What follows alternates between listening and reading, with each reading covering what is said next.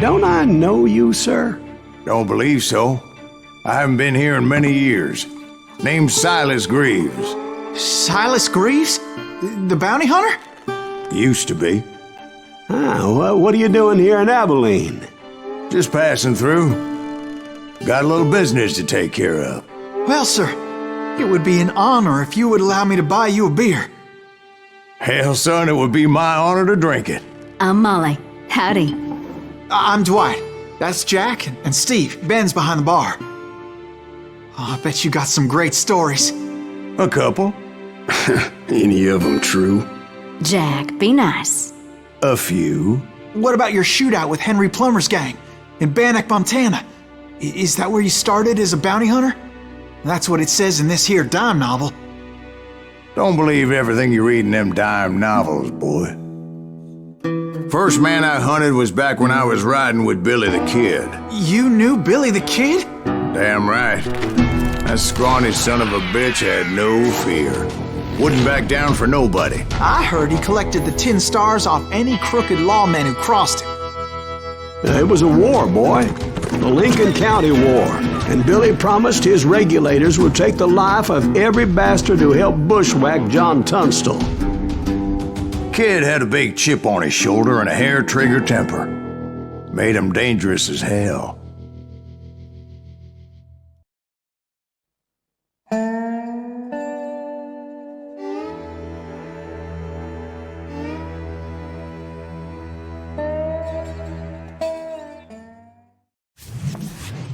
It was about 30 years ago. Billy was hiding out in an abandoned farm near Stinking Springs. I threw in with the kid because the man I had sworn vengeance on was riding with Billy's enemies. But before I tell you why I want that sumbitch dead, let me tell you what happened that day. I was heading back to the hideout when suddenly I had this funny feeling. Funny, ha-ha? No, Steve.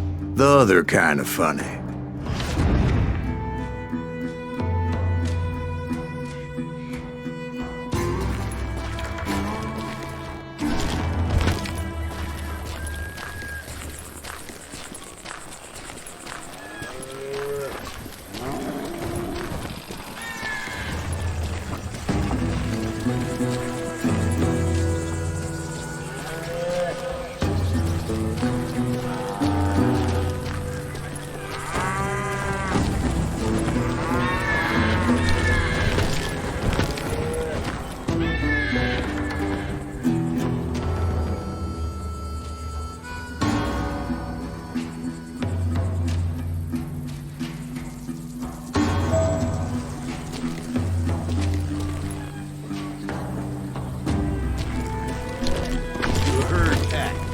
Stay here and keep an eye on the road. That's not fair. We're missing all the fun. I knew those two morons would never let me through. I had no choice.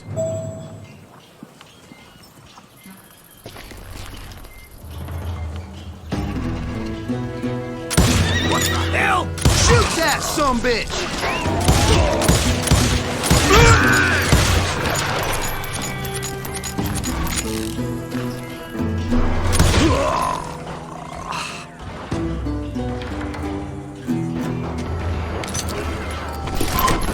Was it Pat Garrett's posse? Oh yeah. I heard the shots and I knew I had to move fast. Garrett and his army of deputies had surrounded the entire homestead.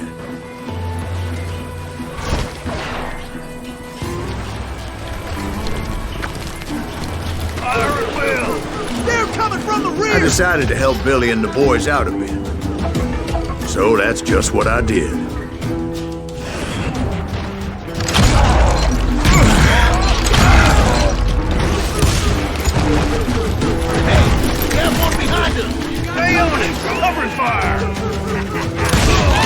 As the governor of New Mexico was paying for the kid's apprehension, Garrett was able to hire every gun hand in Lincoln County.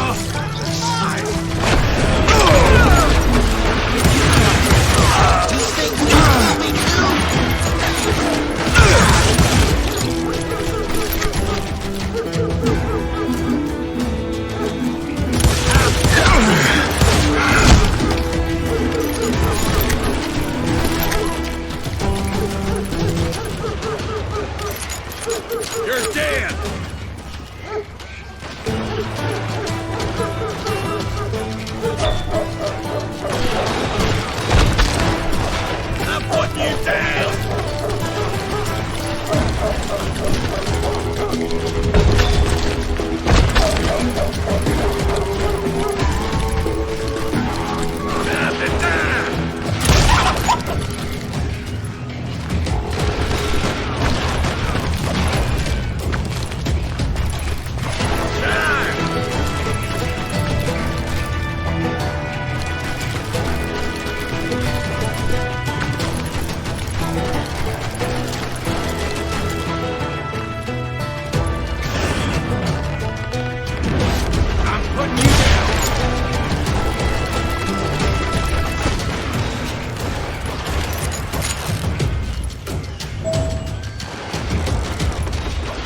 You're dead!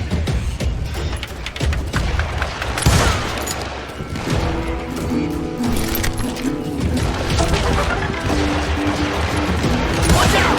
He's one of them! God damn it, he's right behind us! Where the hell's Garrett?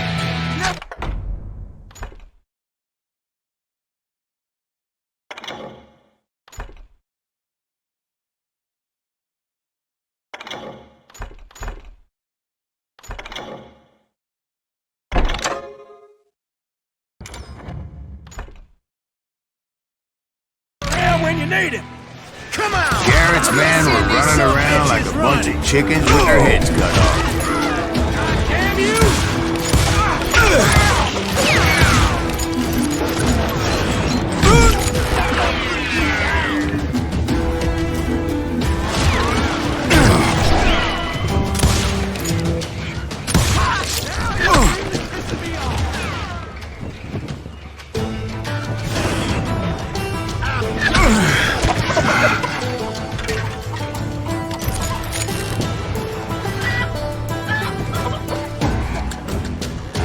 You think you can kill me too?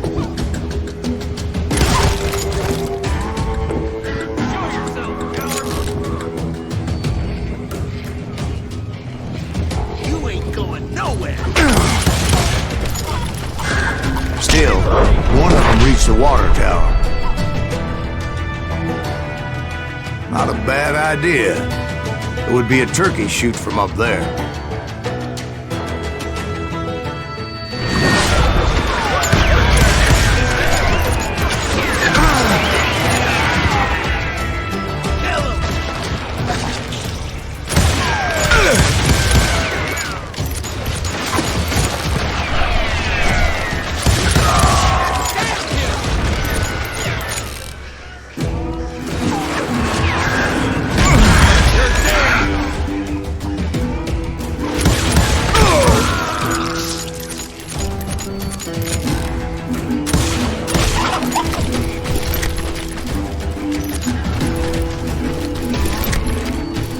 Luckily, these shooters Garrett hired weren't the sharpest tools in the shed.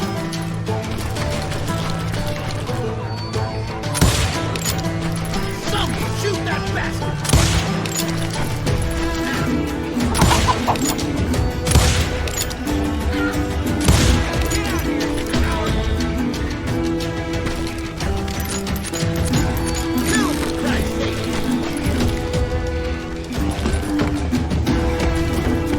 The right position is very important. Personally, I prefer to be on top. Oh, you do you? Indeed, darling. But where was I? Oh, yeah.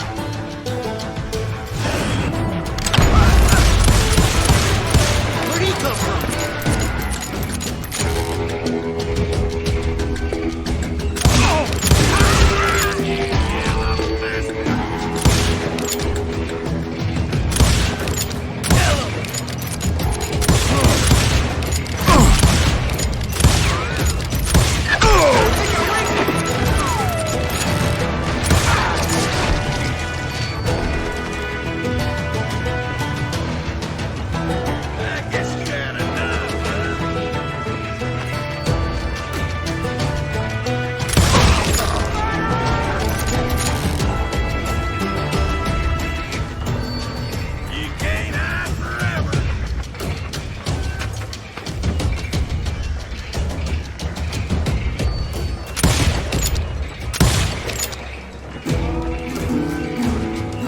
A lot of them were saddle tramps or sod busters or drunken drifters looking to make a few bucks.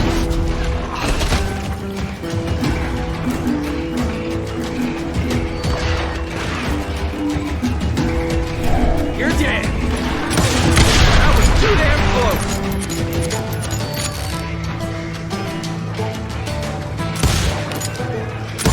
Come out, you yellow bastard! How you like that?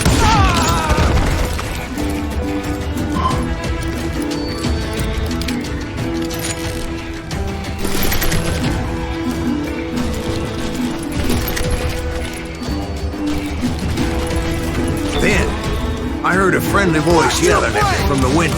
Back door! We'll cover you! Try aiming, you idiot! Truth be told, things weren't much better behind the house.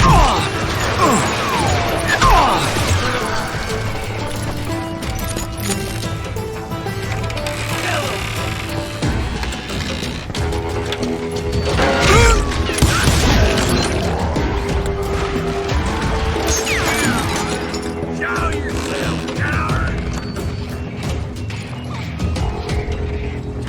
Where'd he come from? I cut their numbers in half, but that just made the ones that were left twice as mad.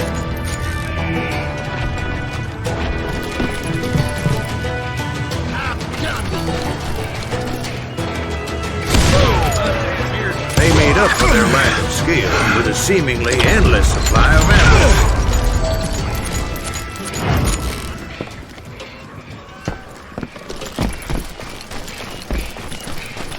It was a bit of a slog, but I finally fought my way around the back of the house.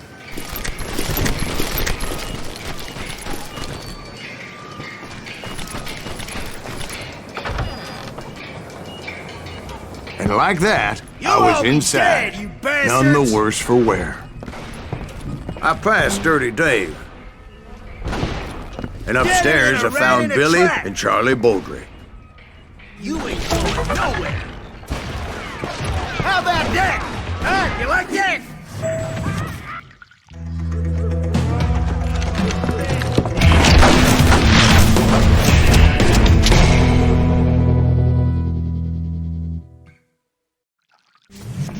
Billy looked at me and said, "About time, amigo! Grab a gun and get to the window!" Wait, so you were friends with Billy the Kid? Yeah, sort of. Anyway, we were surrounded by dozens of deputized shooters who wanted to do us harm.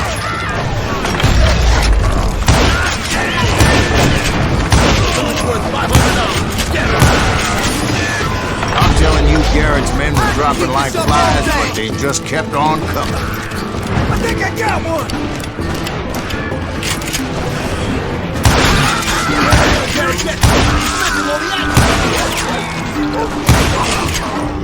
That's when Charlie got hit. "They're catching us in a crossfire!" shouted Billy. "Get to the other side!"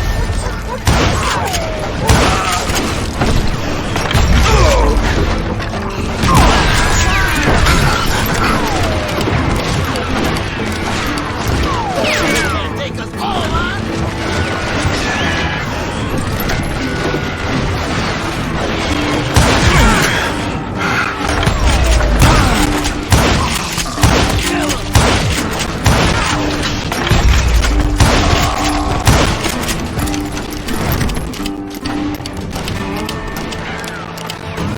Where'd he come from?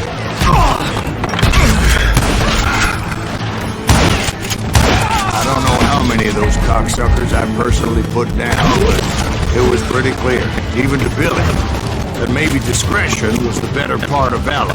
What's that mean? It means that it was time to cut and run. "They got a Gatling!" Billy shouted. "Get the horses and bring them round back. I'll draw their attention." He directed that order at me, and I thought, why the hell do I have to do it?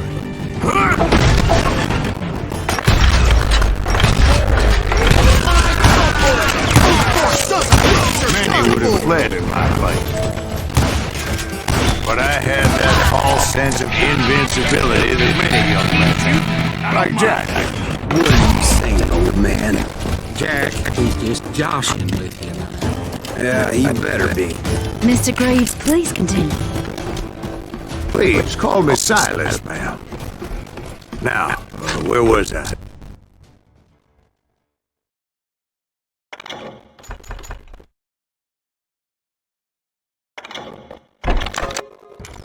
You were heading for the barn.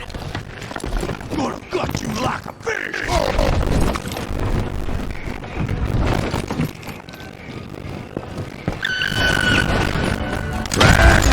Making my way past all the fallen puppets.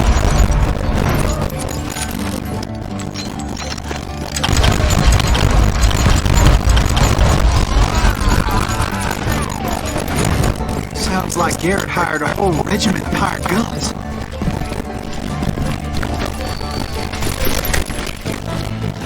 Yeah, I just thought I was done. More of these hapless bastards would pop up.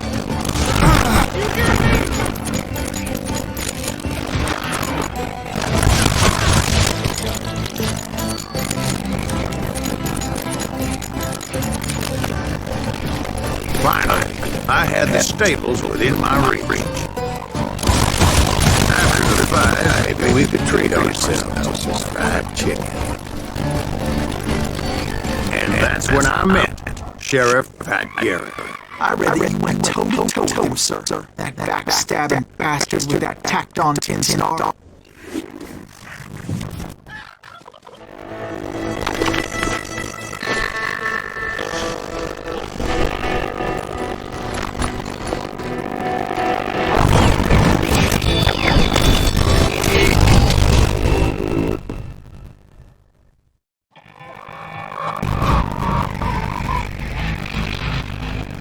Challenged him to a showdown. You read that in a dime novel? It said he showed no fear as he took to a measure with eyes like a rattlesnake.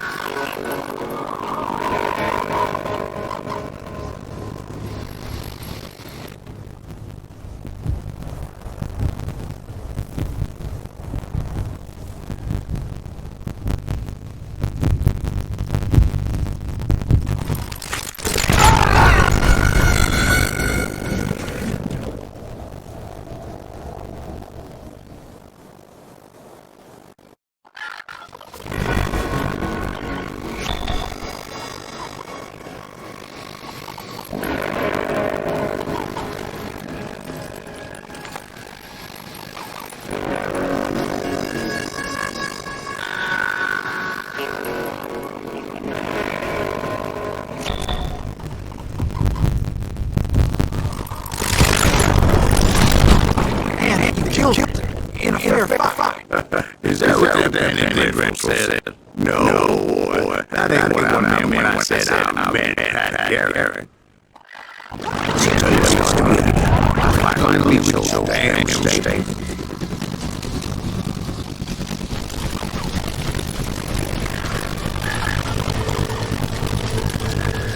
Stepped inside, and bam!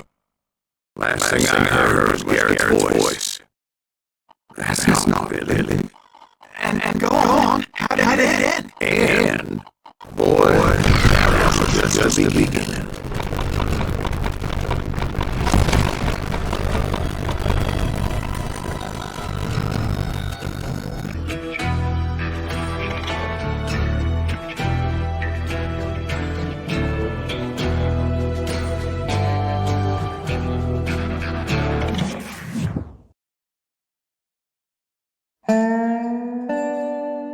So what happened? Did Garrett arrest you?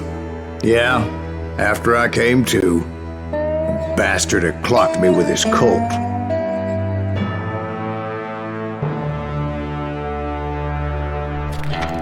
And the kid surrendered?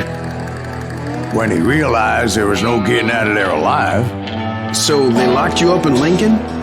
Indeed they did. Sentenced me to hang right along with the kid.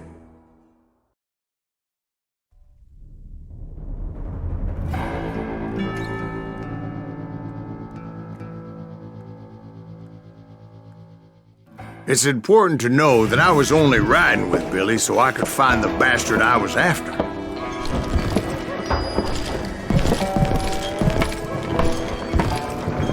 He was with John Kinney's gang, and they were sworn enemies of Billy's regulators. Why were you after him? I owed that son of a bitch a bullet for what he had done to me and mine. Instead, all I got for myself was a goddamn death sentence. Luckily, it was right around then that I heard Billy make his move. He shot Jim Bell and a few other guards as he made his getaway. Later, they wrote that some lady friend planted a pistol for him in the privy. What the papers didn't say is that Billy helped me escape too.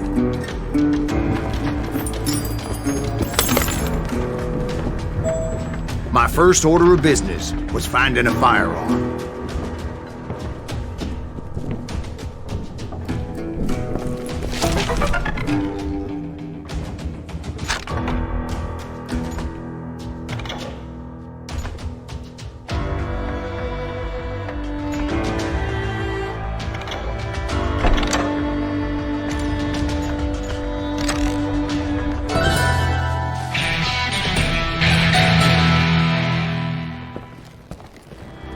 Luckily, I located Deputy Bob Ollinger's mean-ass shotgun.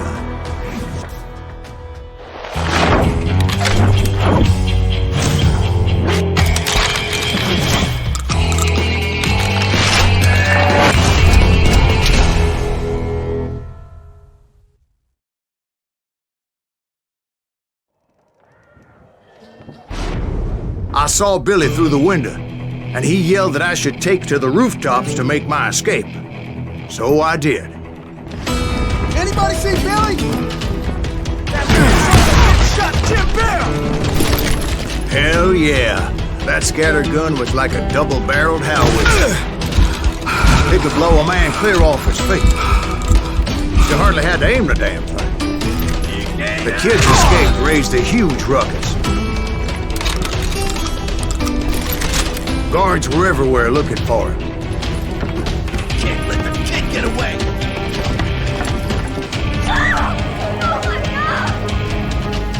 Anybody see him? Kill him all!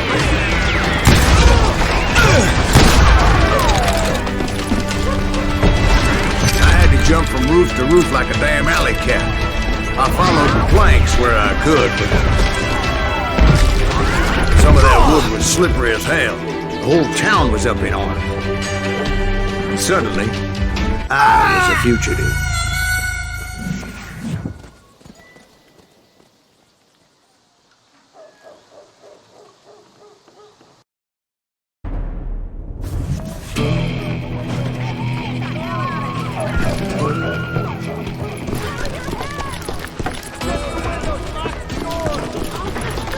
So that bastard you were after, what did he do?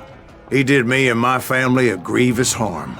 But I knew if I was ever going to find him, I would need to get my ever-loving ass out of there. I tried to be stealthy and sneak my way past. This town doesn't have a moment's peace.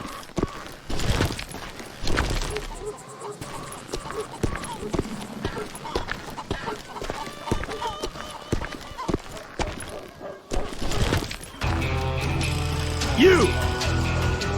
But hell, if they weren't all waiting for me. Apparently, some of them thought I was Billy. You hooligans can go to hell.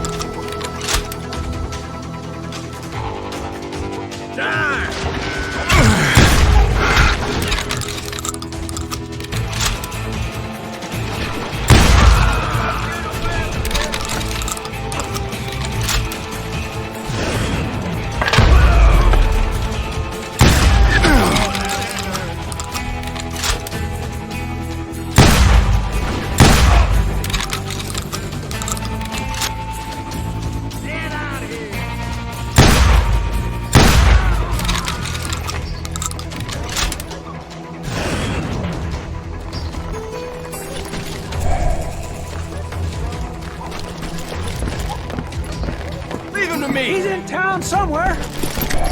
See, me and the kid shared a certain similarity in build and color. I was just glad I had Deputy Bob's mean-ass shotgun.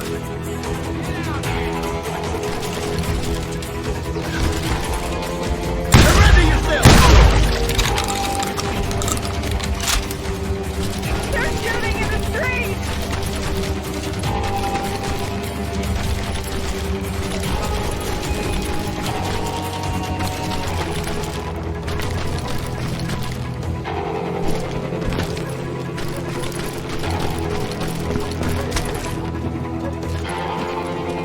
Let's do this! Get your headstone!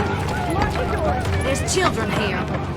We're gonna be in deep shit with So much lead was whizzing by my head, it was like everyone in Lincoln wanted to put me in the ground. I knew I needed to find a horse. Though I never did have a great fondness for those four-legged grass eaters. Smelly, sweaty, ungrateful beasts. We prize them too high, if you ask me. Too damn close! Now you're really pissing me off! Put down your weapon!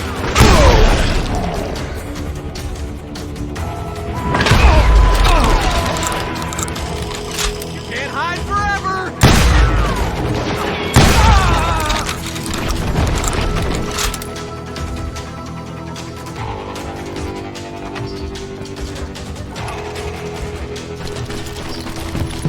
Leave him to me! You won't get away with this! You can run, but you can't hide forever. Give it up!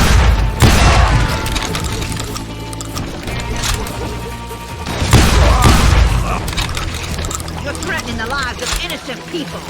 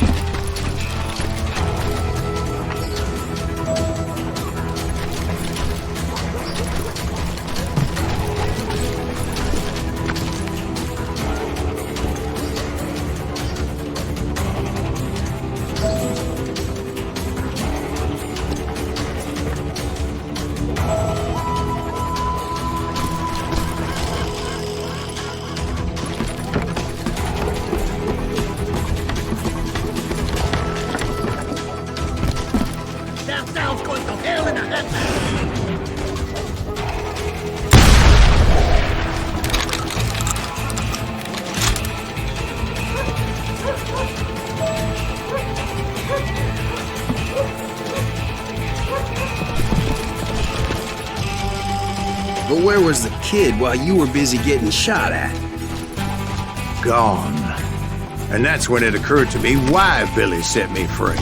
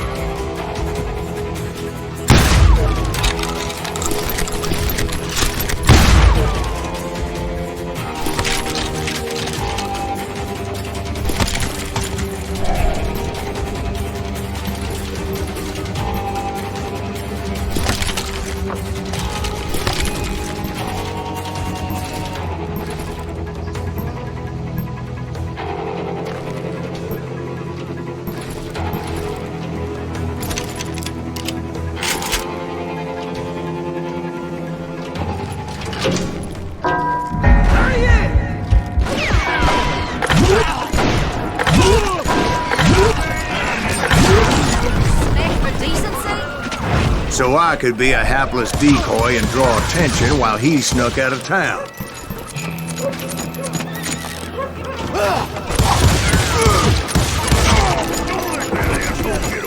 I knew if I made it out of there in one piece, no one would put a price on my head. Because everybody in Lincoln would be dead?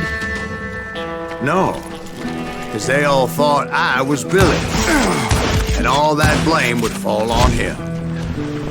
Meanwhile, Deputy Bob Ollinger was organizing a posse to put me down. He was already a mean son of a bitch, but he was doubly pissed that I stole his mean-ass shotgun. Anyway, it was me or them, and the only way forward led me straight to perdition. But the cards were dealt, and I had no choice but to play them.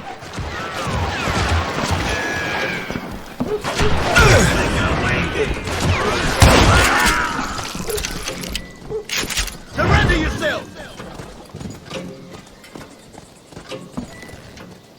Come out, you yellow bastard!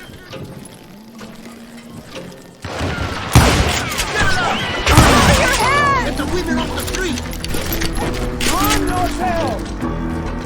How the hell did he get away? Don't let him get away!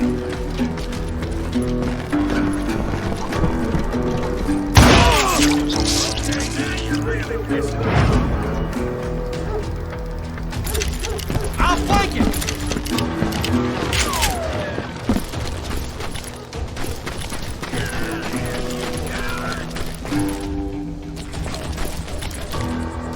Tell him!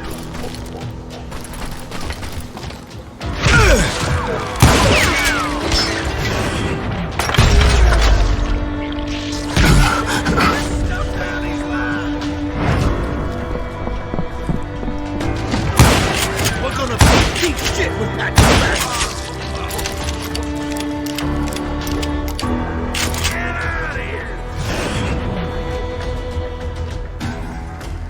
I don't get paid enough for this.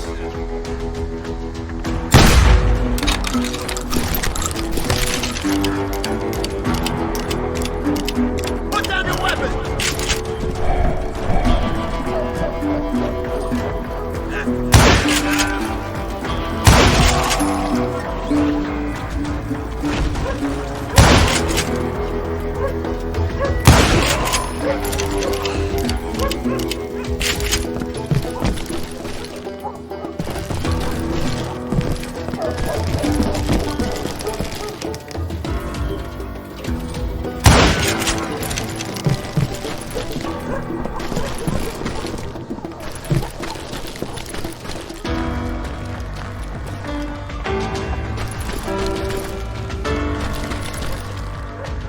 I've got this! We can take him!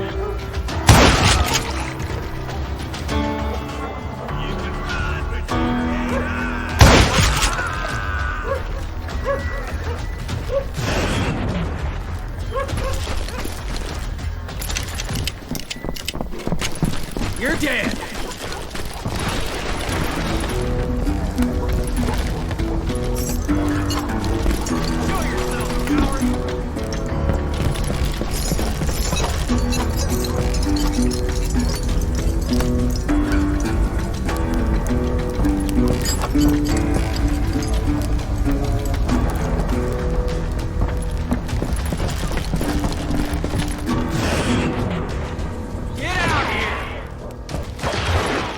Finally, I found what I was looking for.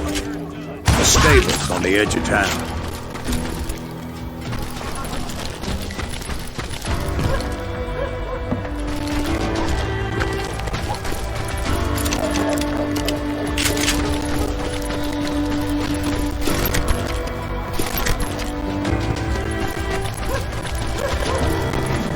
I guess Billy saved your ass, taking out Bob Ollinger the way he did. Billy didn't kill Bob. Well, sure he did. He dispatched him right after he shot Deputy Bell. No, sir. Because Bob came right up behind me, angry as hell that Billy had lit out. "Hello, Bob," I said. "I think you better let me go." And he says, "I don't think so, boy." Not with my shotgun. So we stood there in the middle of the street, eyeball to eyeball. He intended to kill me, and I knew I had no choice but to defend myself.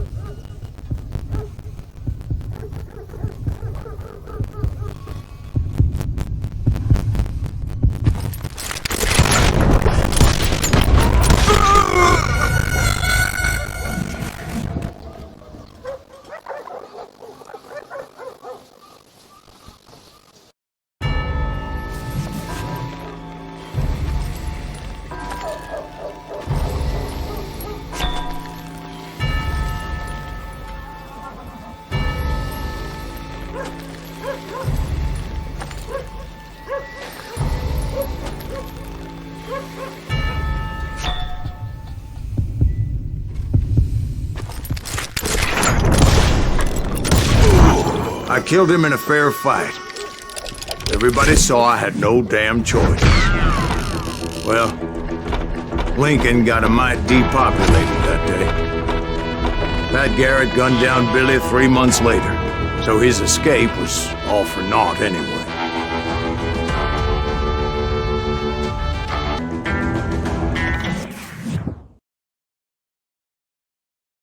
So where'd you go after Lincoln? Mexico. Until I realized nobody was looking for me. I ended up taking a job at the Rurales. The Mexican Rurales? I was hired to help them track down the cowboys. The most vicious outlaw gang in Cochise County? Curly Bill Brocious? Johnny Ringo? Led by old man Clanton himself. They must have paid you a pretty penny to take them hombres on. Not really. But truth be told, I had my own reasons for going after those boys.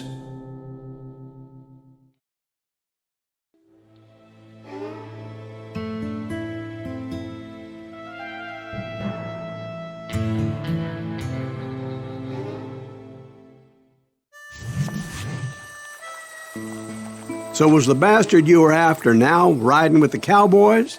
Roscoe Bob Bryant was his name. Oh. But no, this time it was a different bastard I was after. The aforementioned Mr. Ringo.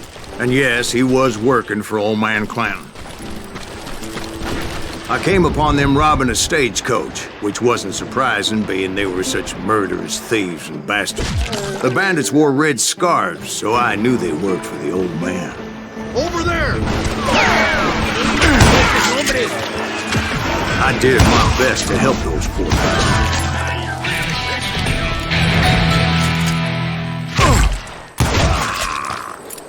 Moments later, the attackers were dead, and I checked the stagecoach to see how many passengers were still breathing.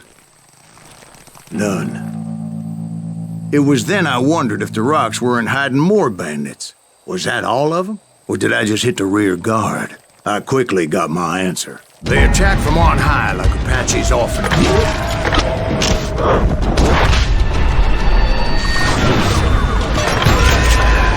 They would appear in great numbers from above and rain down lead on their hapless enemies' heads, making use of the high ground and whatever else they had. Yep, the Apaches always appeared out of nowhere, and there never seemed to be an end to it. Hold on. Were you attacked by Apaches? What happened to the cowboys? Did I say they were Apaches? I said Clanton's cowboys attacked me Apache style. I was in a pitched battle, but I was holding my own against an overwhelming enemy force.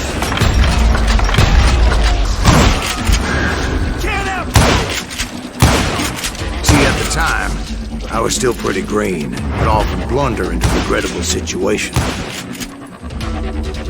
But I just kept shooting at anything I could see up in those damn rocks. I didn't see Ringo, but I knew he was with the cowboys. He and Roscoe Bob had done me a dreadful wrong, and I was determined to have my revenge. But to get to Ringo, I knew I'd have to fight my way past these other assholes first. Unfortunately, I was running out of ammo.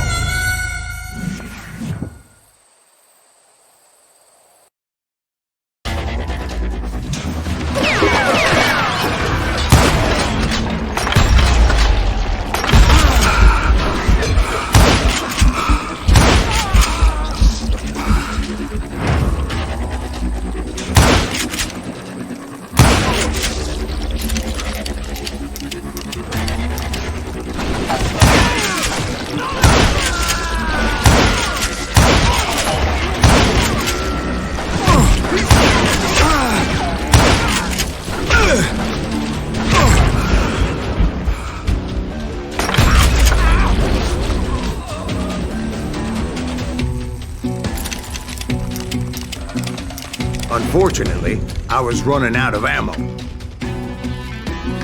Another perfect example of my relative inexperience as a hunter of men. I immediately knew that a tactical retreat was called for, as my vengeful fury was much less impressive without the bullets to back it up.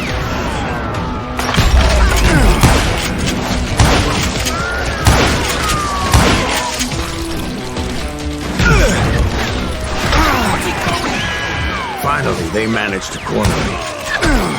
Trapped as I was, the odds of my survival seemed pretty slim.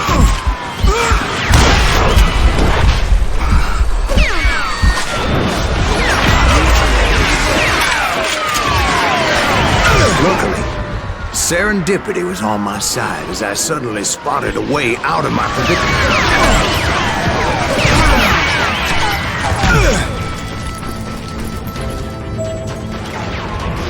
I ran ahead as if the devil himself was after me. Bullets were whizzing by my ears, but I wasn't about to roll over and die. I just kept running like there was no tomorrow. Because there wouldn't be if Clanton and his men caught up with me. As I was scurrying around those caves, I thought, what was I thinking? Going up against a gang like this?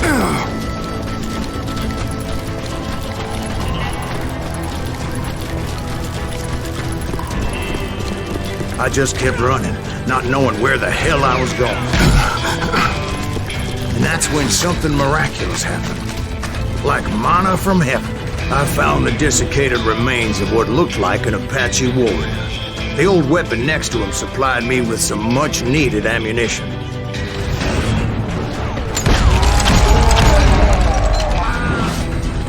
Pat Masterson once told me it was more important to be lucky than good. And he would know.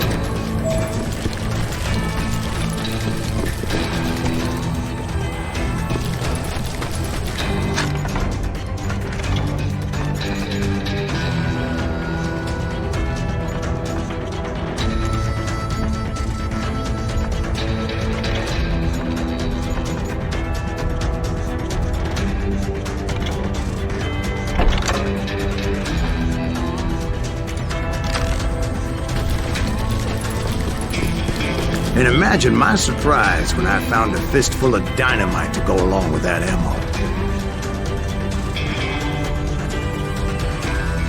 That stroke of good fortune evened the odds and bolstered my confidence. It was time to turn the tables. Time for the prey to become the predator. Time for the hunted to become the hunter. Time. All right, Jesus, we get it. They were right where you wanted them. That's right, Jack. I was done running. And the old man's boys were not expecting that. No, sir.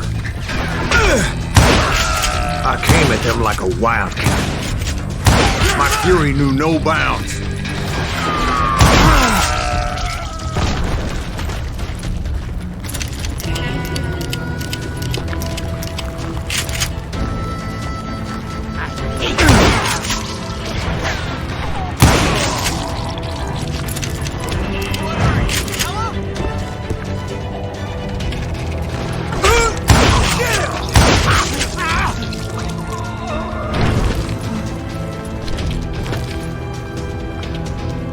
It was finally time for that old man to pay for his sins.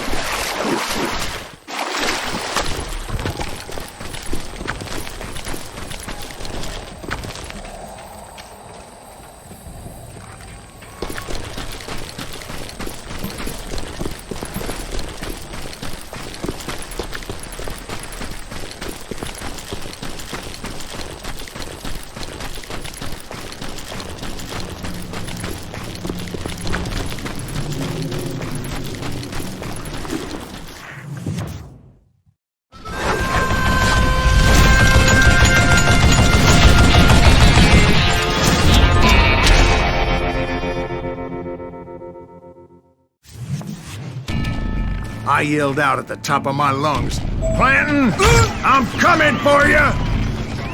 A little stealth might have made more sense, to be perfectly honest. Because that old fool had a Gatling gun and enough bullets to last him till kingdom come. But I knew I could not let that deter me. Not if I was to find and kill Ringo. I needed to get that old man off that gun.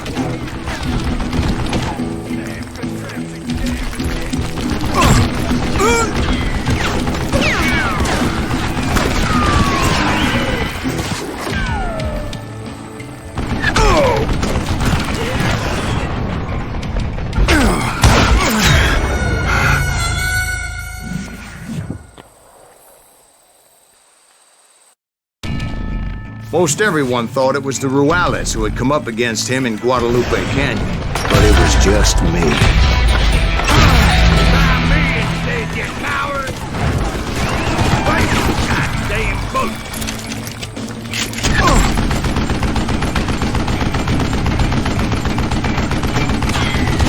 Damn good traps and damned again!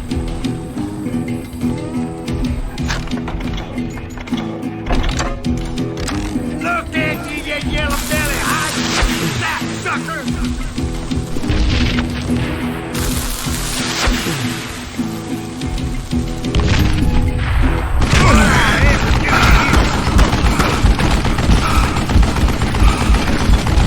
What a piece of crap!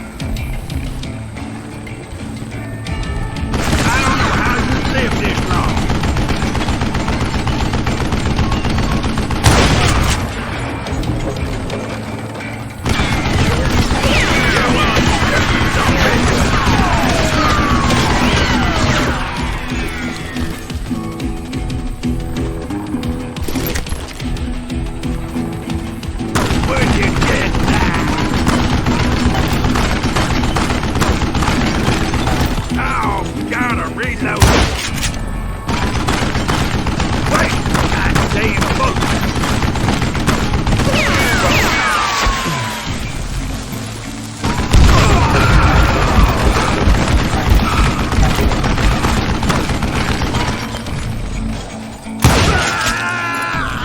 Apparently, one of the cowboys made it out of there alive and told Ike and Billy Clanton that it wasn't a Mexican who took their father's life that day.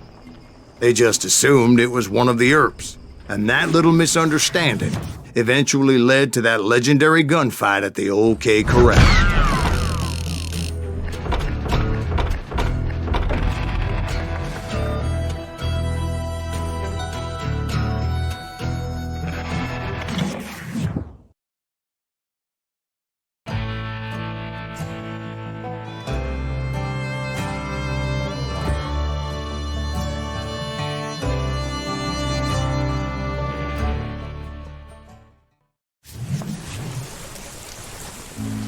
A few weeks after that dust-up at the OK Corral, I was still after Johnny Ringo.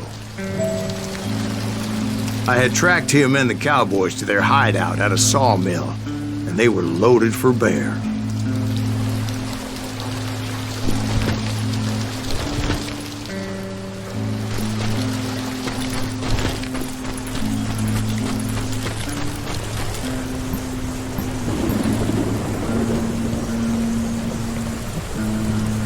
Somebody's coming!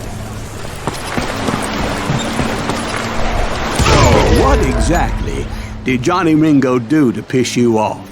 Well, him and that other bastard. Roscoe Bob Bryant? Yep. They both deserve to die, and I promise I'll tell you why. First, I need to tell you about the Cowboys' new boss, Curly Bill Brocious. Herb's coming! Get ready, boys. Curly Bill took charge of the Cowboys upon the old man's demise, and after that gunfight at the OK Corral, the Clantons wanted revenge. Get out of here, you coward!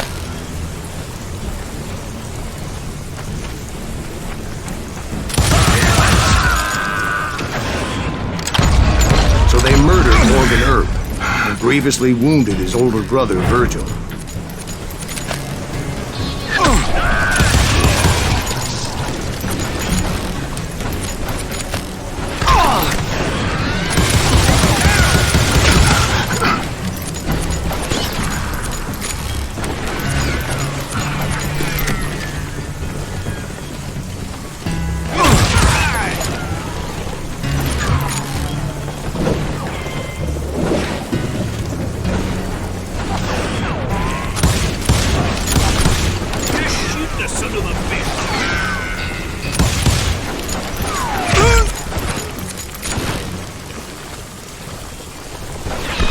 Is that one of Wyatt's boys?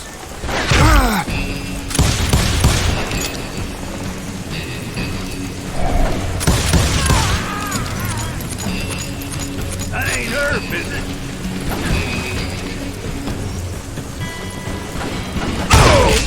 Wyatt and Doc went on what became known as the Vendetta Ride, hunting those outlaws down. So when I showed up, that's who they thought I was.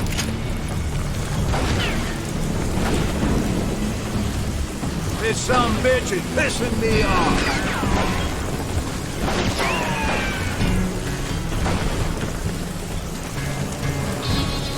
Shoot him from the side.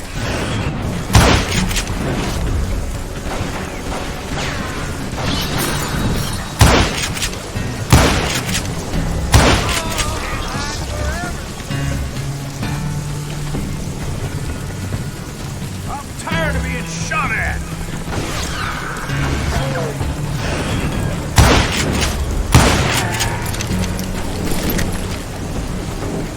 I'm sick of dealing with you!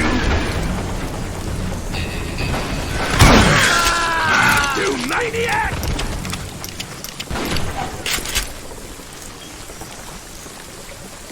You can't hide forever!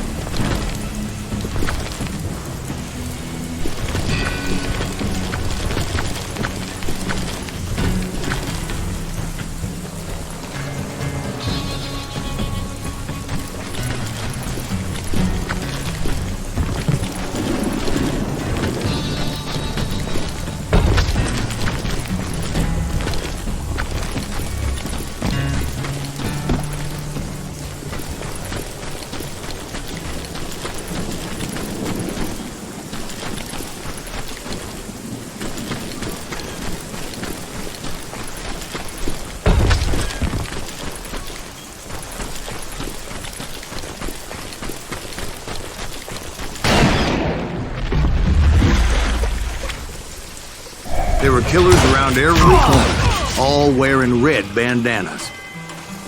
That's how the cowboys identified each other, and I was beginning to wish I had one myself. But I wasn't about to let Ringo walk away unscathed, and that's what drove me forward. Can't believe you keep missing.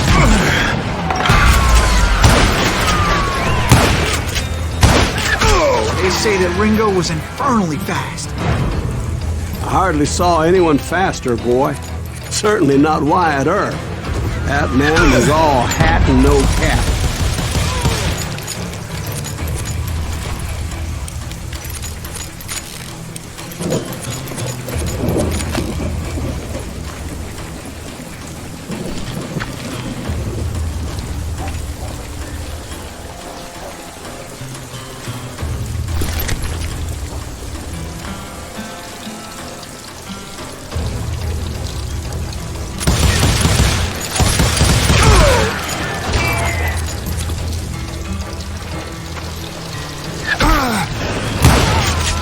Wasn't much of a match for him, but Doc Holliday might have taken him. That lunger should have kept his nose out of it. They never charged anyone for the murder of Morgan Earp. But everybody knew that Curly shot him in the back. That was common knowledge. Yeah, maybe so.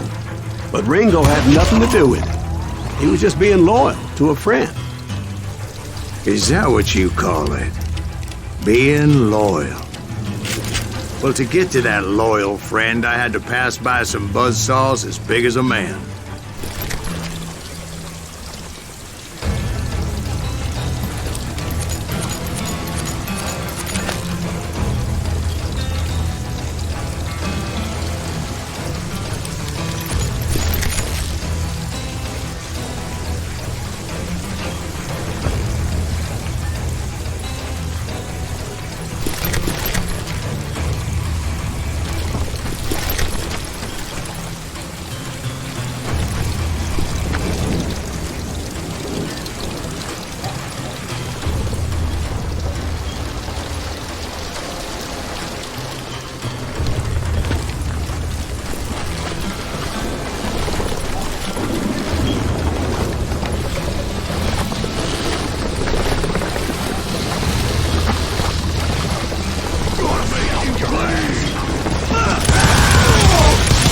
Excuse me, sir. I have a question.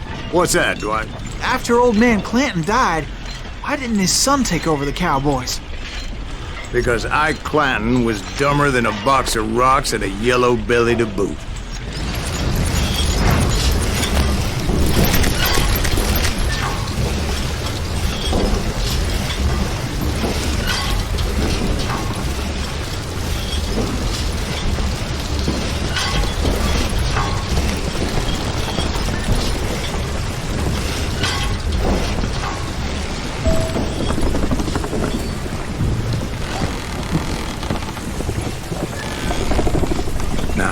Where was I?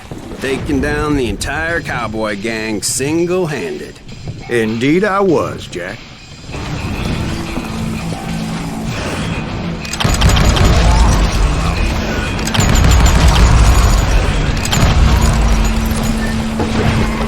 Put some holes in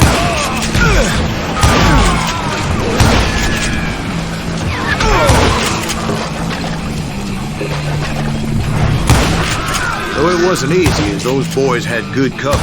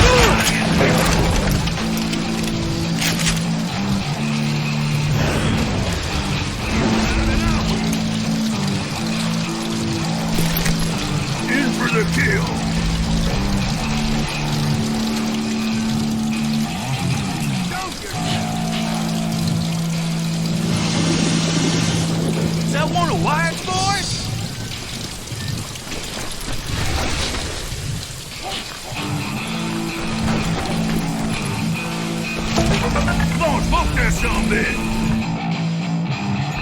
Come on now.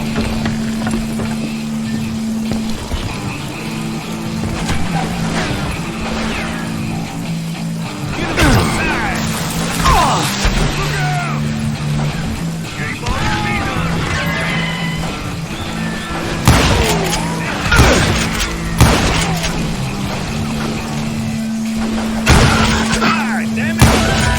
There were carts everywhere, piles of lumber, and God knows what else for people to hide behind.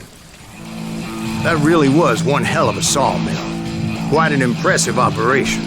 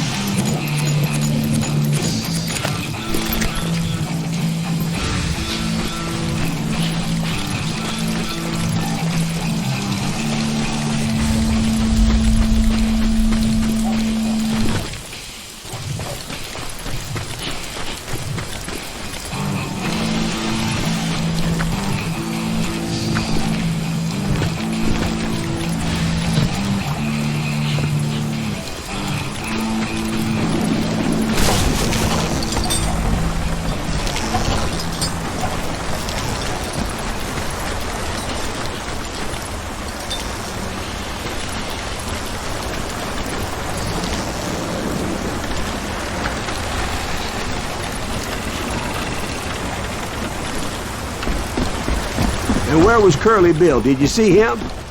I'm about to get to that, Ben. Patience. I'm painting a picture here.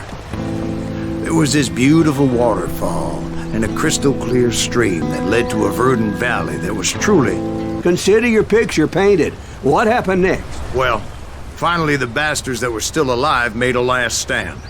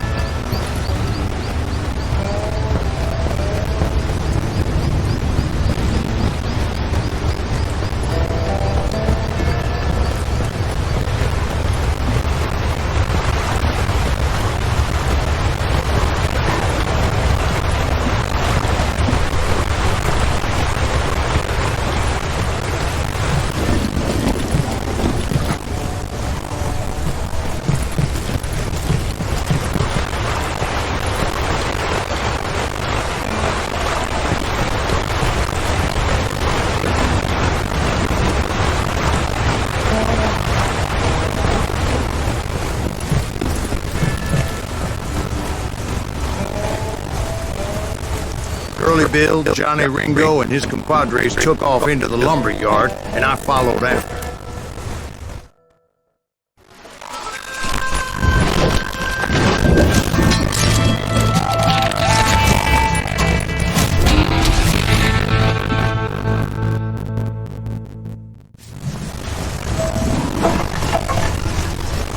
Are you saying they ran?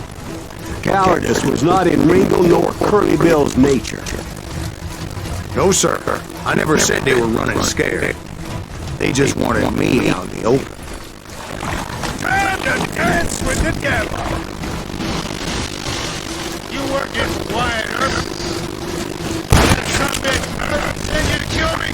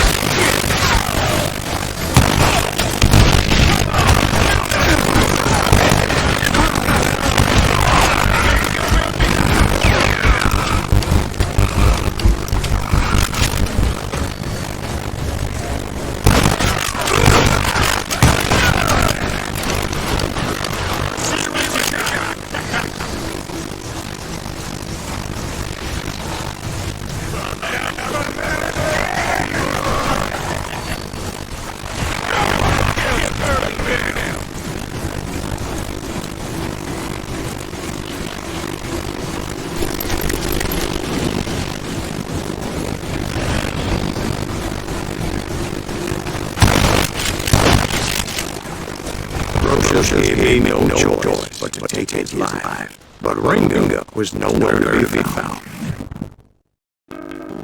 I knew you did kill Ringo because he was found dead in a different location altogether. To this day, his killer is still unknown. Indeed. Took me a few months before I finally tracked that to West Turkey Canyon.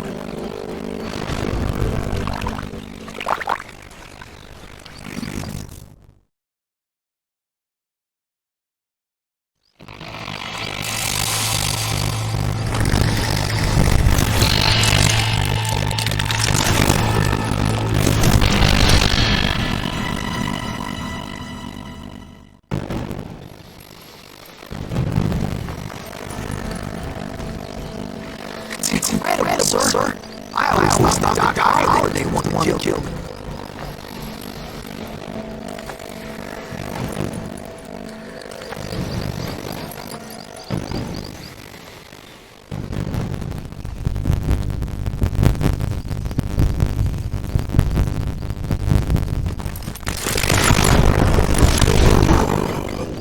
Sorry, I had to ruin the legend for you, boy. But the legend ain't always true. Doc Holliday had nothing to do with the death of Johnny Ringo.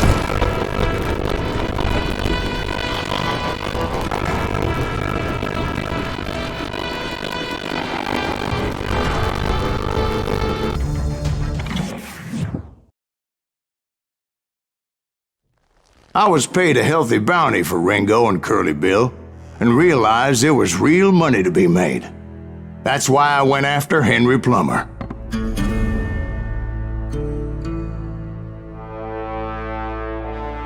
Now, wasn't he the sheriff who augmented his income by shaking down miners and robbing gold shipments? That's the one.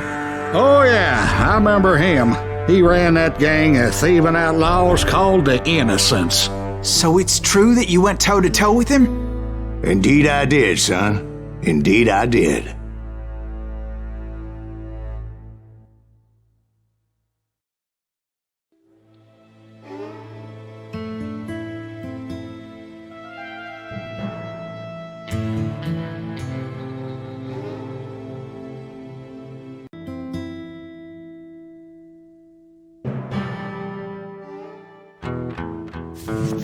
I knew I needed resources if I was going to track down Roscoe Bob Bryant, and hunting Plummer looked like a good way to get rich quick. As the local vigilantes exposed him as the leader of the bandits, and put a generous price on his head.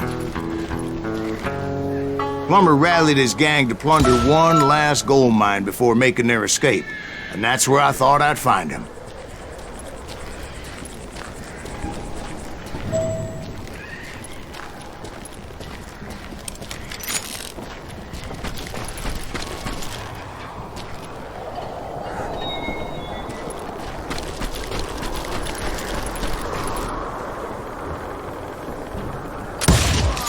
As my late father pointed out to me more than once, God made men, but Samuel Colt made them equal. Oh yeah? Who the hell is that nigga?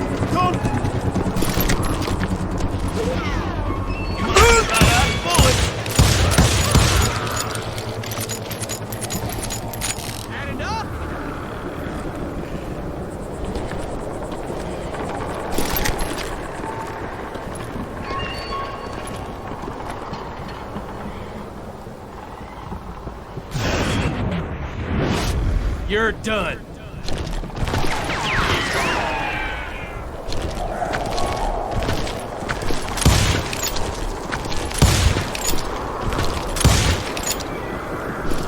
Time to die.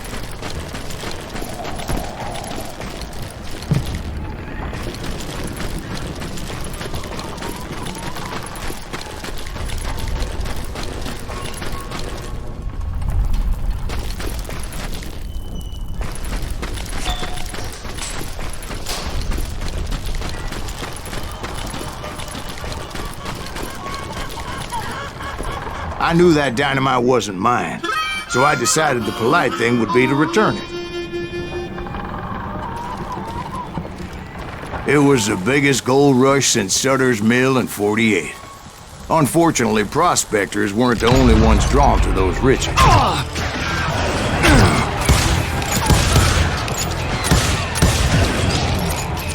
There were thieves and killers, robbing travelers and hijacking gold shipments. Like those that ran with Plummer.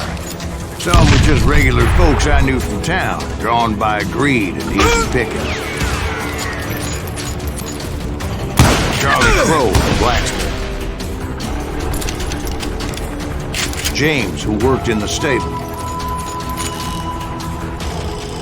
Sam and Jeremiah Barber, the butcher's sons. Ordinary citizens who lived a double life. Stealing and thieving and murdering their neighbors.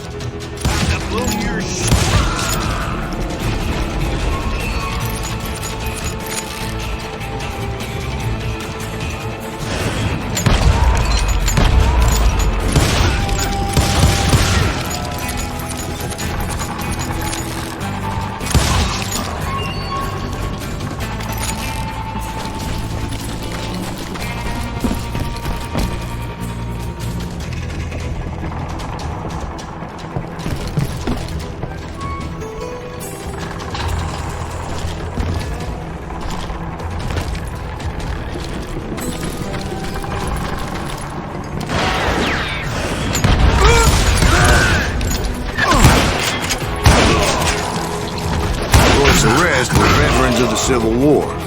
Stone-cold killers trained on the bloody fields of Shiloh and Antietam. Dangerous, desperate individuals.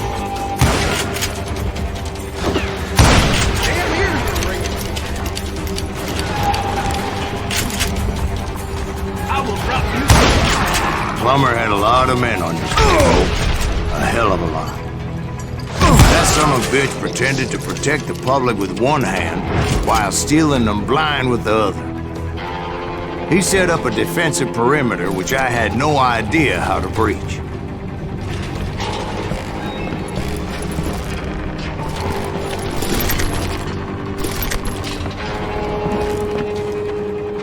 I think he's scared. Do you know who we are? I was outnumbered and in way over my head, but I was too damn stubborn and stupid to realize it. They must have thought I was touched, or had some kind of death wish, seeing as there were barrels of gunpowder everywhere.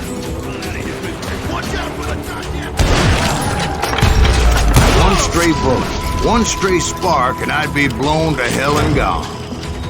Did I have any second thoughts about what I was doing? I thought I was some kind of hero.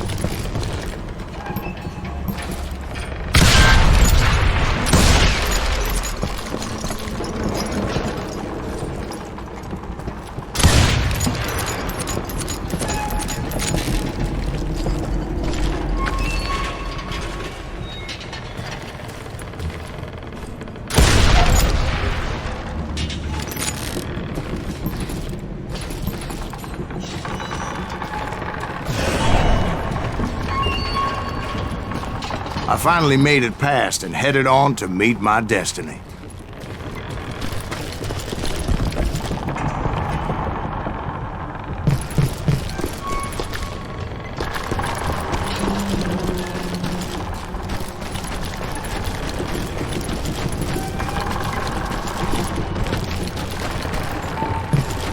But first, I had something I needed to figure out. I had a few ideas on how to get into that mine, but once I made my decision, I knew there was no turning back. So my first thought was to enter the nearest mine portal.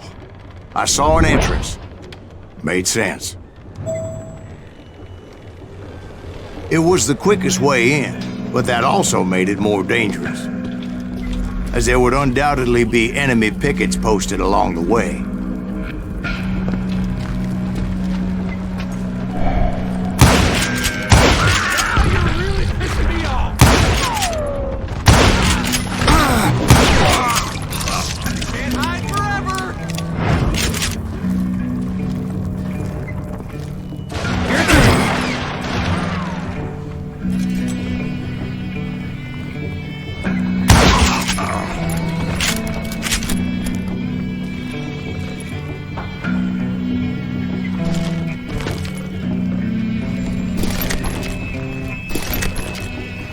Besides, once you enter a mine like that, it's easy to get all turned around.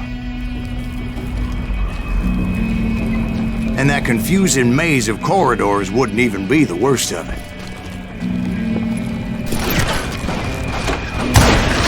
Some of those shafts could be as deep as a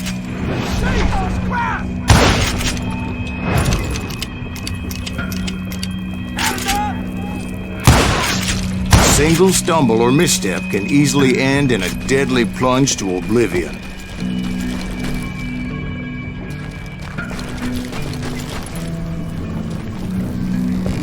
Hey, I'll flank you. I will drop you down a mine shaft. Show yourself, coward. You must be about out of bullets.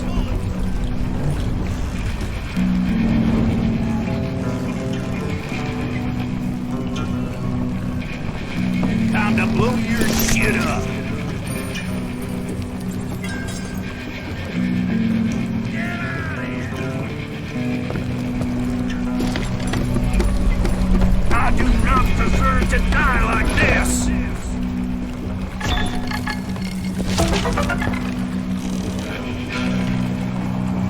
You ain't beefing me. You can't hide forever.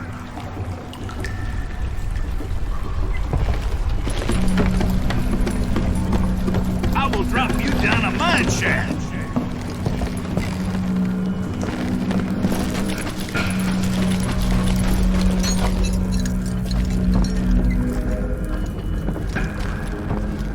You must be about out of bullets.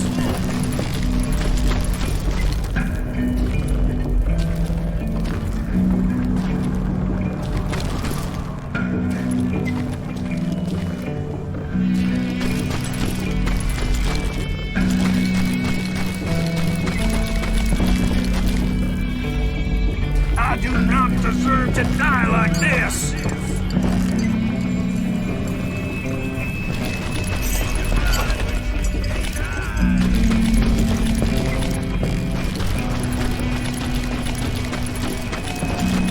Time to blow your shit up.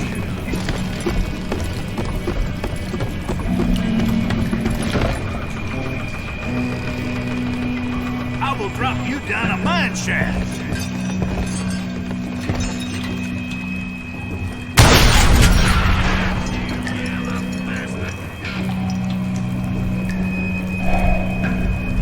You ain't beefing me.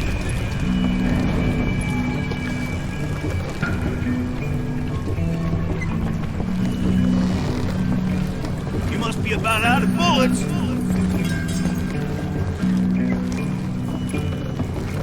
Had enough?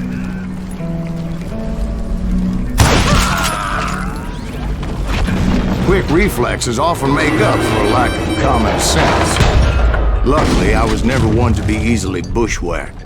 I would just need to be careful not to blow myself to kingdom come.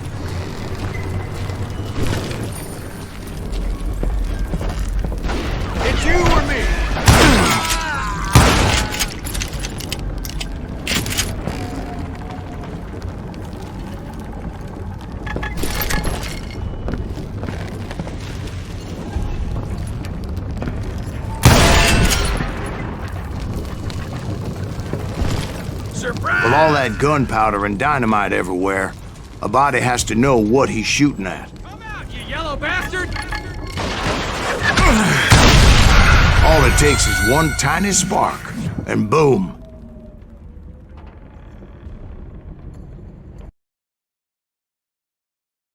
Take that asshole out! You ain't beefing me. You can run, but you can't hide. I deserve to die like this.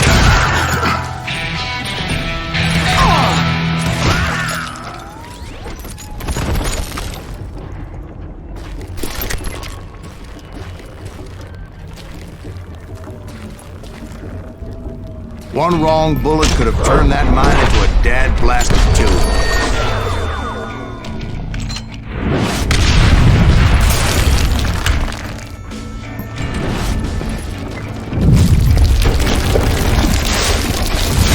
I freely admit that my plan of attack was not just moronic, but clearly insane.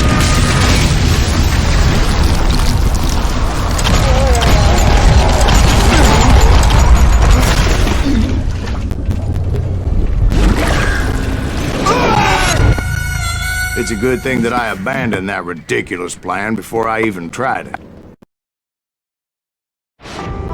Instead, I spotted a ladder, a way into the mine from the opposite side.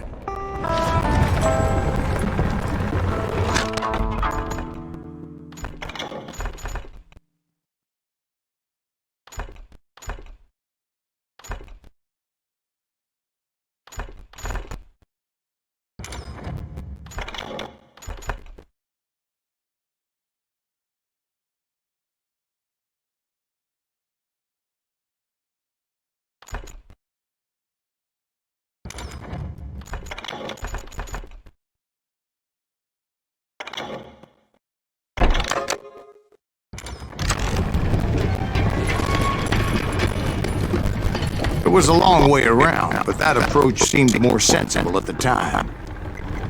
Of course, being I had a problem with heights, that scaffolding scared the bejesus out of me. Climbing down that ladder required some caution, because even though I had a younger man's reflexes,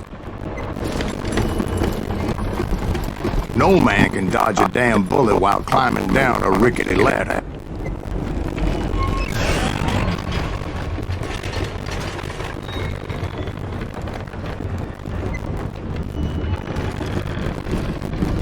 I needed to make a leap of faith, which ain't easy when you're suspended between heaven and hell. I was determined not to give up. That Sheriff Plummer seemed quite the despicable character. When the vigilante discovered what the sheriff was up to, people were outraged. That 10,000 they put on his head would go a long way to help me find old Bob. And I had made it my mission to settle that score come hell or high water. Down a mine shaft.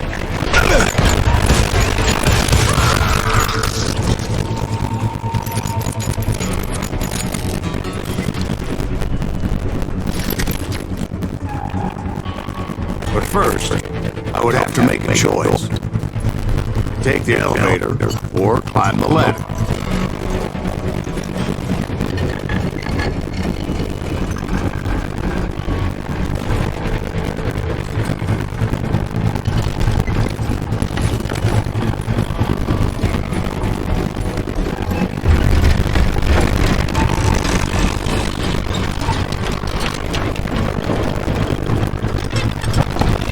I wanted to use the element of surprise.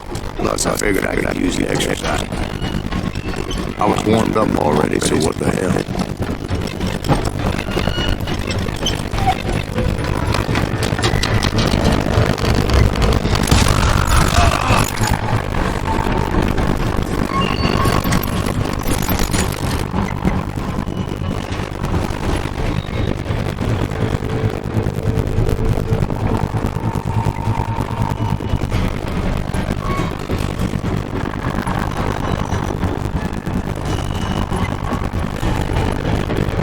was a mad dog killer. The people of Nevada City deserve better.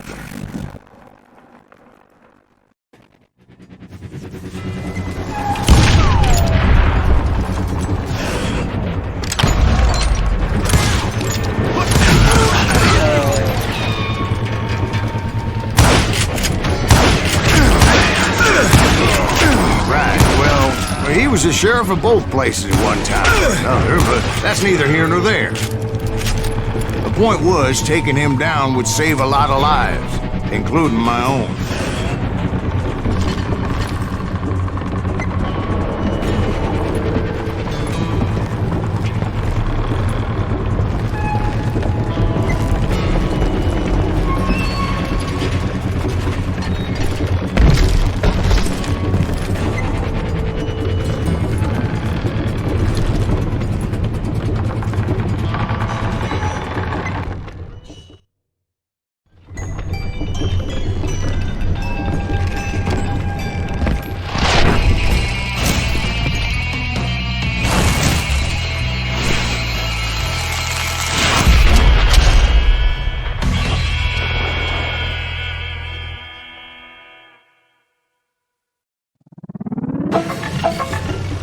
Catch this, you son of a bitch! This game just gets worse and worse for you, ain't it? Henry Plummer was clearly unhinged, and I could see right away that this was gonna take some doing. Going all medieval on your ass! Fucking shot!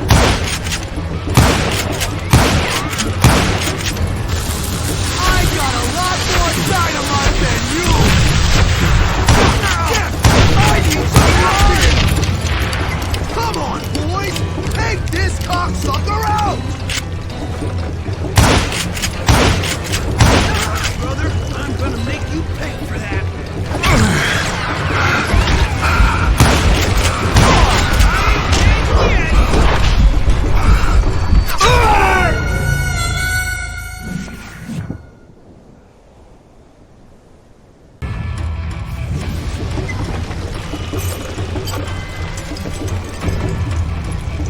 Gonna blow you into next week, boy!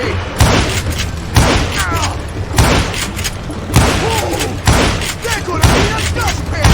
You are shit up! Who said you could throw dynamite? Oh! So that's how Henry Plummer died.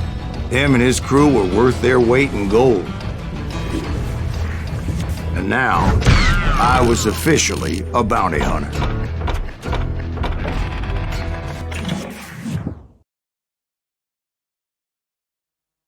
So, did you finally go after that Bob feller?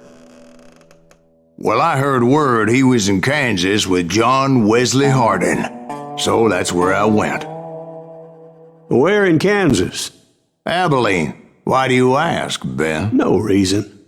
Was Hardin as fast as Ringo? Ringo was fast, but John Wesley was as fast as the devil himself.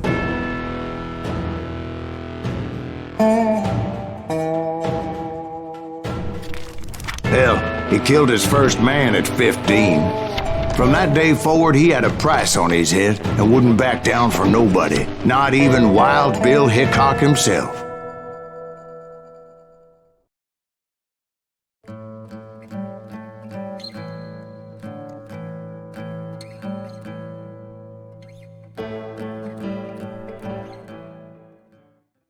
I dodged death many a time, and that night in Abilene was no different.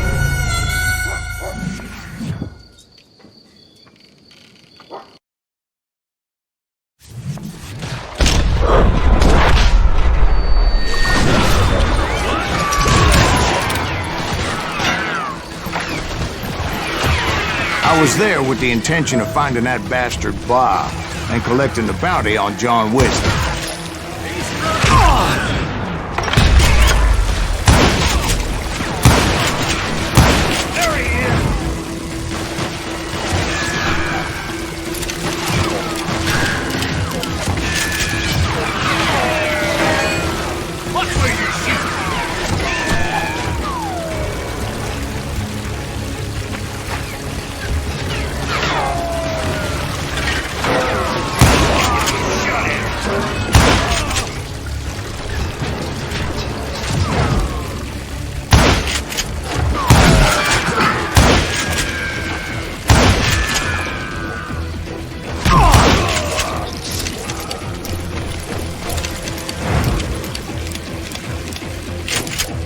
I thought the Texas Rangers got hardened. Yeah, that's what they want you to believe.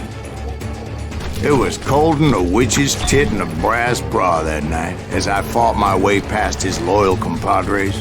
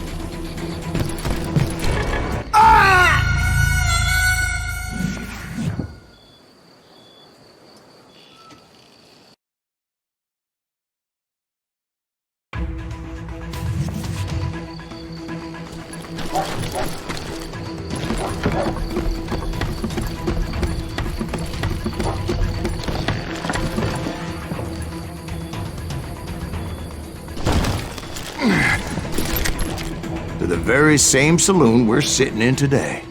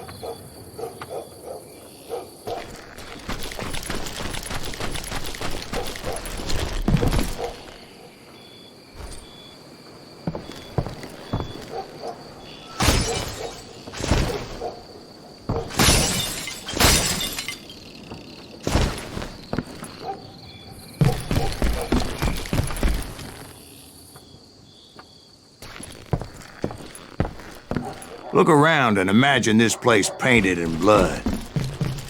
Hardin was waiting for me.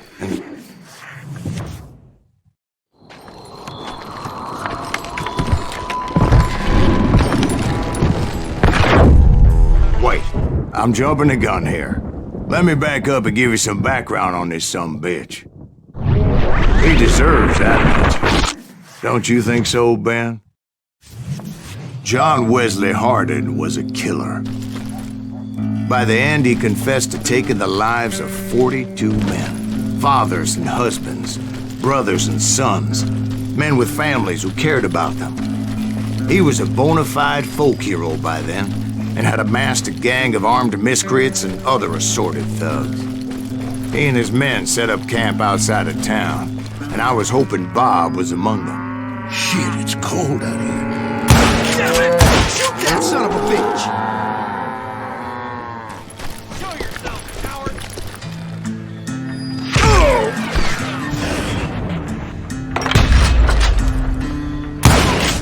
They didn't ask why I was there. They knew.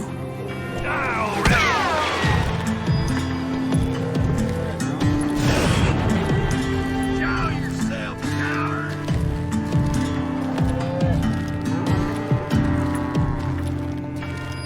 God damn him! Most of them were wanted as well. There he is!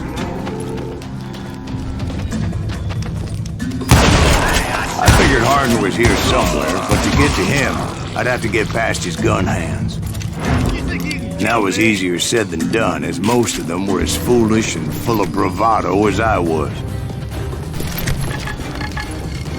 I had to spill a lot of blood to find out Hardin wasn't in that night. He was carousing in town with his closest friend. Hardin's boys apparently didn't want me to reach the Bull's Head. Some were hightailing it into town to inform their Jefe of my unwelcome presence.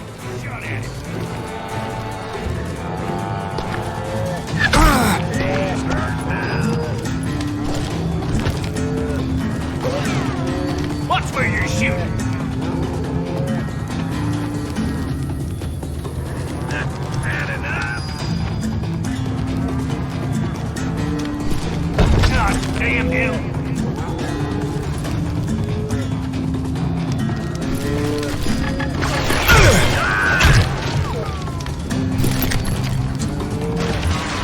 There he is!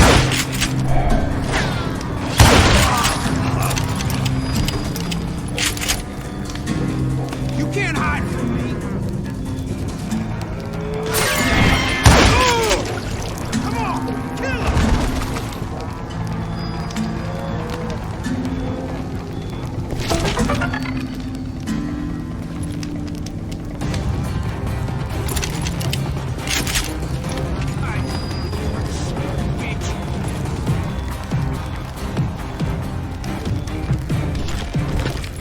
Little ain't that! Gonna make you one sorry son of a bitch! Yeah, you know you can't beat me. Tell Hardin someone's coming for him! Stop that son bitch! Let the boys know we got another law dog.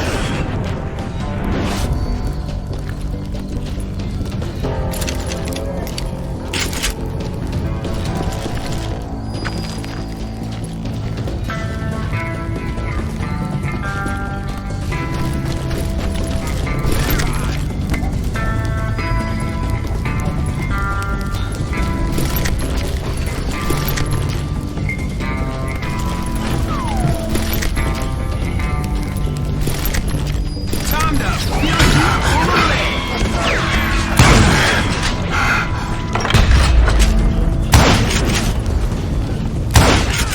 I wondered if Bob was among them.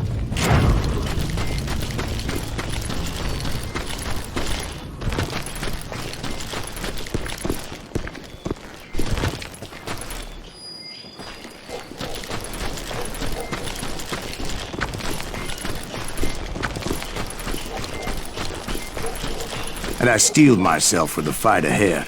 For as good as I was, deep down I wondered if John Wesley wasn't just a little bit better.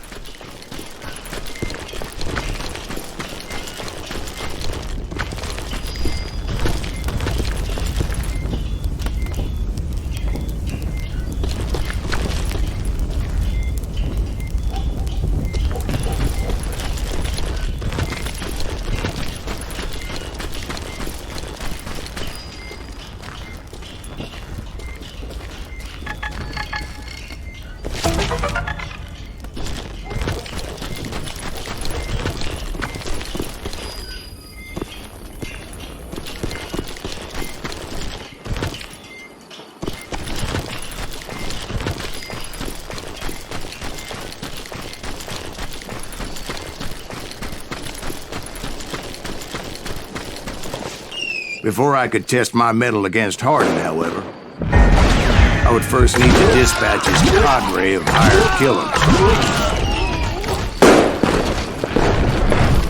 Most of these degenerates were beyond redemption, but John Wesley might have been a different story. I didn't learn until later that that night was in fact his birthday celebration.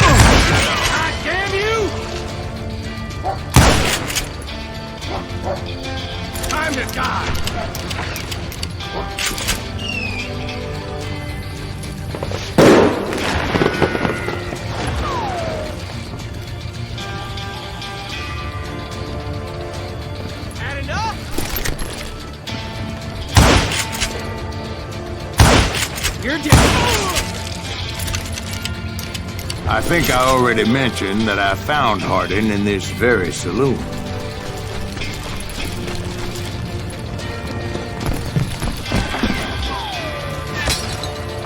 Show him how to die! You better hide!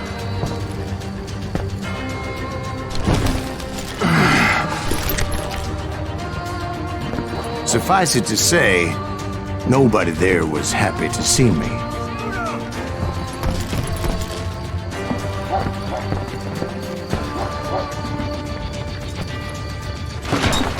Watch where you're shooting!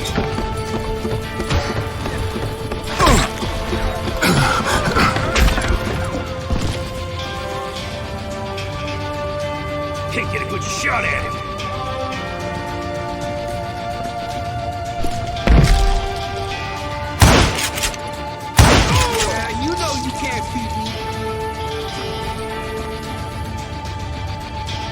There he is!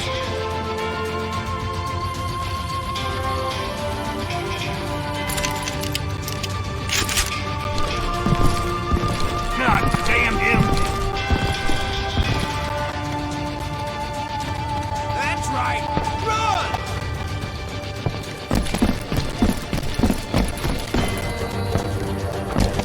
Shoot him! Shoot him!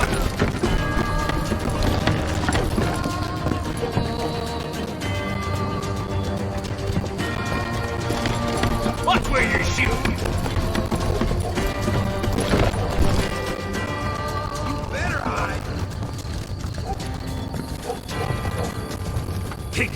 shot at him.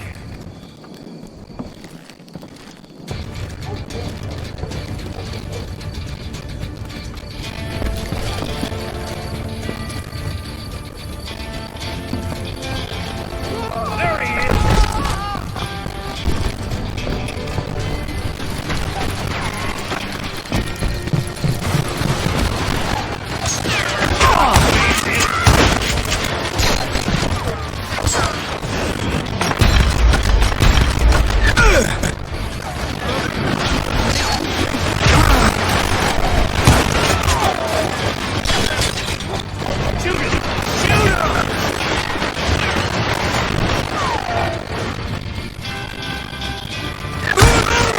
In fact, I felt a certain hostility.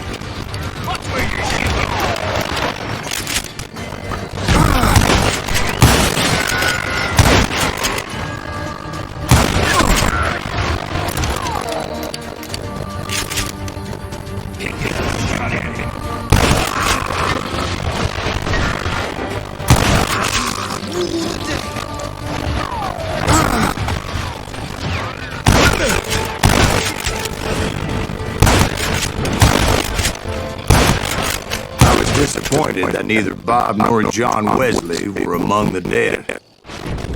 But that was short-lived, as a moment later I was facing down the fastest gun in the West.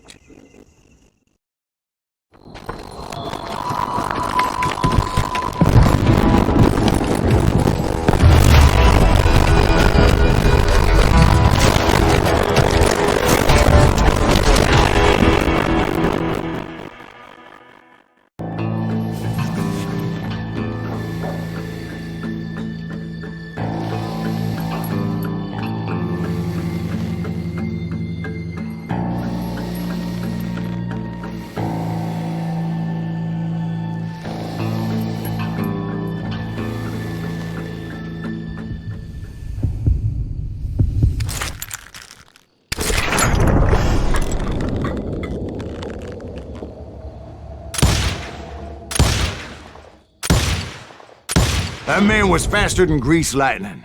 But being inebriated as he was, he didn't count his shots. And now, he was at my mercy. So he didn't die? No, I sent him to prison. Years later, after he was free, some restless avenger took his life. Shot him in the back at a saloon just like this one. Anybody up for another beer? Ben?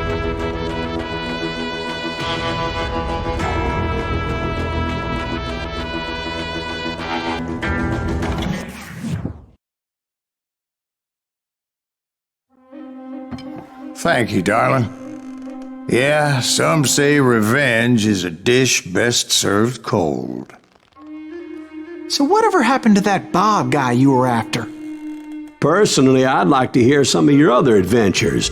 Like, I don't know, did you ever go toe-to-toe with a red man?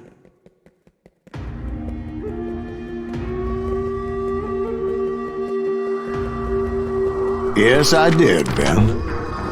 I remember once I was after this renegade Apache, Grey Wolf. Strangely enough, revenge was also his primary motivation.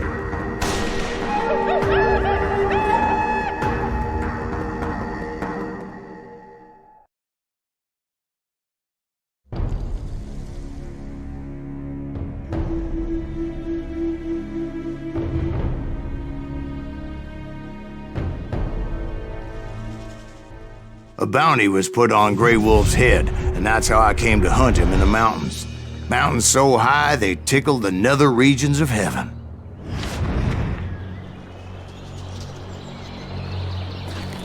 Grey Wolf was a Chiricahua Apache medicine man who had led a war party in revenge for a massacre against his people.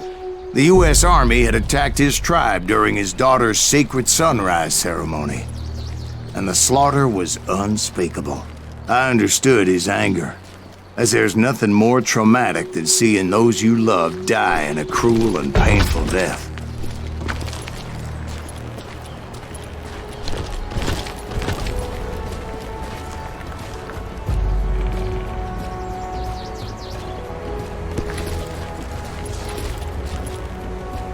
Right from the beginning, I couldn't shake the feeling that Grey Wolf was watching my every move.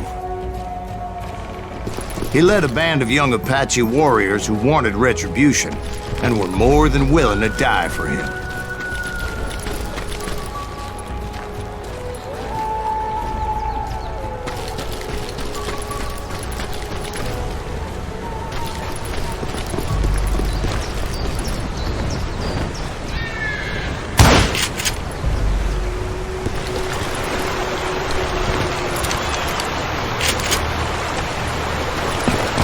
They saw me before I saw them.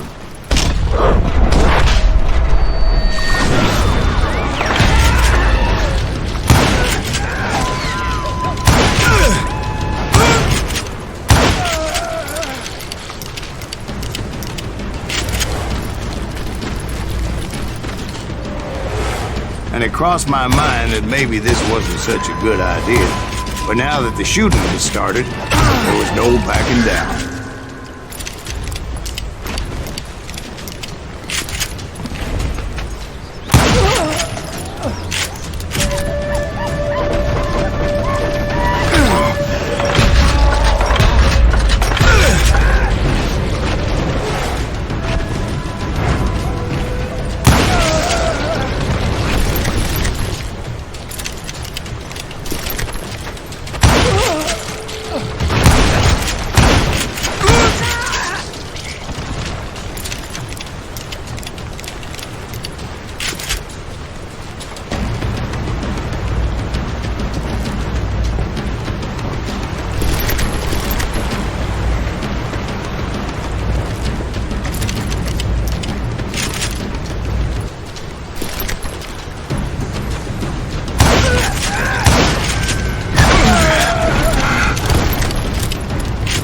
Rugged country, the winter home of the Chiricahuas, and that's why they had retreated there.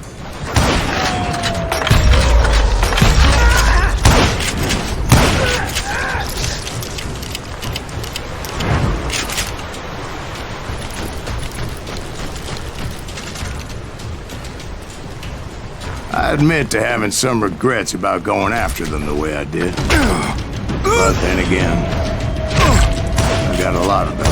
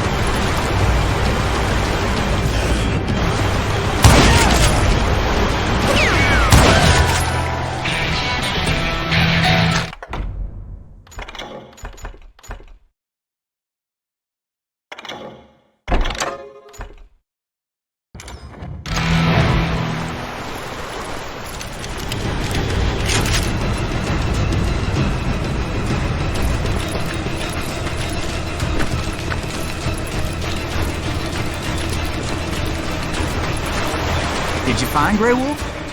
Not at that moment, but I did find the entrance to their hideout.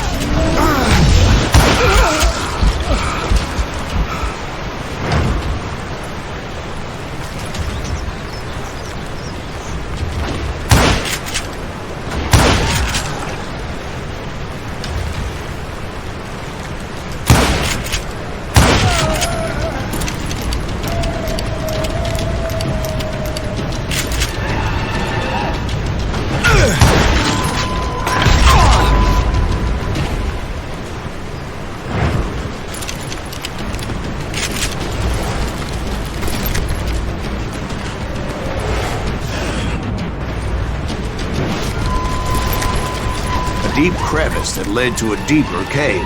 Don't tell me you went in there. Yeah, but it's not out of bravery so much as pure, angry cussing.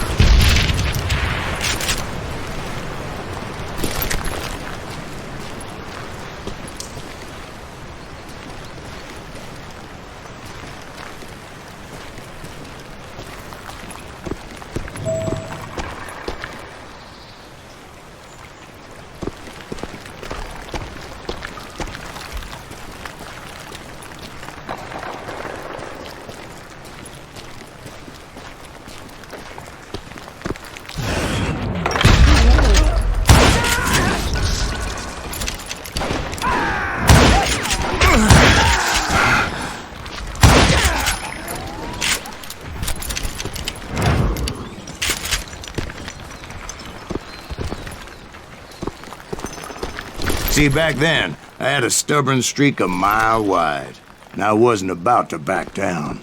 So it was like pitch black in there? Actually, it was pretty well lit, as they had torches on the walls.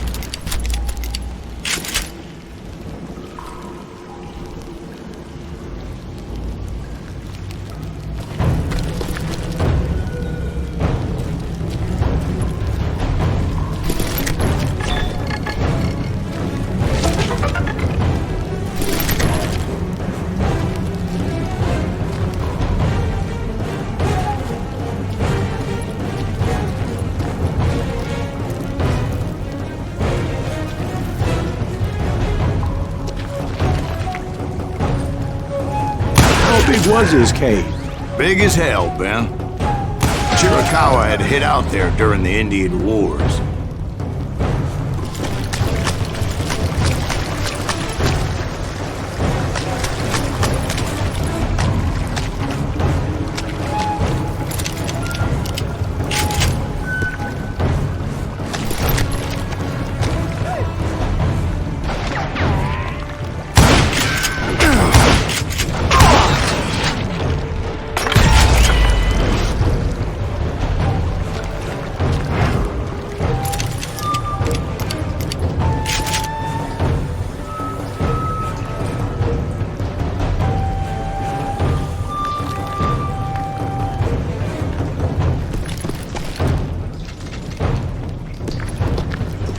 They thought it was haunted with the ghosts of those murdered by the horse soldiers. The cave was haunted with dead Indian ghosts? To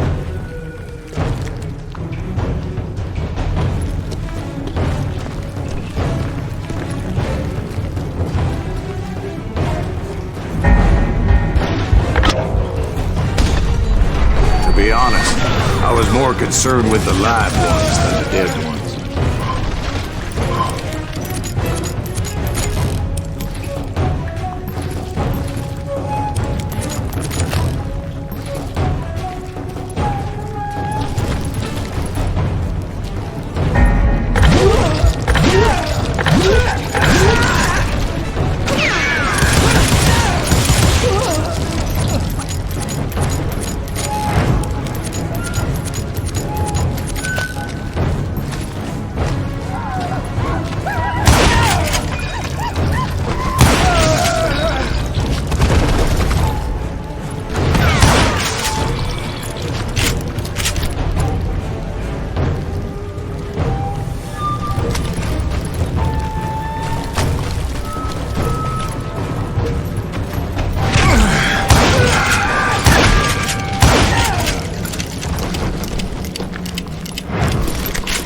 How come you know so much about engines? A few years back, I was married to 2 Mescalero women. At the same time? Yeah, they were sisters. Religion is traditional among the Mescalero.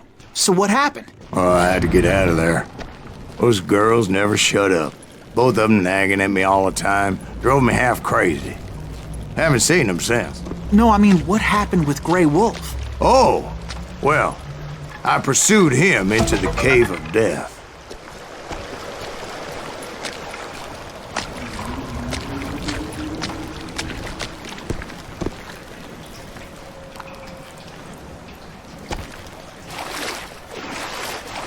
I came upon this flooded grotto, and that's when I saw him. He came to me unarmed and unafraid. His voice echoed in the shadows, and I sensed he meant me no harm. You carry great darkness in your heart, and if you do not release it, it will claim your soul. The sound of his voice put some kind of ancient Indian spell on me. As his story unfolded in my mind, You will come to this place again and kill many more men, and the darkness will grow until it consumes everything that you are. The soul would have no rainbow if the eye had no tears. he said I was a great warrior, a coyote man, unequaled by any other pale-faced warrior, or something like that. The snakes will bite shadows of your past until a venom poisons your heart, and an echo of the song of the dead summons the spirits deep from within the mountains. I didn't quite get what he was saying, but there was definitely snakes. And indeed, his warriors surrounded me and attacked me like hungry wolverines. They couldn't stop me, though, and Grey Wolf wasn't in the mood for idle talk.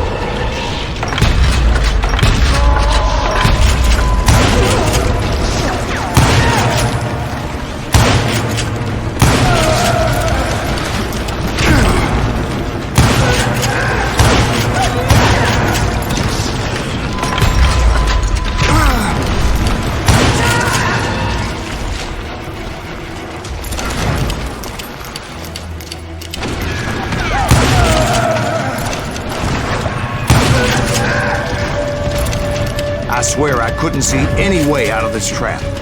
But suddenly, one just appeared. Kind of like a miracle.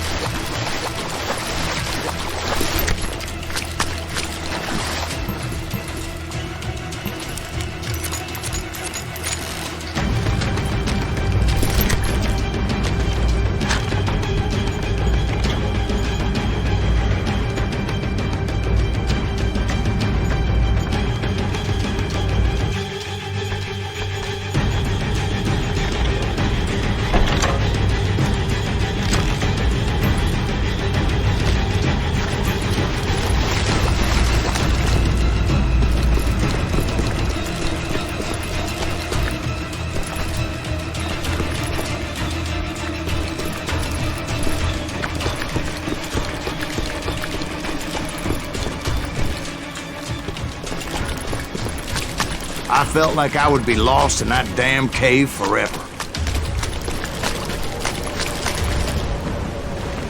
Finally, I found myself back outside, perched on the edge of a precipice, overlooking a thundering whitewater river. To get where I was going required several leaps of faith, but no way in hell I was turning back.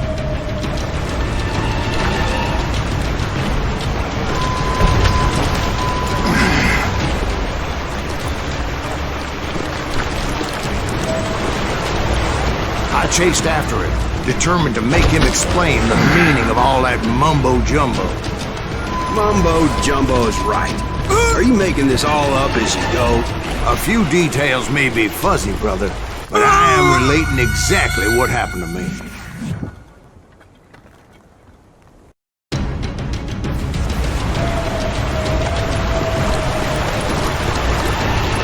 There were dozens of Apache warriors aiming at me from on high. Dozens? Well, maybe not dozens, but there was a lot of them. At least 3 or 4. Well, more than that, little lady.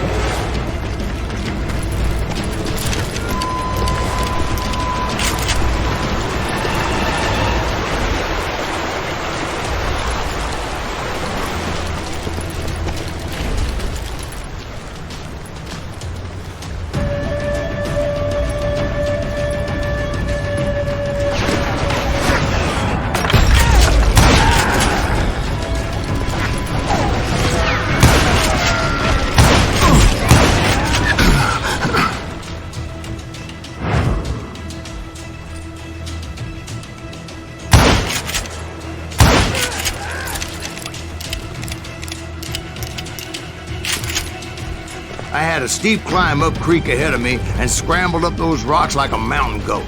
I was determined to locate Grey Wolf and find out exactly what the hell he was trying to tell me. And wouldn't you know it, that crafty son of a bitch led me right into a trap. What kind of trap? Well, son, there had to be at least 100 Apaches surrounding me. 100? God be my witness. Oh, come on. Who are you kidding? Hey, I believe you. Come on, tell us how it ended. All right, but I'm not gonna drag this out.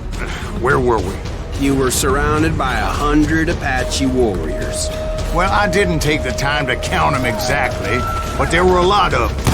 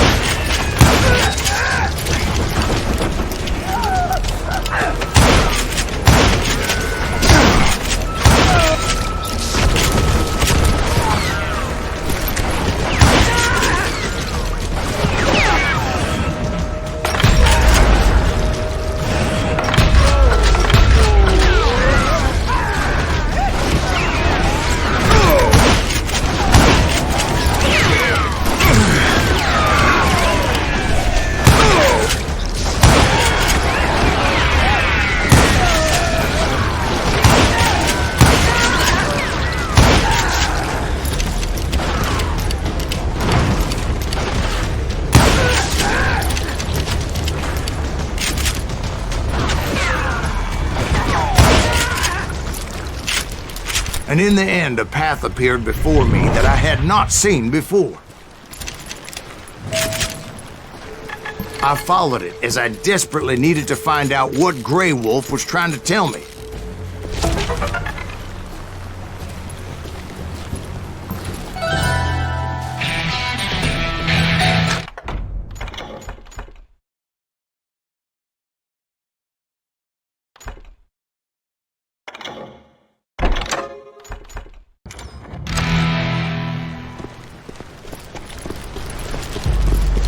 But it was like that son of a bitch disappeared into thin air.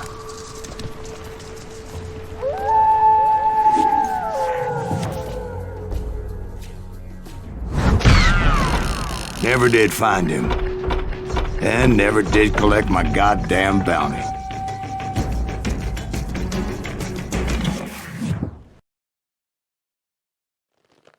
Thank you, darling. It's interesting how the truth can sometimes seem might malleable, depending upon your point of view. Like how those dime novels make you out to be something you're not? Jack, don't be starting trouble. No, he's right. They do tend to exaggerate. Did they exaggerate your part in taking down the Daltons? Well, I was there in the flesh, boy, so I saw what happened firsthand.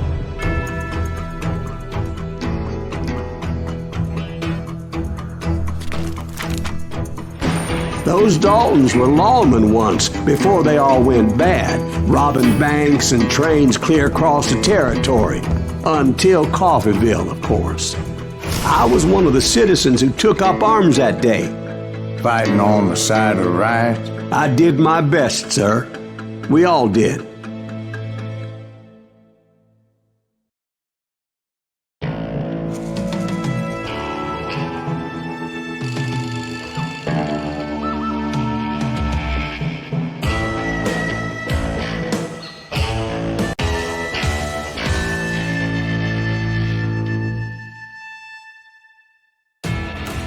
It was early morning.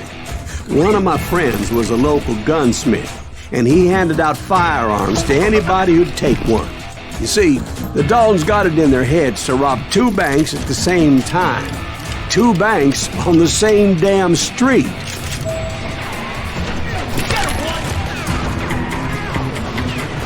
Story was Bob Dalton's girl was always writing him about how he had no ambition. Oh, you're nobody next to Jesse James, she'd say. Finally, the bastard took his brothers to Coffeeville just to shut her up. Right. It's always the woman's fault. Well, the locals recognized the Daltons right off. Before they could get away, half the town took up arms to defend their property. Their first mistake was pulling a job in their own damn hometown. The boys grew up in Coffeyville, so everybody knew them. The bank teller tricked them, telling them the time lock on the safe wouldn't open till 9:30. Well, that gave the locals enough time to prepare an ambush for those sons of bitches.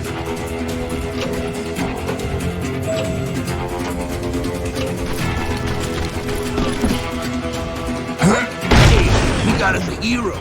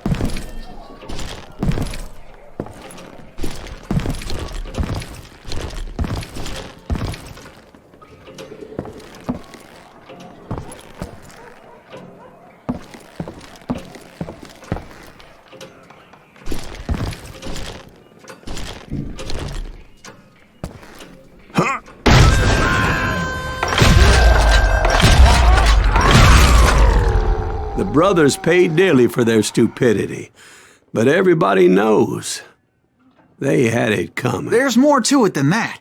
I read all about that day, so I know for a fact that it went down very differently. First of all, it was high noon. A posse of U.S. deputy marshals were on the rooftop across the street. Get ready, boys. They're gonna make a move. The lawmen had been tracking the Daltons for months, and now they finally had them dead to rights.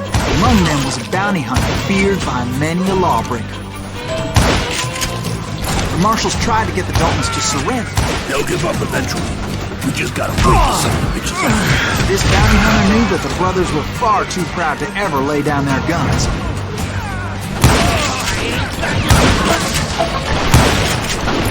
He went in there alone to confront those criminals. One of the marshals shouted, "Where are you going? Are you crazy?" Hey, where do you think you're going, dumbass? That rifle's mine.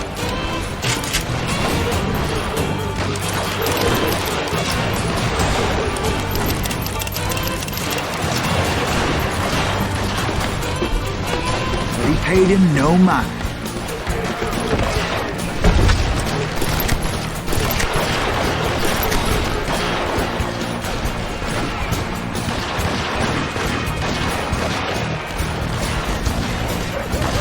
He saw a way to get around to the back of the bank.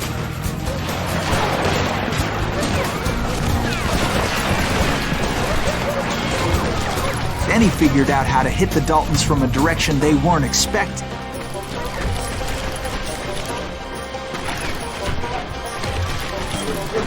From above. Fortunately, a water tower was right there.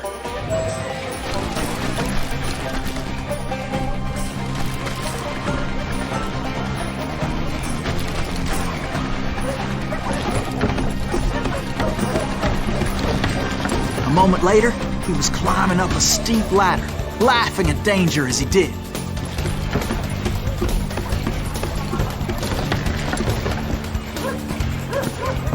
It was brave men like him who risked their lives to tame this wild country.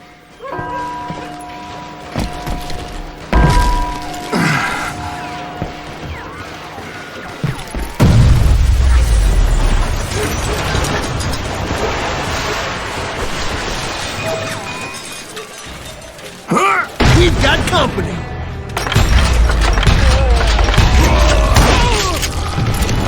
Heroic men like him, who did what other men couldn't or wouldn't to make this country free. I Jim Bowie, Davy Crockett, who died defending the Alamo. Is that Silas Greaves? Son of a bitch!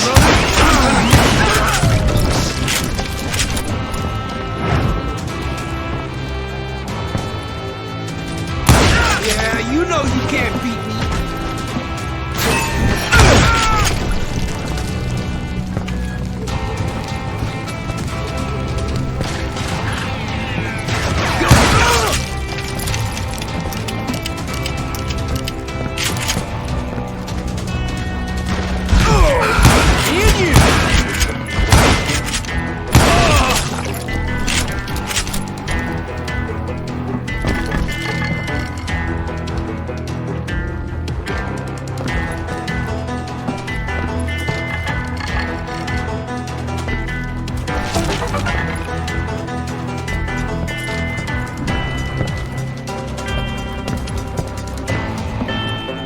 Over there!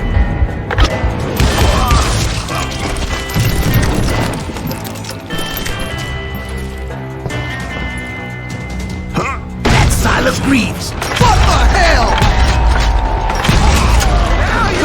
Blam! He came away victorious, taking down those thieving Daltons.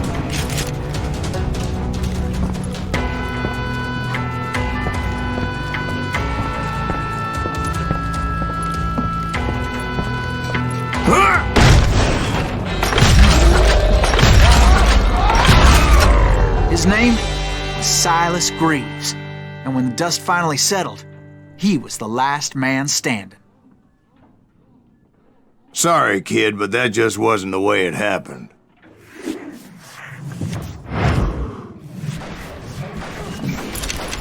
It was early evening, not high noon.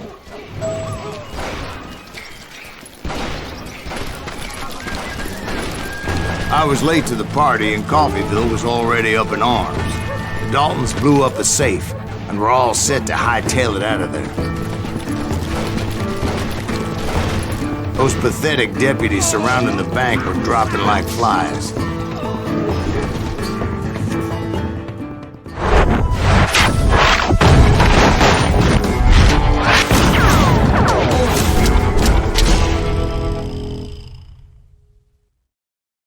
I'd been tracking those jokers for months, waiting for them to do something reckless. Finally, they did. Those stupid bastards decided to rob 2 banks at the same time in the same town where everybody knew them, but they still had friends in Coffeyville. You won't need it,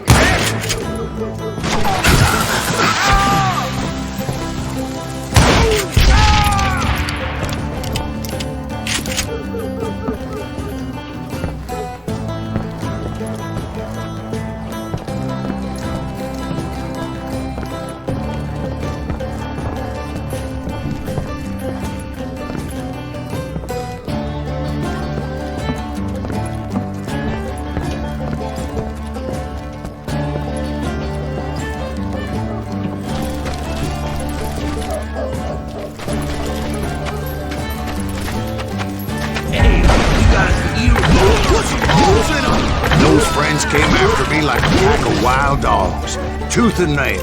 They were coming at me from all directions.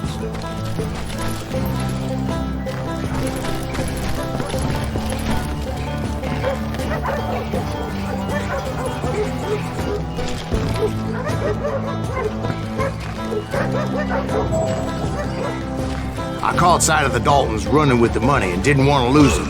Problem was, they knew the town better than I did. And to top it off, I found myself in the middle of another shootout entirely. Did the Daltons hole up in somebody's house? No, it was the Smiths, I believe. They were cousins of the Daltons. And they were shooting at the Browns, who were shooting at the Daltons. Which wasn't any surprise, because those 2 families have been feuding forever. And since the Joneses are related to the Browns, they shot at the Smiths, pissing off the Heimhofer, whose daughter recently married a Smith.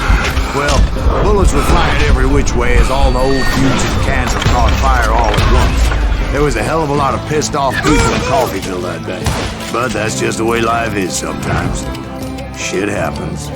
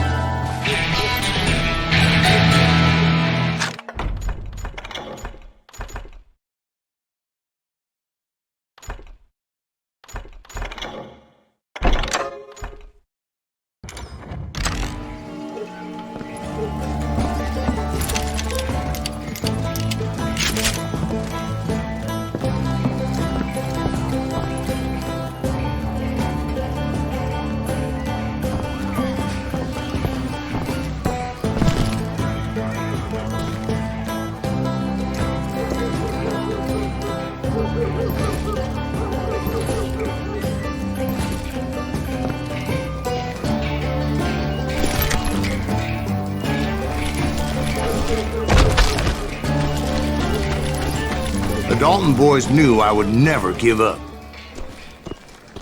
Those Daltons weren't the sharpest knives in the drawer, but they always stood together. They set a trap to slow me down and allow at least 2 of them to escape. The third brother stayed behind to plant me, just in case that trap of theirs didn't work.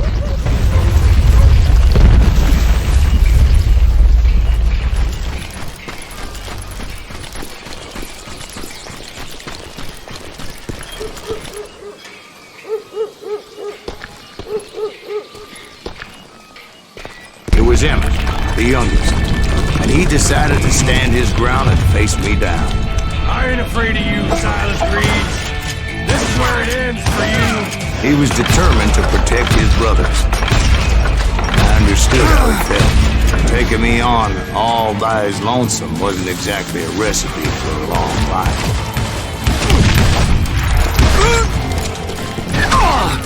You ain't getting by me, Reeves.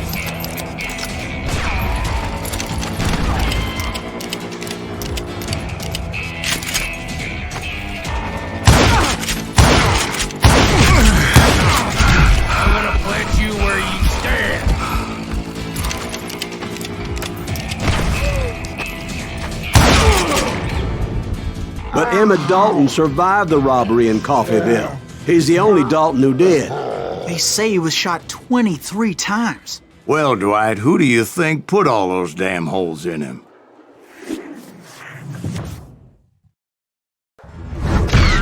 But I have to admit, that boy had grit.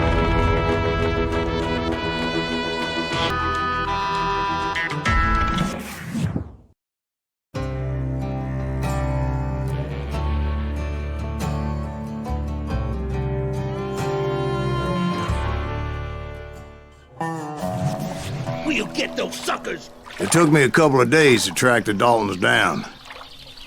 They can't get away with this! And in that time, a whole posse of local vigilantes offered to lend a hand. We'll track him to the ends of the earth. They seemed as determined as me to find those outlaws. But as we headed into those swamps, it was like I had my own private army. There was no way those boys were getting away this time.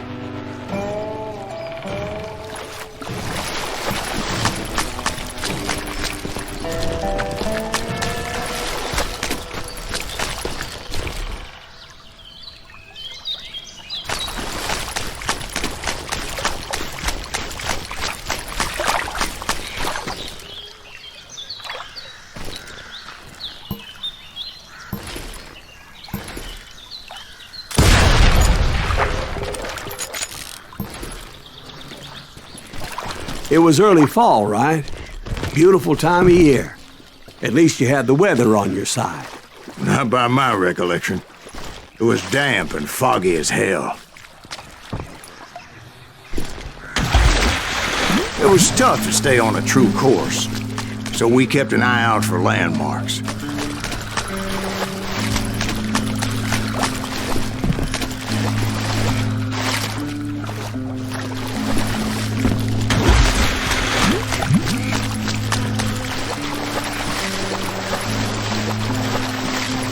It was autumn. The maple trees were in full color, red as blood.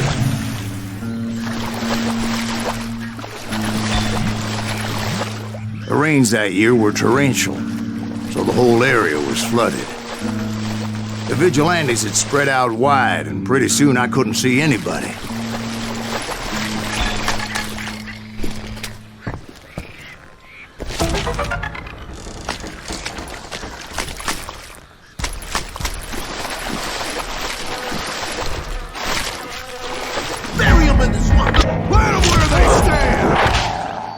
Except for some sumbitches ahead of me wanting to do me harm. So I had to face them alone. I wondered why my compatriots didn't come running when they heard the shots.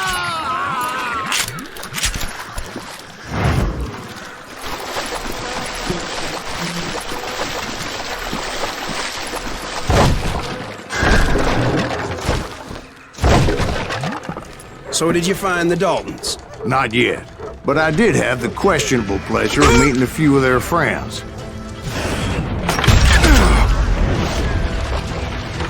believe you keep missing.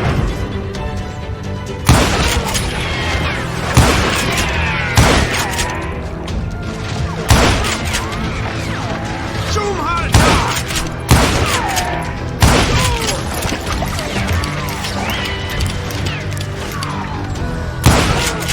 Brother, I'm gonna make you pay for that.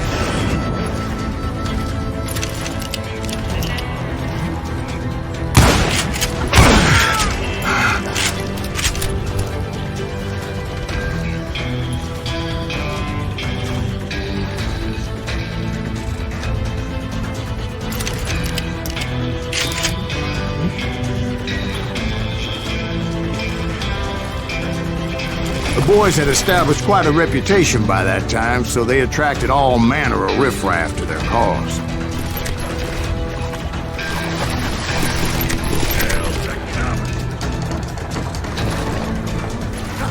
Ain't no place to hide from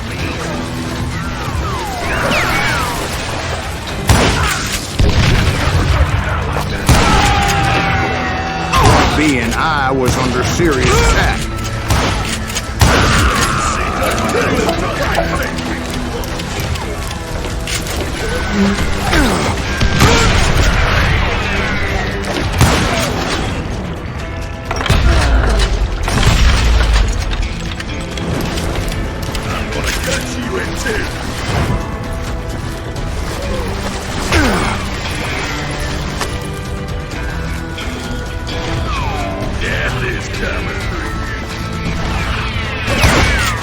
My reinforcements was nowhere to be seen.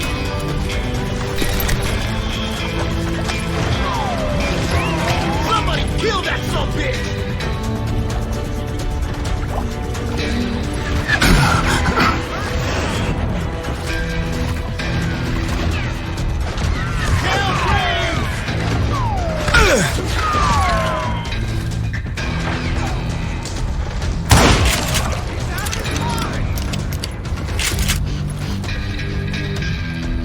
Kill that goddamn bounty hunter!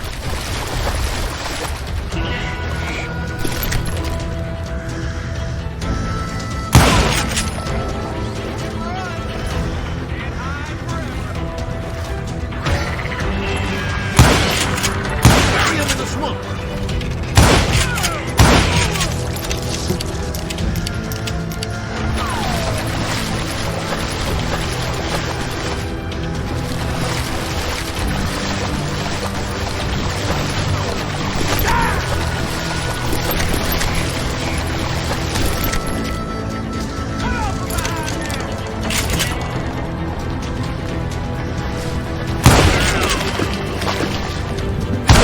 That was too damn close!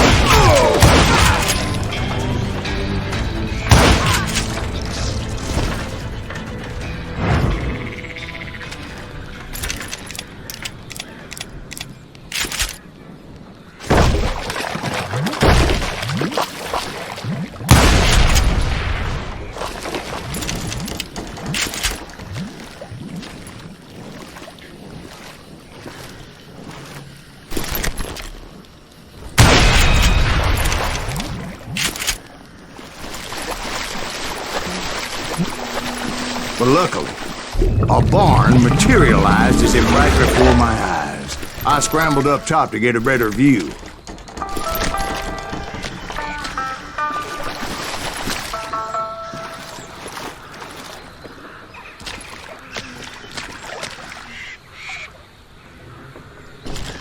But just ended up falling inside. So, how did you get out? The barn doors was open. About right then, I saw some suspicious characters running through the bushes. Of course, I followed them. But that goddamn swamp was like a goddamn maze, and pretty soon I had no goddamn idea where I was. Steve? So I just started walking, and pretty soon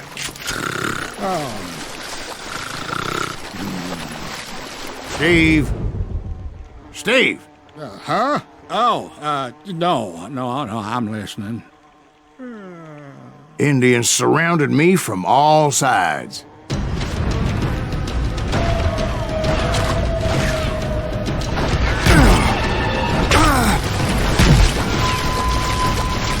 Indians?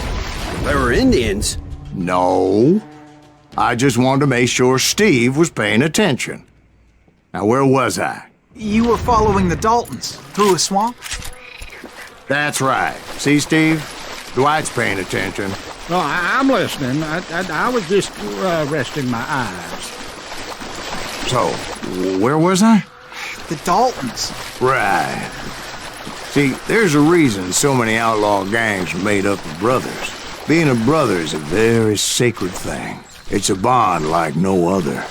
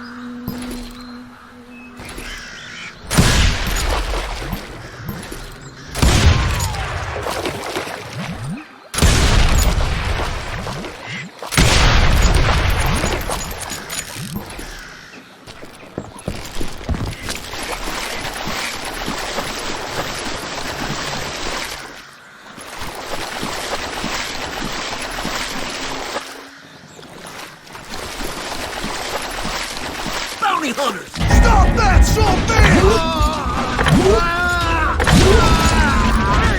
So did you ever find the damn Daltons?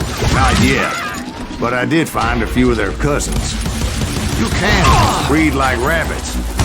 More Smiths or Heimhoffers or who knows what.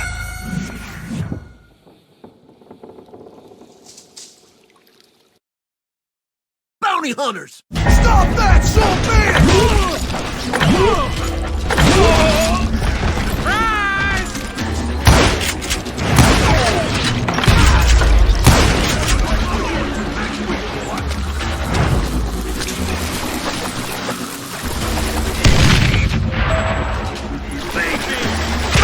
But hell, what's more important than family? I'll bet Ben knows what I'm talking about.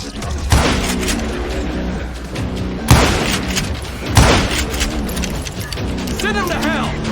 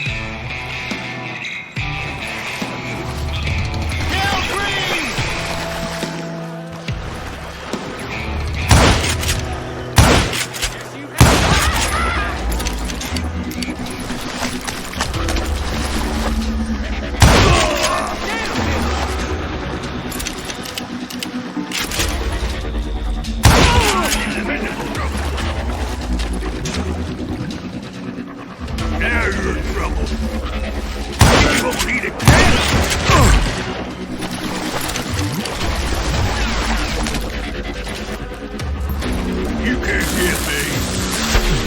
Damn!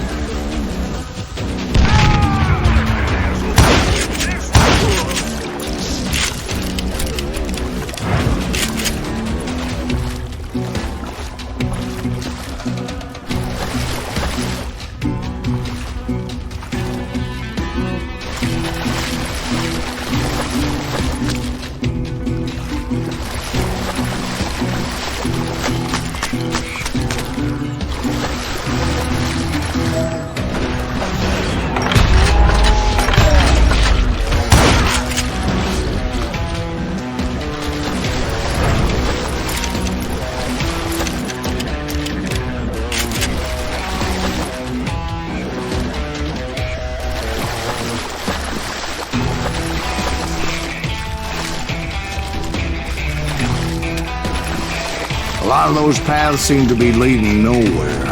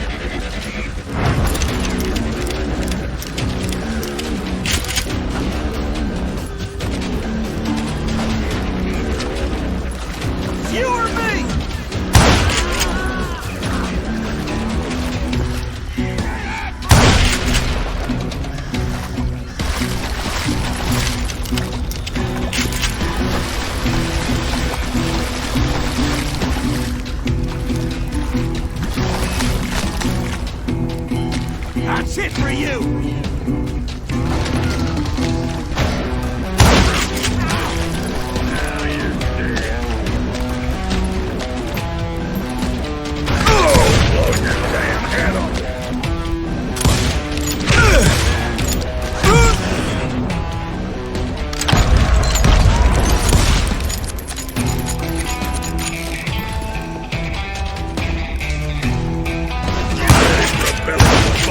I knew those Dalton boys were out there somewhere, standing together against anyone who would threaten them.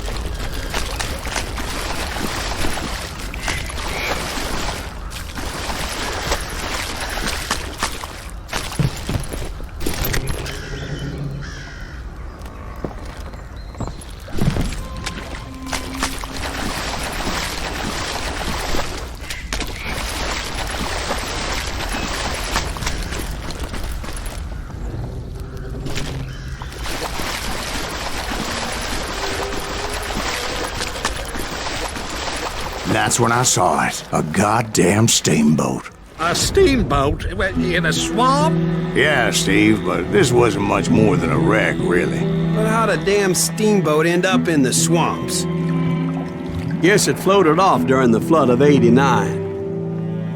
Now, was it a stern wheeler or a side wheeler? What?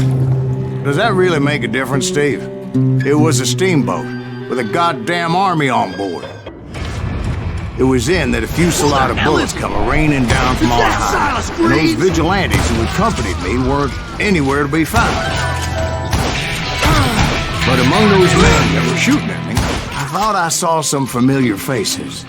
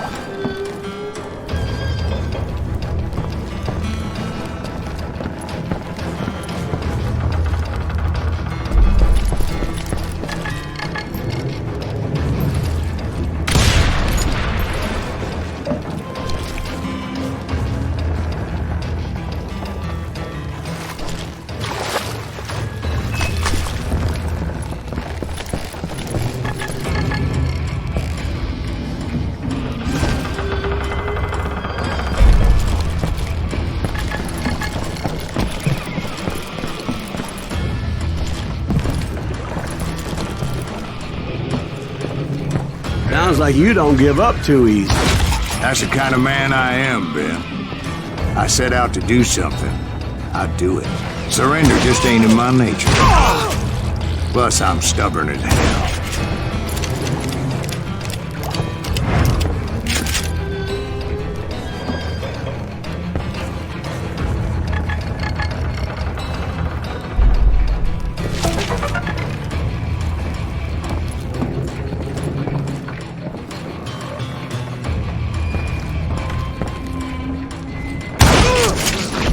Sorry, son of a bitch!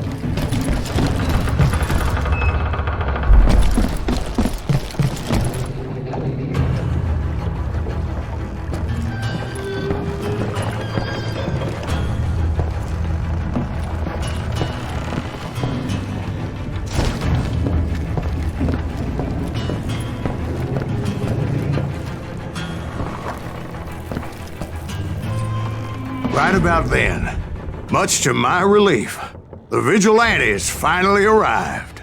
Their leader motioned at a cabin in the middle of the top deck, pointing me directly at the Daltons. I finally had them, after months of dogged pursuit.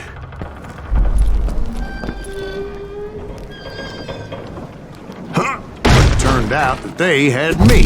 Take him out! I'm sending you to hell!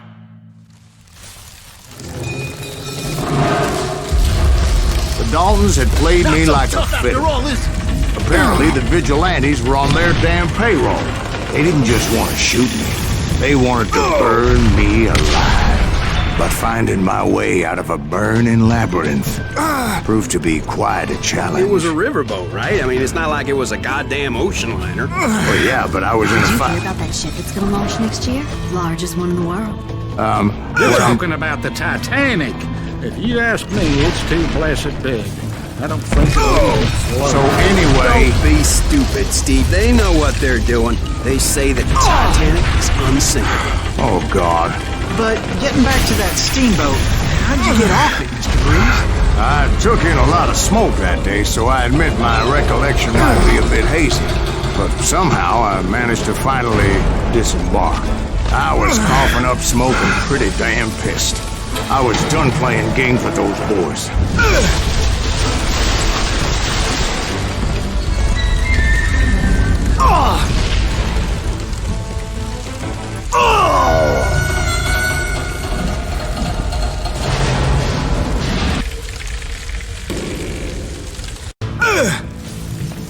But finding my way out of a burning labyrinth proved to be quite a It challenge. was a riverboat, right? I mean, it's not like it was a goddamn ocean liner. Well, yeah, but I was in a Did you hear fight. about that ship that's gonna launch next year? Largest one in the world. You're Well, talking about the Titanic. If you ask me, it's too blessed big. I don't think it'll even float. So anyway, Don't be stupid, Steve. They know what they're doing. They say that the Titanic is unsinkable. oh God. But getting back to that steamboat, how'd you get off it, Mr. Breeze? I took in a lot of smoke that day, so I admit my recollection might be a bit hazy. But somehow I managed to finally disembark. It was time to settle this once and for all. Bury him in the swamp!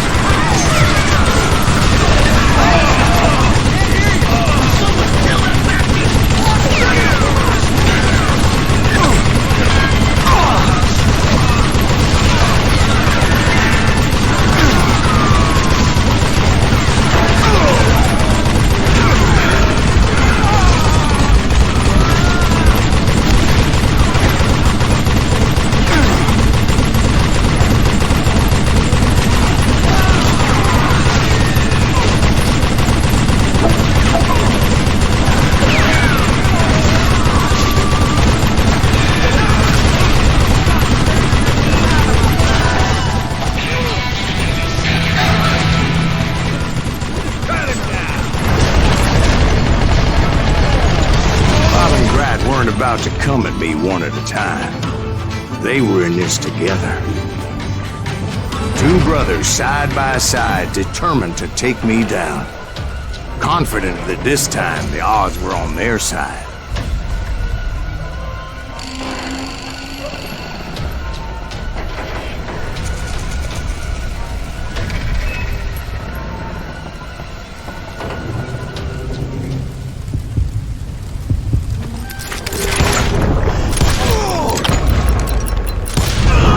They got it wrong. A sad end for those two. If they'd only known that Emmett was still alive despite his wounds. Paroled 14 years later, he moved to California and sold real estate and lived off the legend of that fateful day. And the tragic death of his two brothers.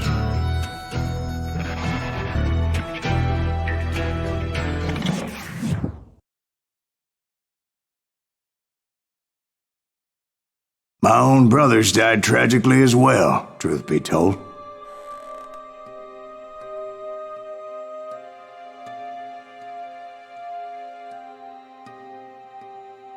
It was 1868, and me and my older brothers were pulling a tidy profit running cattle into Juarez, Mexico. One night after my brothers retired for the evening, I found a little poker game in a cantina with a couple of cowboys. And I just couldn't lose. I even won an old Spanish coin that had to be 100 years old. Well, I was mighty pleased with myself the next morning as my brothers and I rode for Texas. But before we crossed the border, those cowboys caught up with us. It was Johnny Ringo, Roscoe Bob Bryant, and another asshole named Jim. They wanted their money back and everything else we had, including our lives, as those boys didn't want us coming for them later.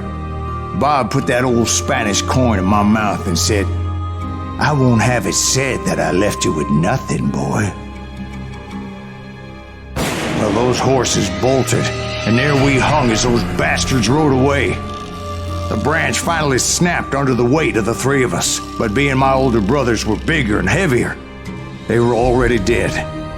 And right then I swore to myself that I would avenge them. Ringo you know about. But Bob eluded me until I heard he was riding with the Wild Bunch.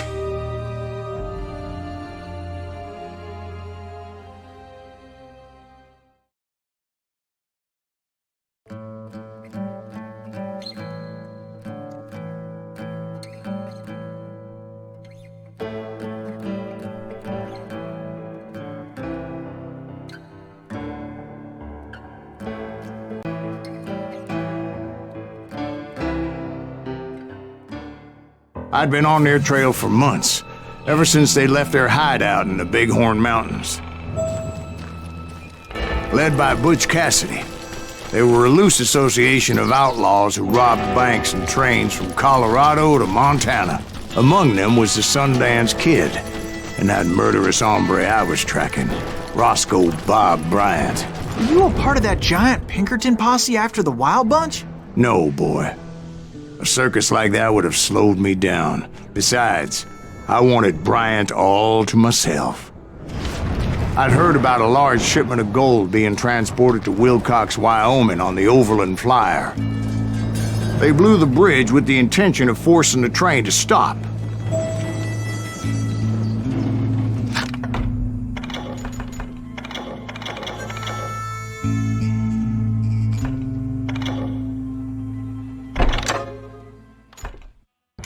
Well, I assumed the Wild Bunch was likely in the still intact part of the train high above, so I had no choice but to make my way up through the passenger cars dangling down. I was determined to make that sumbitch Bob pay for what he did to my brothers.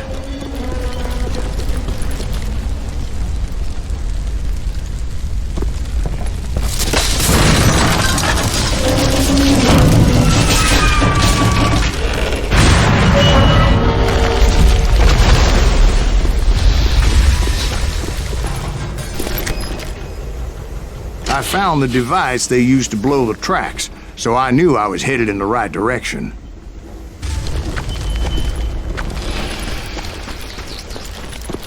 ears are still ringing from blowing up that bridge. What'd you say? I can't hear a goddamn thing. Well, I made my way off unscathed and came upon a few members of the gang and had no choice but to dispatch them. What the hell? From there, I had to negotiate an even more precarious route. But first, I would need to get my ass out of there.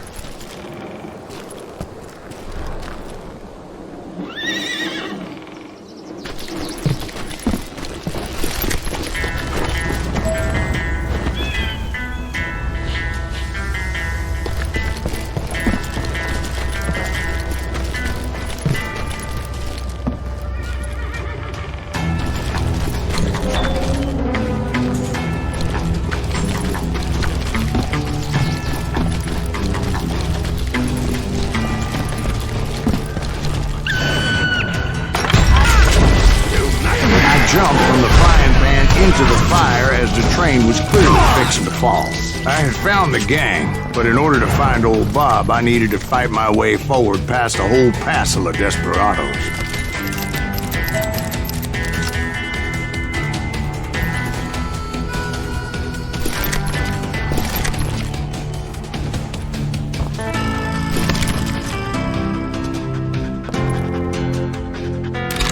Outside, inside, anywhere I could, I made my way towards my prey. Kill you!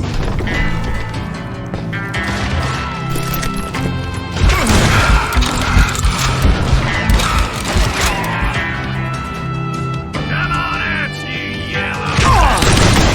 Well, what about the passengers? It was mostly a freight train, as I recall.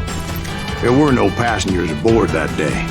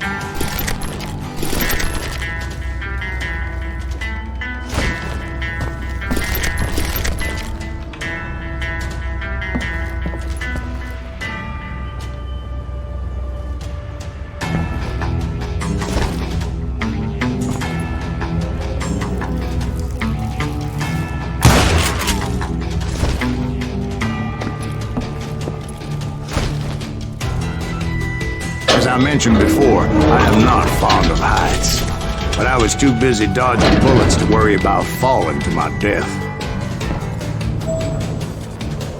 Odds were I was likely to die that day anyway, so I was determined to take down as many of those bastards as I could.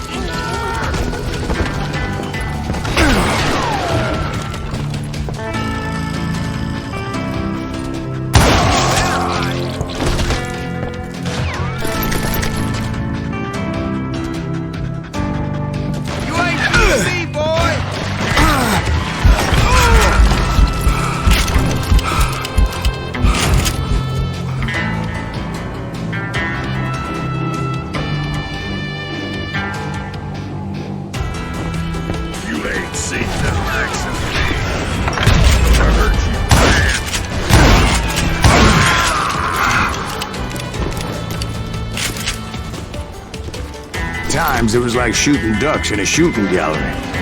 The only difference is these damn ducks shot back.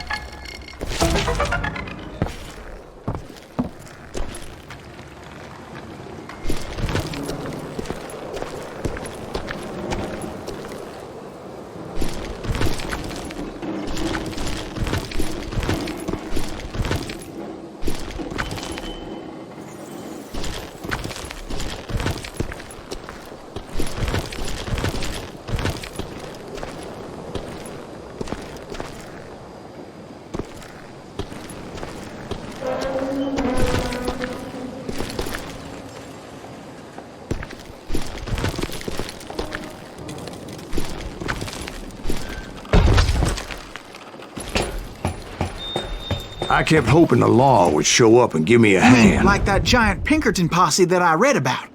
Did they come riding in, guns a-blazing to help?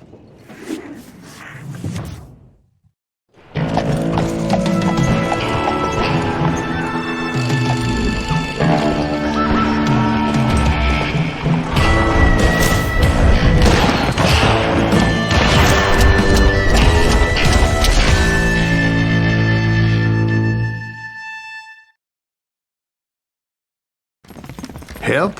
From the Pinkertons? No, son. I had to fight the wild bunch all by my lonesome, as usual. Who the hell is that?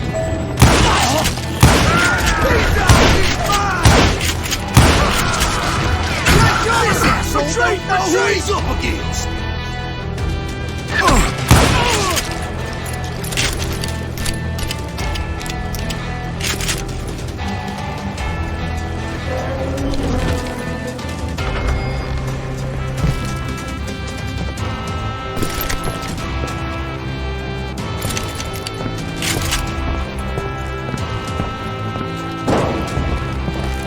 Killing everybody! He called down the thunder. Run! You murderous bastard!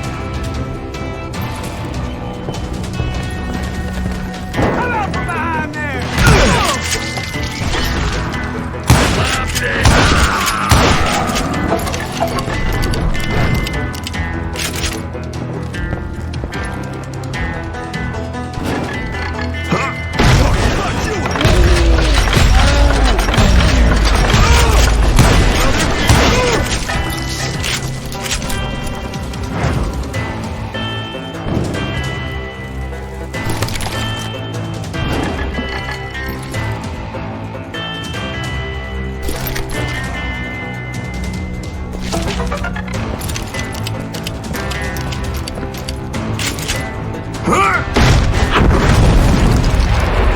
My guess is those dime novels didn't portray this as it happened, did they?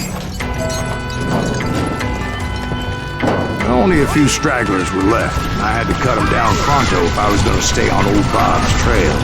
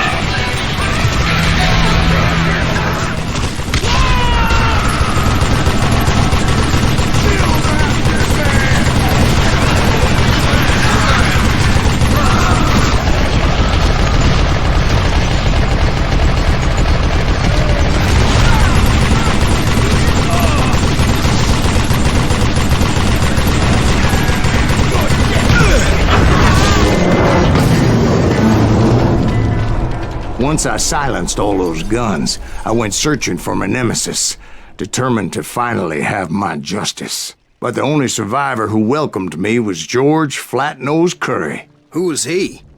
The fastest gun in the gang. Right after Sundance, I mean. And Kid Curry, and maybe Elsie Lay. Though some folks might dispute that.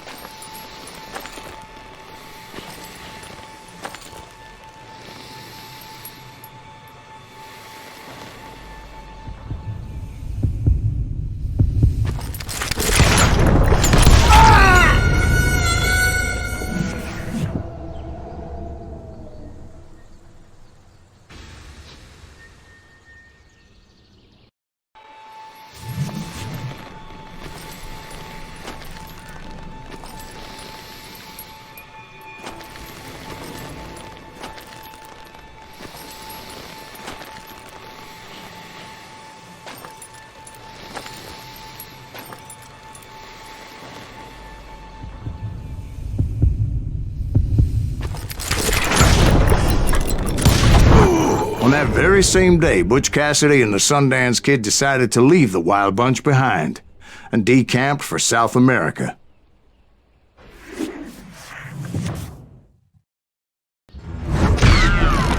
They ended up living down there for many years, but I'm sure you already know all about that.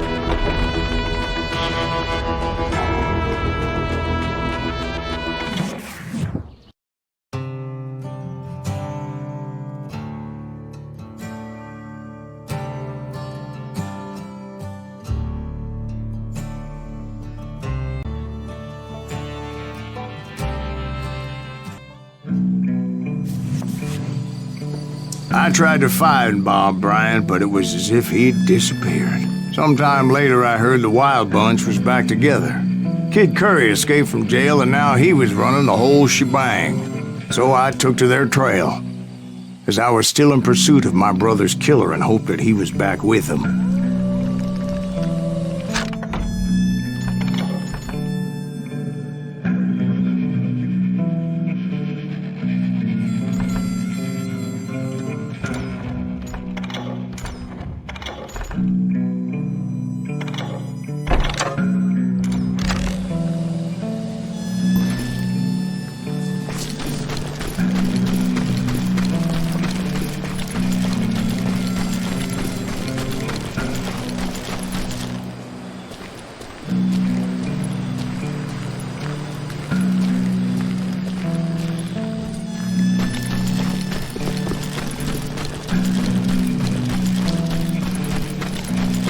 That Kid Curry's kinda crazy, ain't he?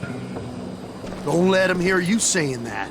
Anyways, I tracked those boys to a camp right outside Parachute, Colorado. Being outnumbered, I didn't bother with a warning shot. I just started taking those bastards down.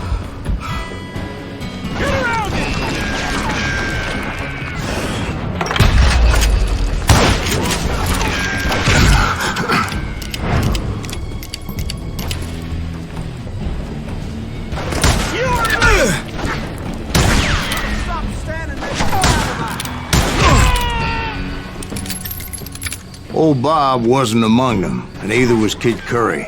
I could sense him close by, however, plotting something nasty. I just needed a clue as to their whereabouts.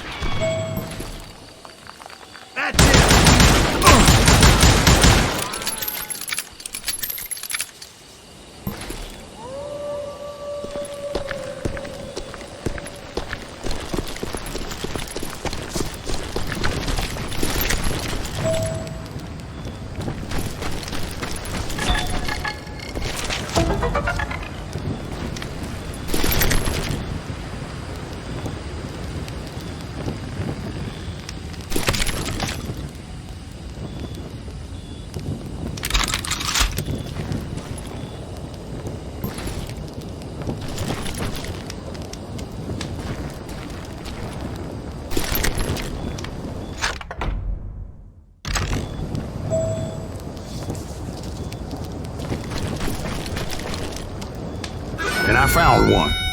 A map with their bold plan clearly marked. This time they were fixing to blow up a train trestle. Property of the Union Pacific.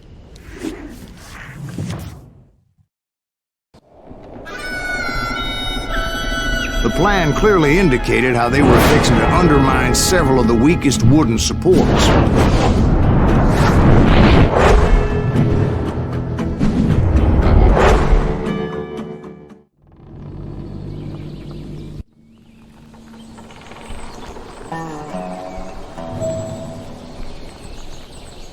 Kid Curry was considered the wildest of the Wild Bunch. It was said that he fathered 85 bastard children, though some say it was only 5.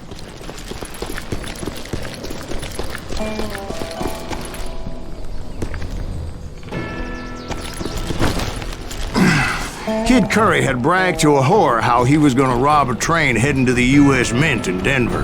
And that whore, Fat Sally, she told me.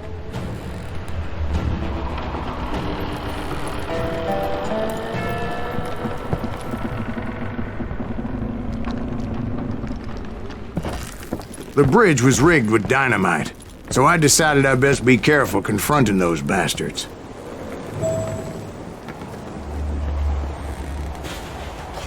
made it a point to remove any dynamite that I came across.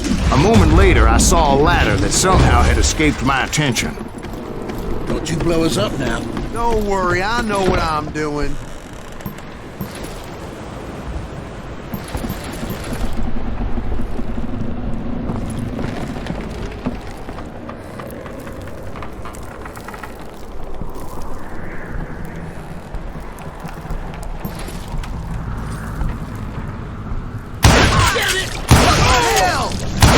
But the Wild Bunch did not take kindly to my presence and attempted to blow my head off.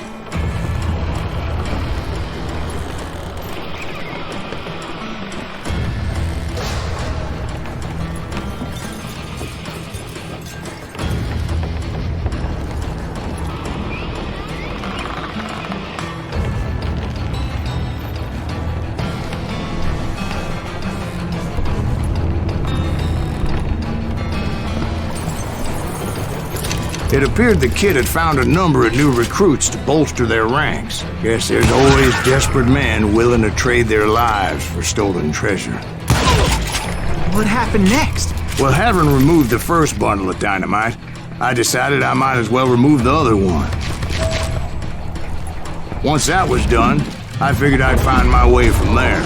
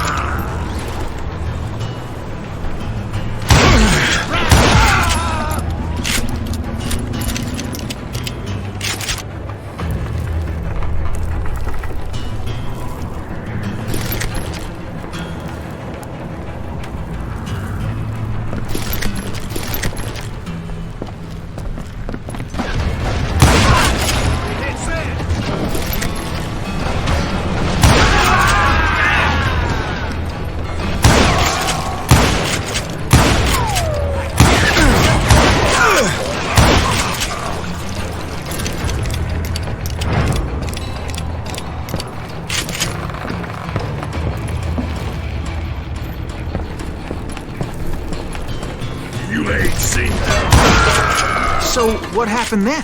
Had to remove more of that damn dynamite.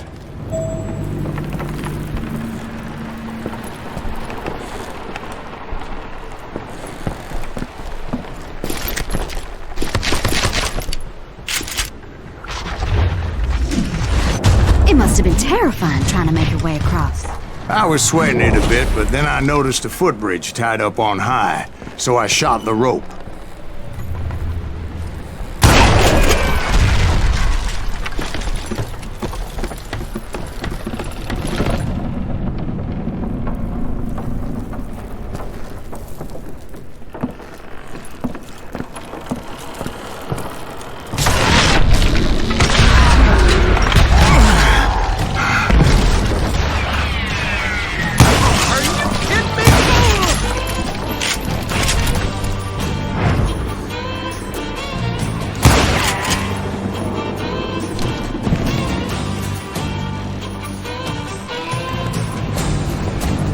So that was all the dynamite? Funny you should mention that, darling. As actually, there was a fourth charge impeding my progress. Once I removed it, my path was pretty clear. I'm gonna blow you damn down.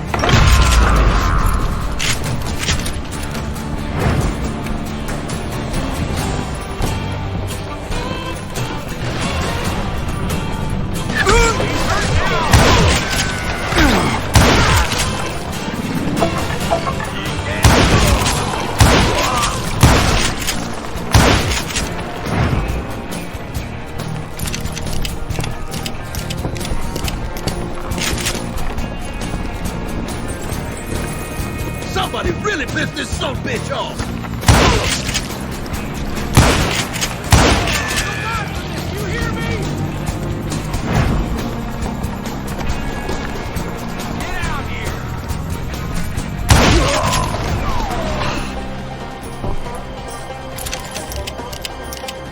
I'm putting you down!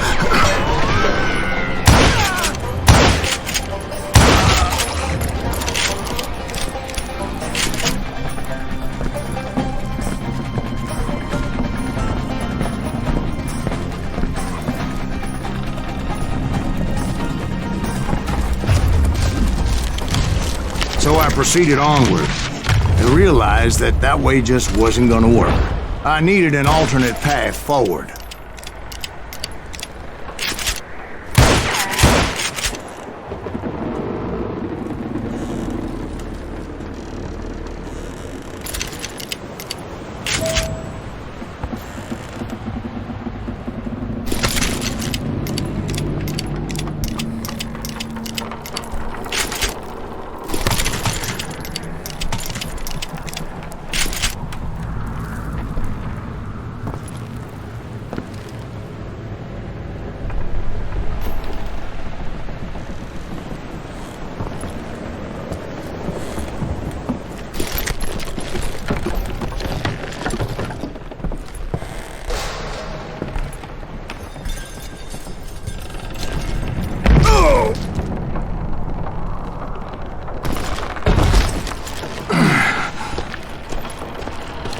Luckily, I found a cave, and as I made my way back to the bridge, I saw something that concerned me.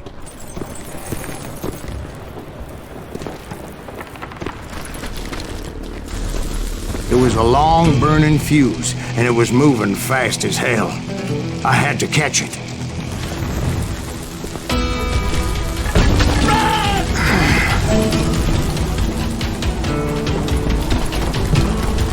The burning fuse was so damn quick, I had to run like the wind. I almost had it, but no.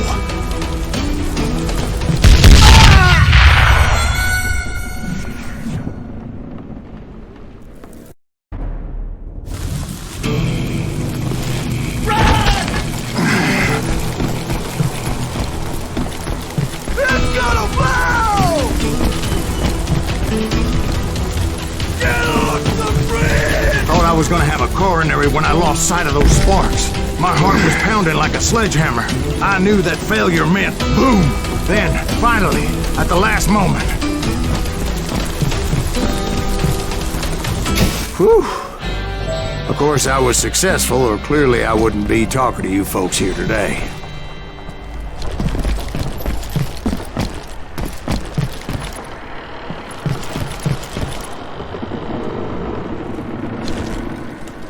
Of course, I had to tread carefully.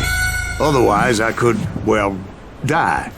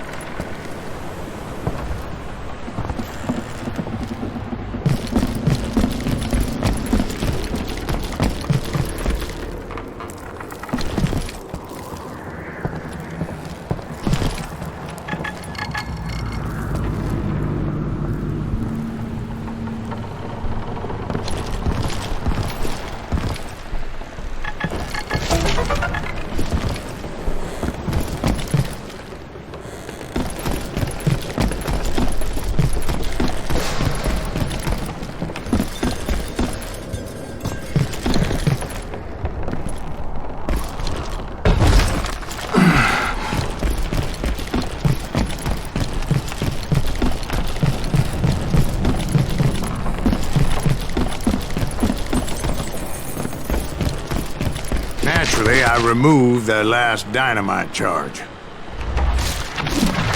Well, it was a touching reunion. But by this time, I was thoroughly exhausted and dragging my ass as I was not a young man anymore.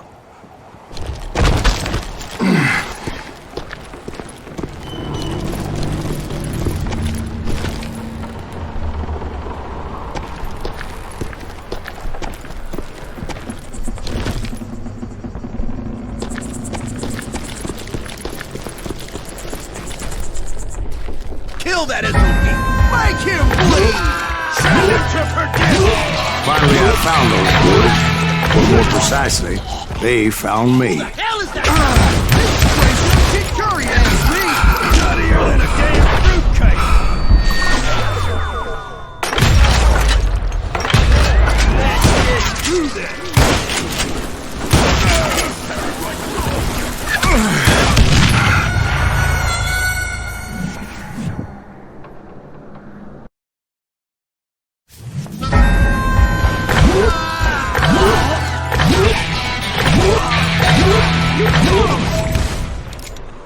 Who the hell is that?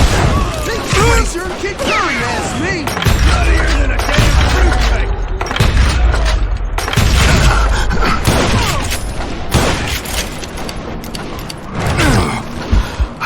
Put a bullet in! We're losing too many men! Blowing your ass up!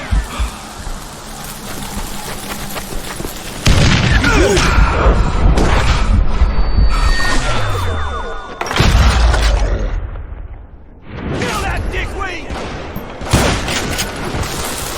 Son of a bitch!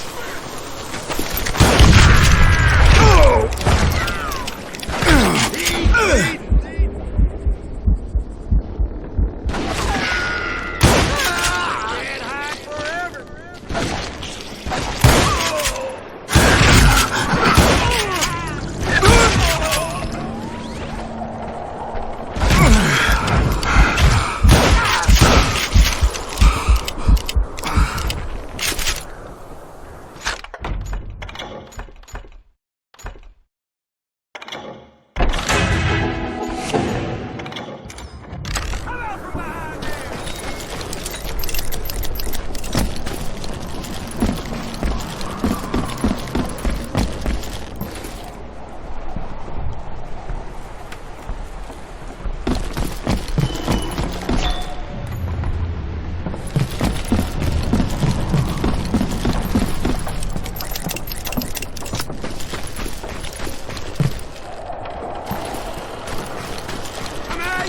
Just when I thought things couldn't get worse, Kid Curry opened up on me with a goddamn Gatling gun. It was hidden in this tunnel and pretty well shielded.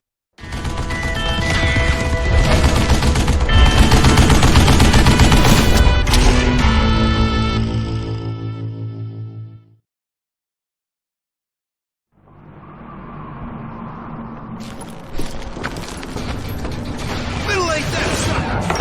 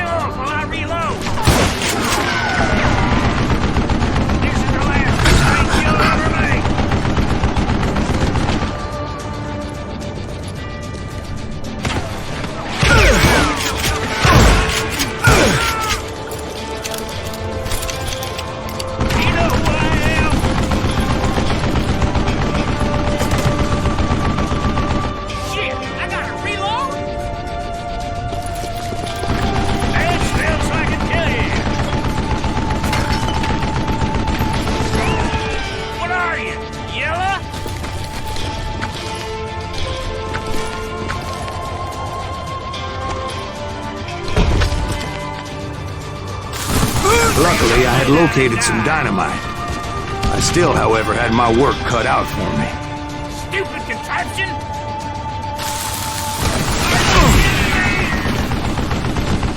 Can't beat me!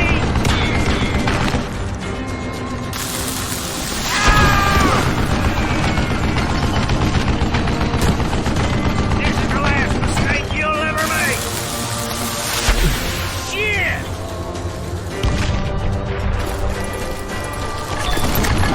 Do you know who I am?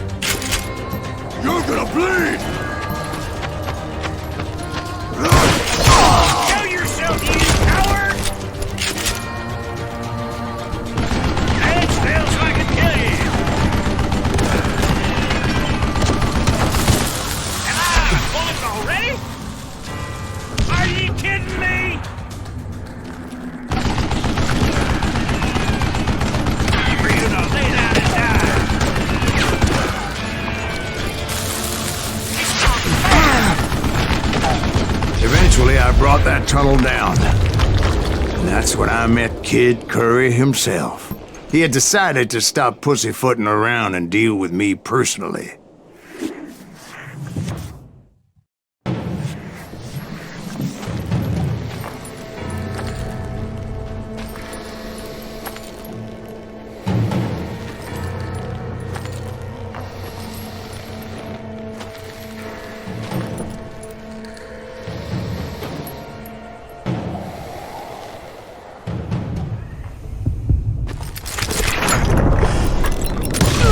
Fast as he was, I was just a bit faster. And as he lay wounded, I demanded to know the whereabouts of Roscoe Bob Bryant. He shouted at me, "Is that what this is about? Bob went with Butch and Sundance to South America. You ain't never finding him."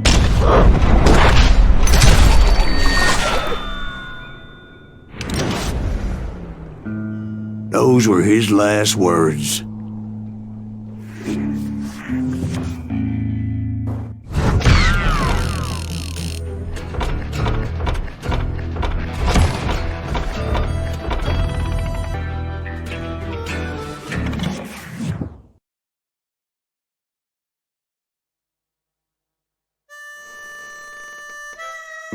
So, Bob Bryant got away? I knew I'd never find him in South America. What about the other killer? Yeah, you kinda glossed over that one. Well, I found Jim not long after my showdown with Ringo. At the time, he was riding with the James Younger gang. Did I neglect to mention that?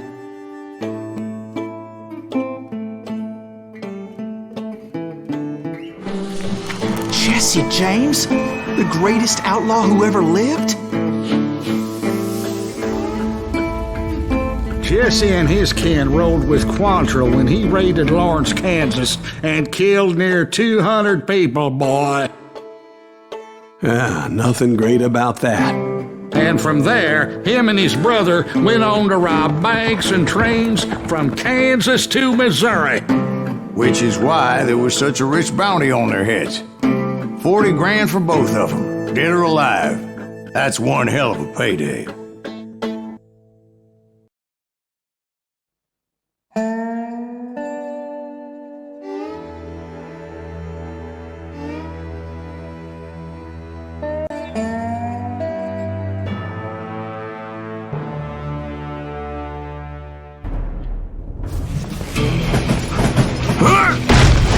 I confronted them as they were robbing a train. Bullets were flying at me from every which way. But I knew I'd have to fight my way forward if I was gonna find this Jim.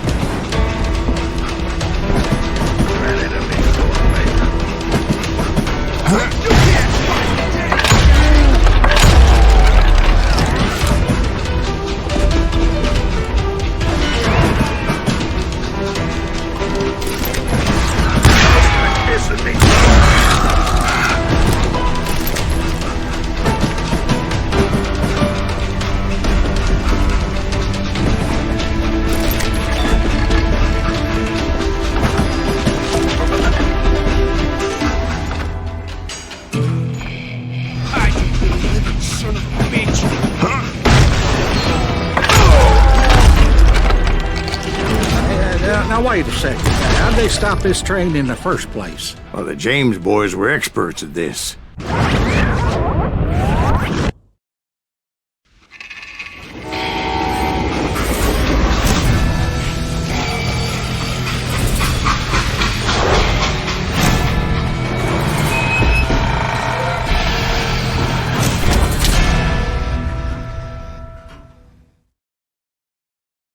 They hopped a freight train having heard there was a big payroll in the express safe. So, I hopped the same train.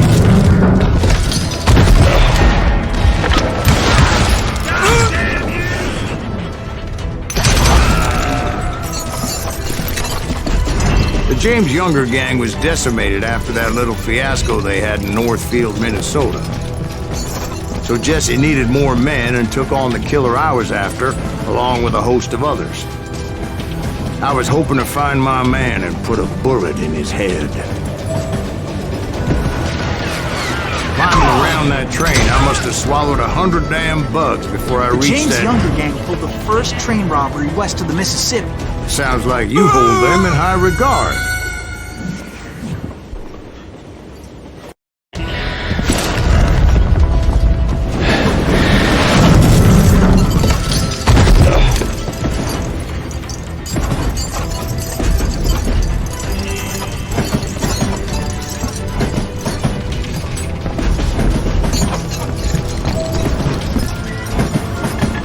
Climbing around that train, I must have swallowed 100 damn bugs before I reached James that... Younger gang pulled the first train robbery west of the Mississippi. Sounds like you hold them in high regard. Everyone knows they were the most famous outlaw gang ever. And you took them all on by your lonesome. Again. I'm finding this all a little hard to swallow, friend. Well, maybe you need to wash it down with some whiskey. By the way, did I mention that that train was flying down those tracks like a bat out of hell?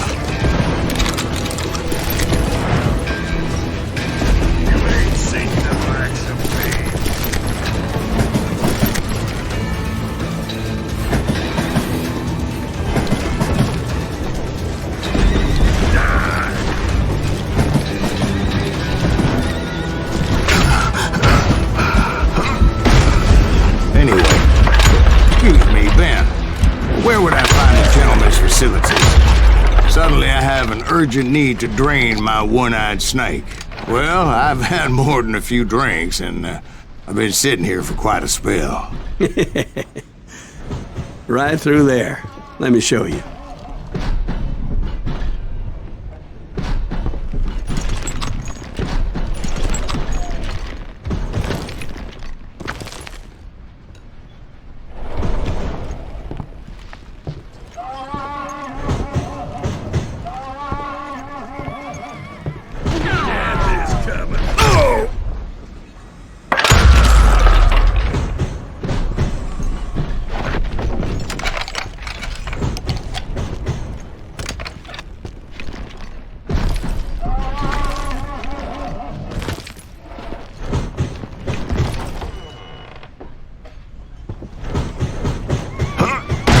heard so much malarkey in my life.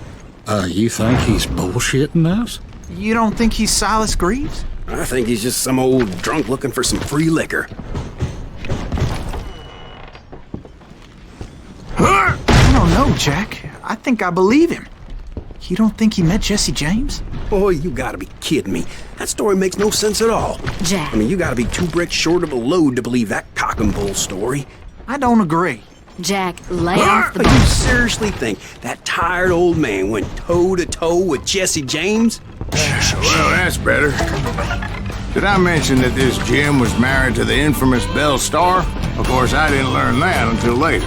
Anyway, I made my way forward the best I could. Around the sides, over the roof.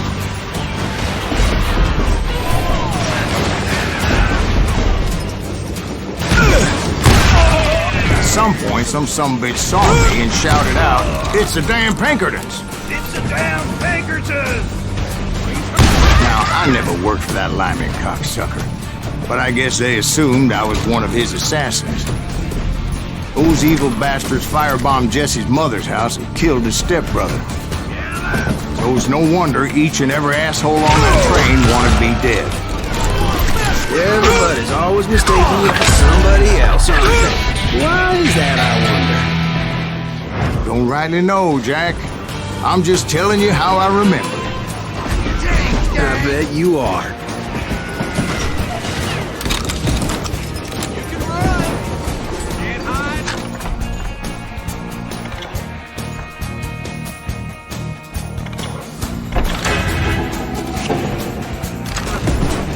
You know who we are?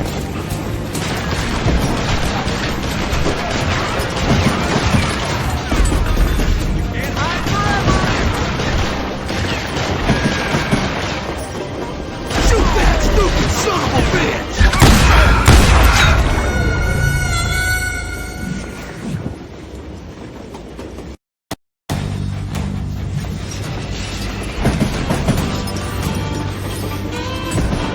Show your... You know who we are?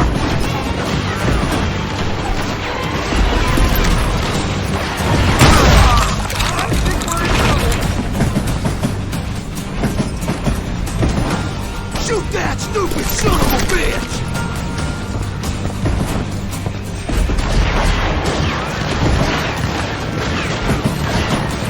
You don't want to mess with us!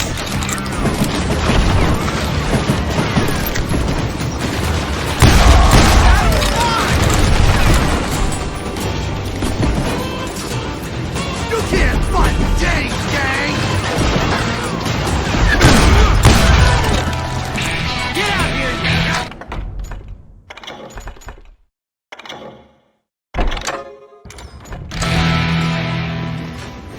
Kill that pissant!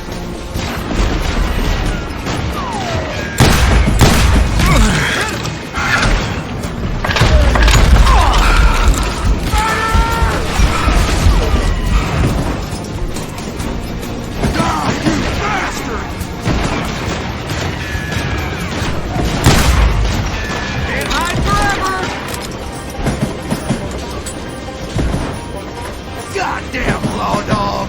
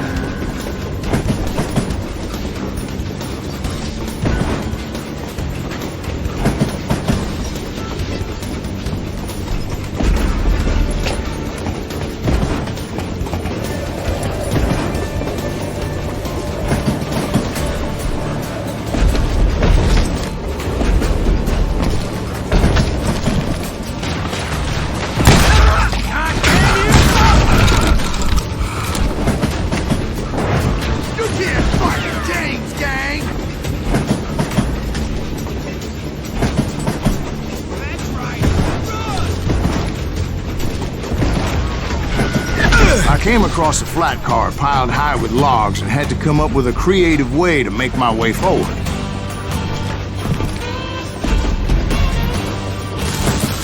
Time for cover! Shoot that stupid son of a bitch!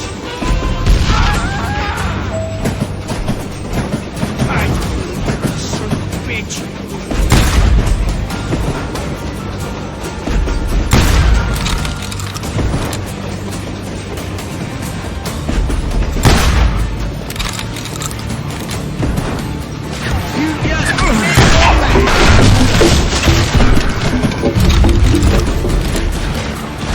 I wondered if I was ever gonna find the front of that train, or the bastard I was after. Jesse hired a damn army after Northfield. Guess he didn't want to be outgunned like that ever again.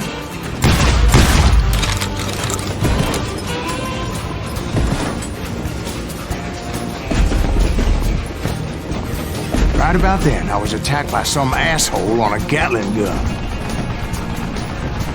Yeah, seems like you run into a lot of them. Asshole?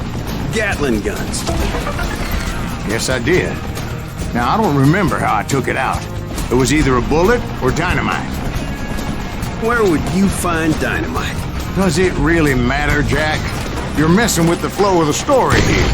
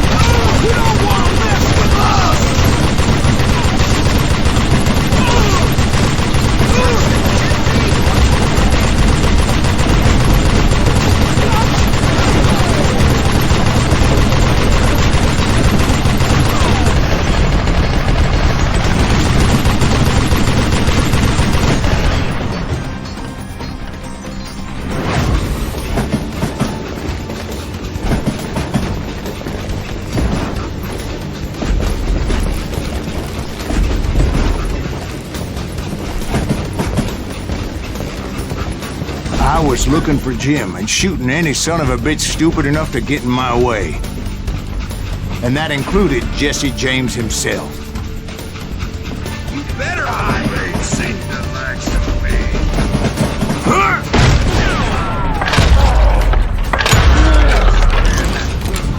I'm sorry, son of a bitch.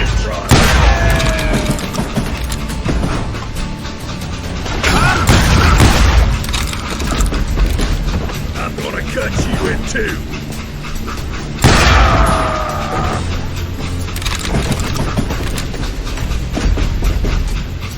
There sure were a lot of men determined to die that day. Yeah, you know you can't. You know who we are?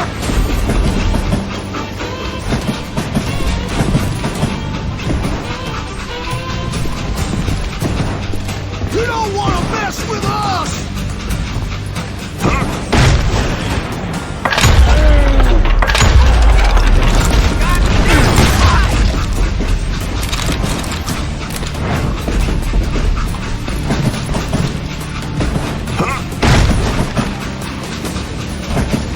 It was then that Jesse detached the express car from the rest of the damn train.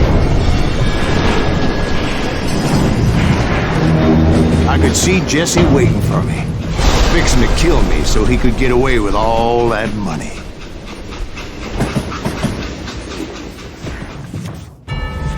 You had a showdown with Jesse James?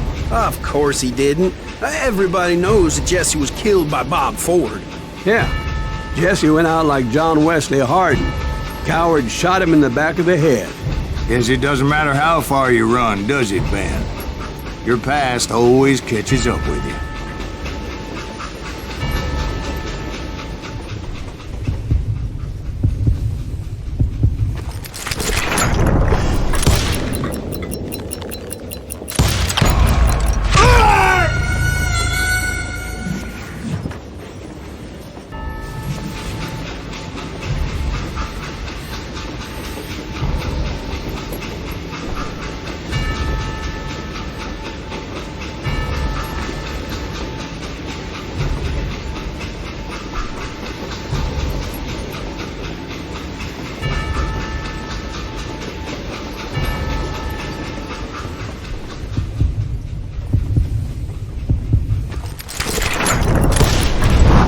Yeah, I didn't kill Jesse James.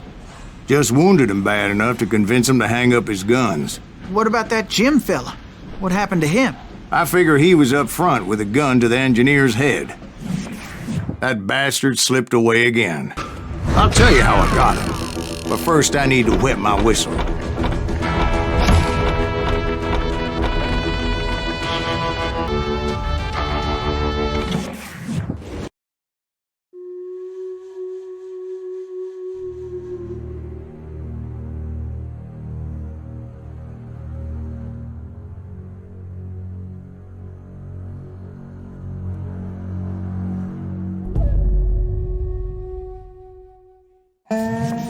After my showdown with Jesse, I continued to track his brother, Frank, and that son of a bitch, Jim. I followed those bastards into the high mountains as they were going to ground. What mountains would that be? Somewhere in the Ozarks, I believe. The perfect place to hide out from the authorities.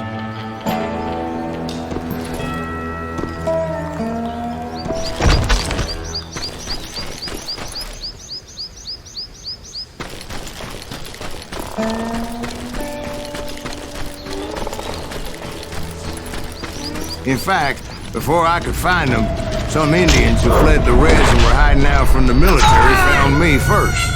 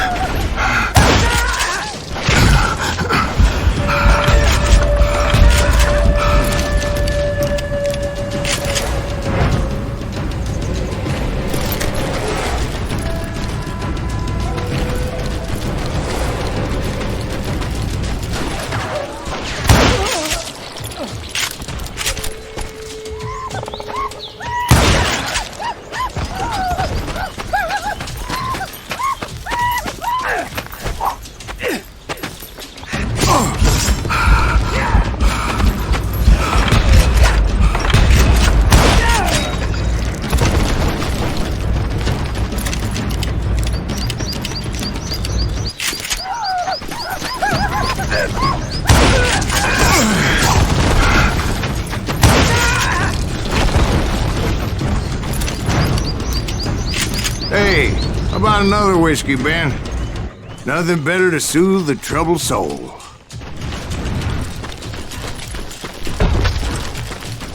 Now, where was I? Indians, right. I had more than my share of run-ins with the red man. Like that time... Did I tell you about Grey Wolf? Yes, sir. You did. Ah, of course I did. In fact, I can still remember that old medicine man's words to me. Jesus Christ, we're back to that again? You carry great darkness in your heart. It will claim your soul. You will come to this place again and kill many more men. And the darkness will grow until it consumes everything you are.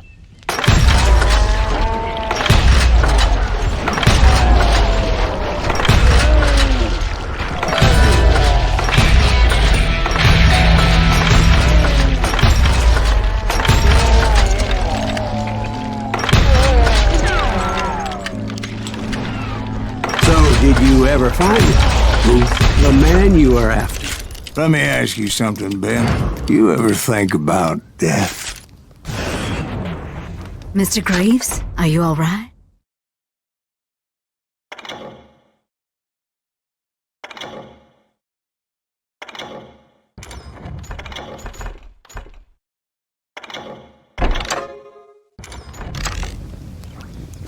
Ooh, death.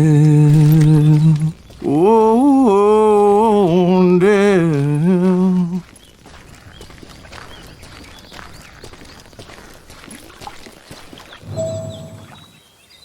Won't you spare me over till another year? What is this that I can't see with ice cold hands taking hold of me? Well, I am death, none can excel. I'll open the door to heaven or hell. Oh, death, someone would pray. Could you wait to call me another day?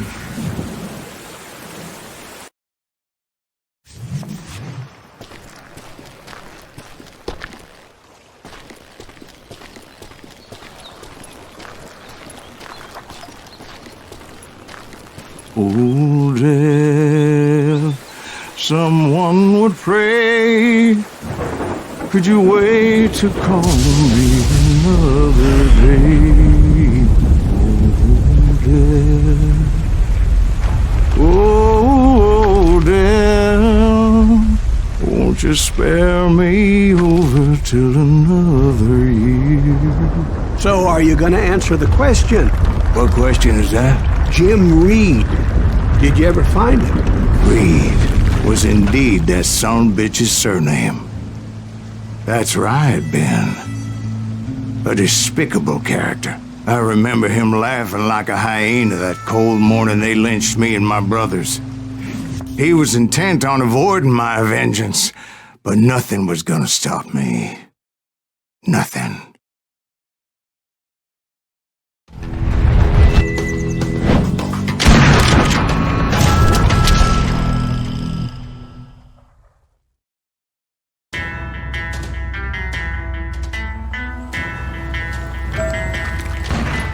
I finally did track those outlaws down.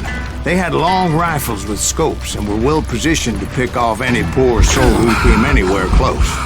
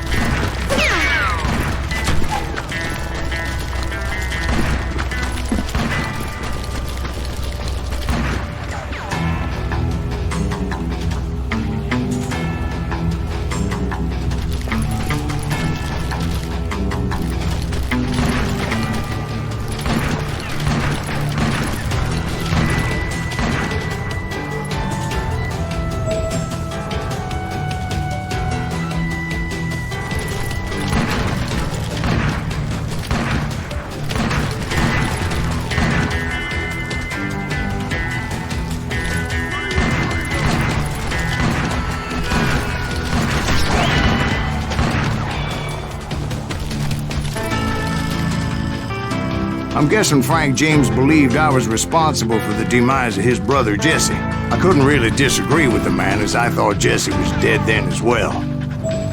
Get out here, face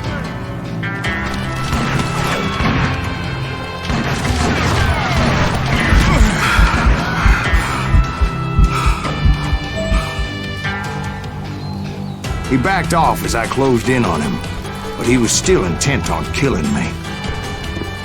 And when I closed in on him again, he backed off again, looking for a better angle on me.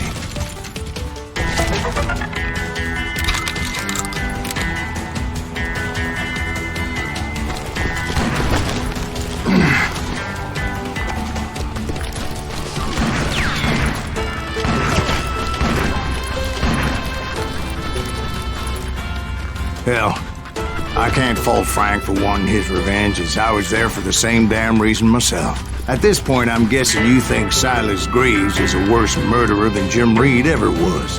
No, sir. A man who spent half his life killing somebody's brothers, fathers, sons. I think you were just looking for justice, sir. Is that what I was looking for, Dwight? Is that what it was? Justice?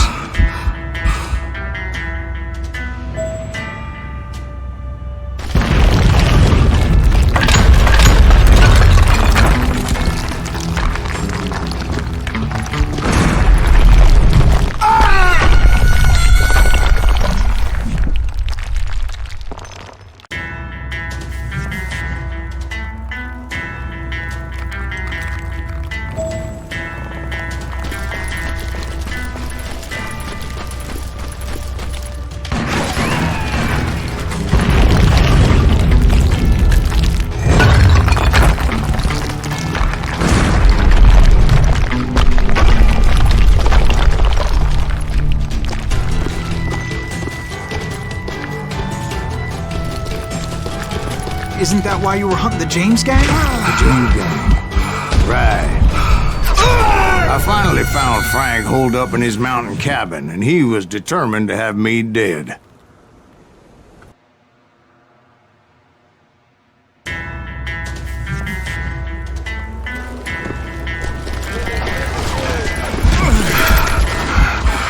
It was a pitched battle that could have gone either way. Luckily, I had some dynamite in my possession. Dynamite? On your person? A few sticks, just in case. It's always good to be prepared. Right. I'm just laying out the facts as I remember them, Jack. I see you!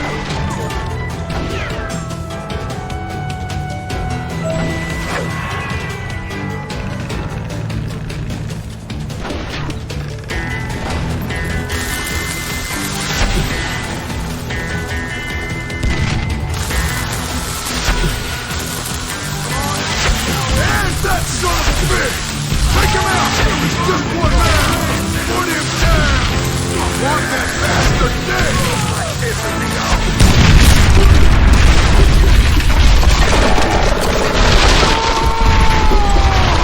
That old shack?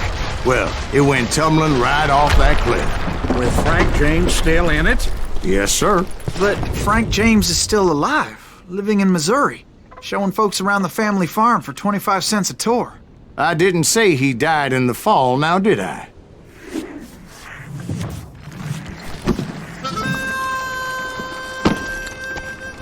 I'm done with this damnable outlaw life! Kill me, don't kill me, do what you will! At this point, I just don't give a shit! I explained to Frank that I had nothing against him personally and that I was looking for someone else. You want Reed? Have at him! I never did like that bastard! I am done here! We parted in peace as Frank pointed out the path to my prey before making his way back down the hill.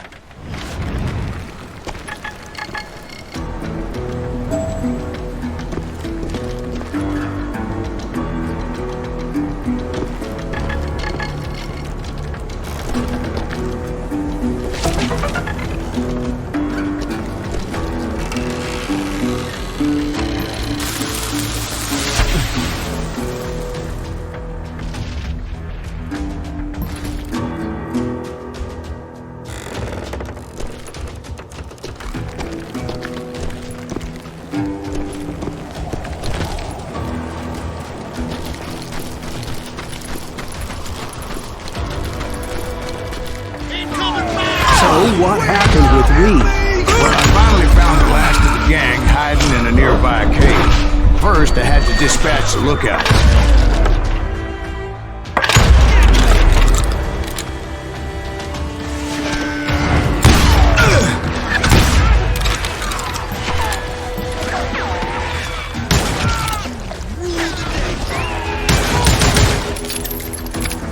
And I was determined not to let that murderer escape my revenge again.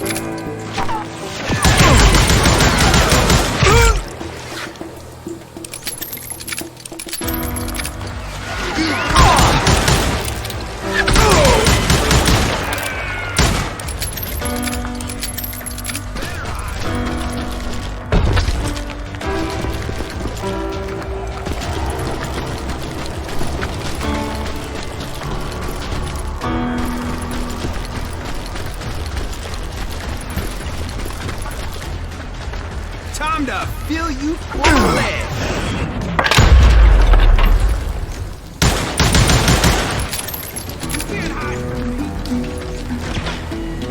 Rather than wander in willy-nilly, I decided it would be better to smoke that sumbitch out. "Hey, Reed!" I shouted.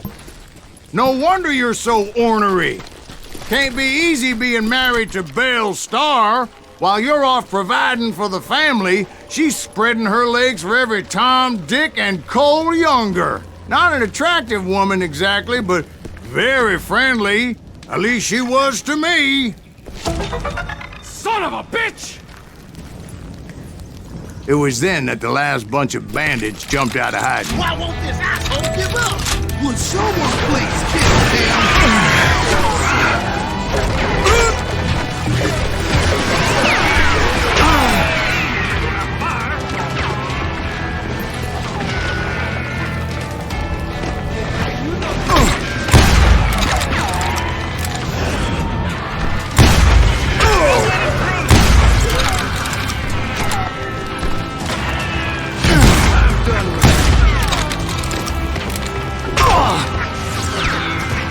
I don't think he knows who we are.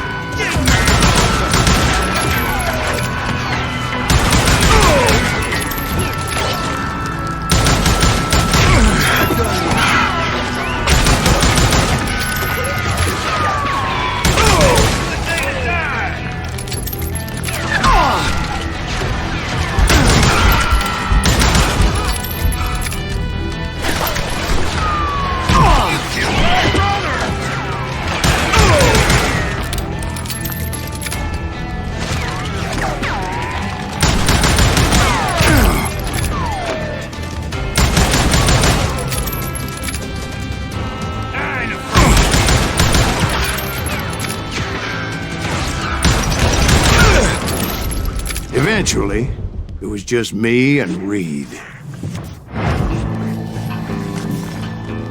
I had waited a long time to face him down, so I could repay him for what he did to my brothers.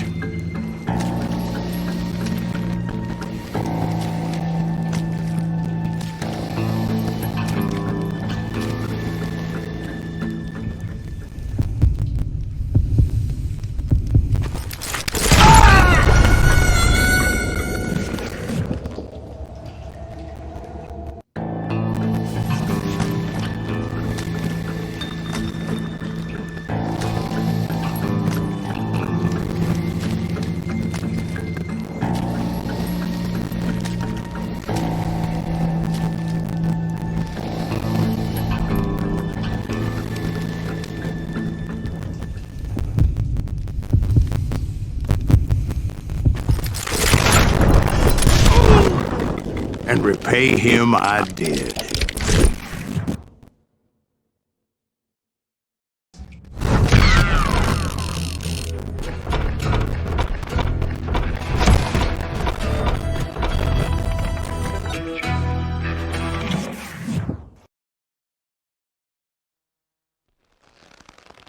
Well, I don't know about you boys, but I'm pretty beat. Well, it's too damn bad you never found that Bob character. Seems a shame you never had to pay. Well, funny thing about that, I did have one more chance at him.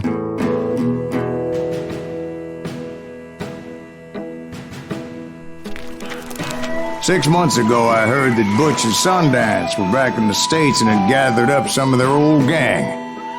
I tracked them down, hoping that Roscoe Bob Bryant had returned with them. So you're saying they didn't die down in Bolivia? That's what I'm saying.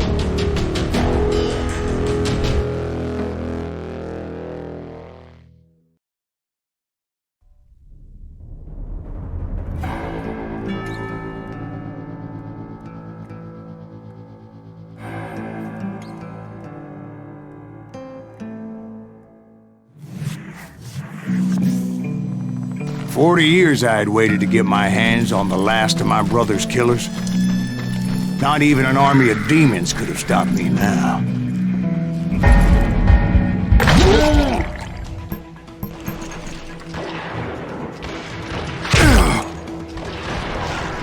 Both Johnny Ringo and Jim Reed fell fairly quickly.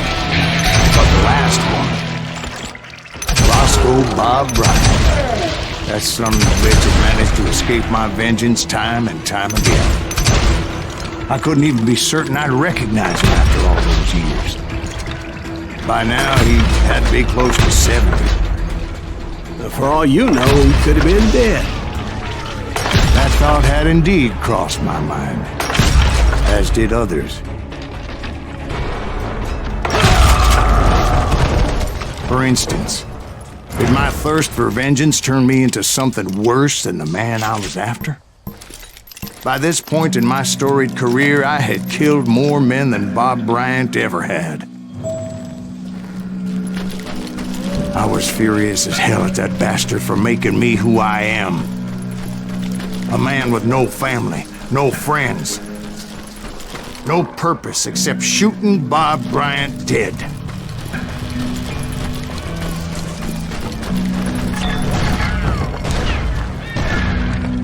Nothing could stop me from taking his life. Been after that killer forever. From the time I rode with Billy the Kid. But that chapter of my story you already know. Chapter of that fairy tale, you mean? Suddenly it was 1910. There I was, an old man roaming a ghost town dead almost 2 decades.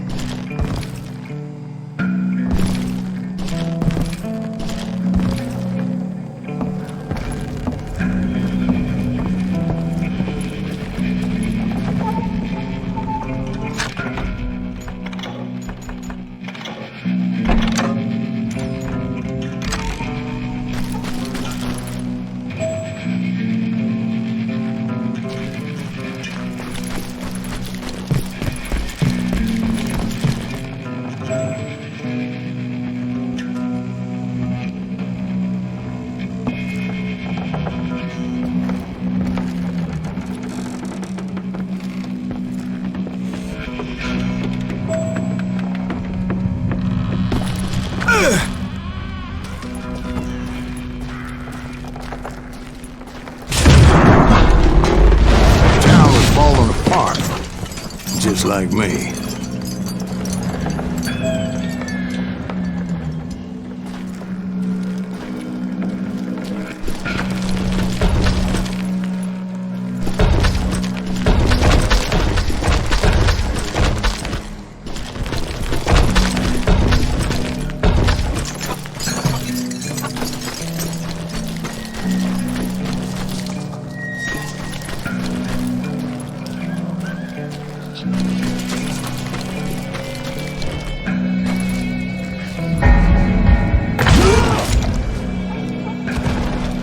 But I wasn't about to call it quits.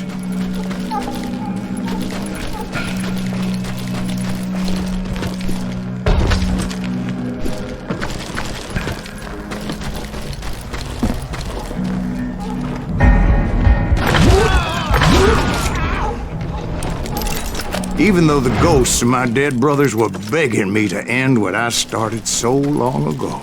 Mr. Graves, are you all right? Would you like some water? The Wild Bunch knew I was there. They were after a treasure they had hidden before they fled, buried in the grave of a dead amigo. Some folks think the town is haunted, so they figured there wouldn't be many people poking around.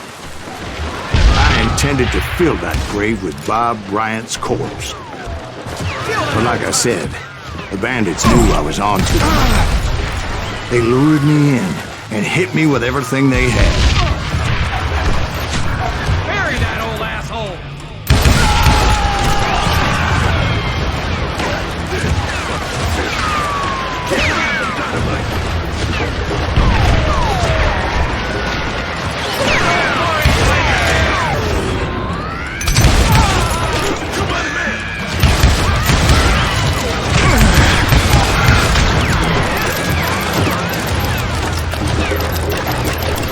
But you obviously prevailed since you're sitting here telling us the tale. Actually, in that moment, I did not prevail. So I suppose we're talking to a ghost. Funny you should put it like that,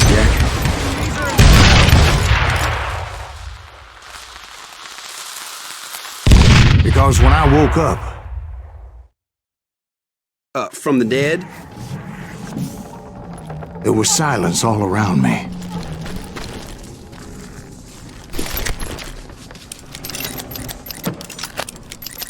I could swear to God I saw Billy then. Billy who? Billy, the kid. William Bonney. He was shooting at me from a rooftop. Here, and there, and even over there. So I am right. You are titched in the head. Mr. Graves, perhaps we should switch you to coffee? You see that old Indian again, too? No, but I did see Billy's killer. Patrick Floyd Garrett. He came at me, guns a-blazing. I knew that old war horse had died 2 years before. I wondered if maybe I was dead too and confronting the ghosts of my past. Perhaps all my sins were coming back to haunt me and drag me down to perdition.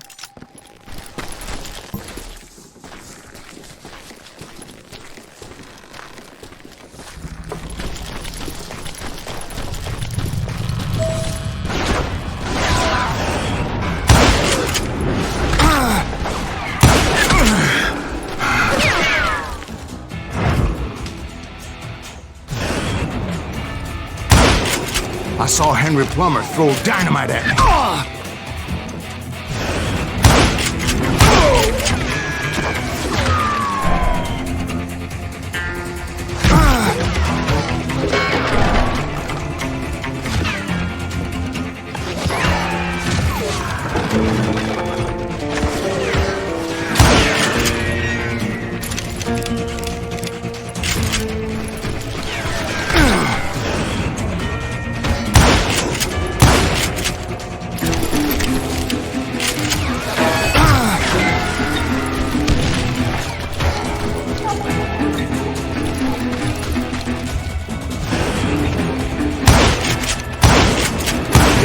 Of the cemetery, I saw John Wesley Hardin, just like I remembered him.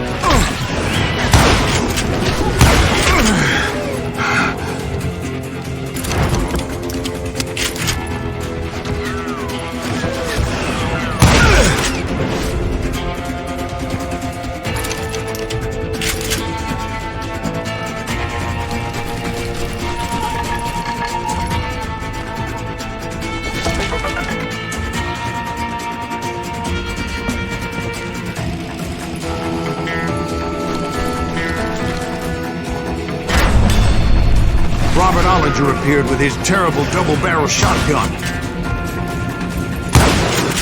No ghost army was stopping me. My father-in-law got hit with a fallen branch. He spent the rest of his life talking with dogs.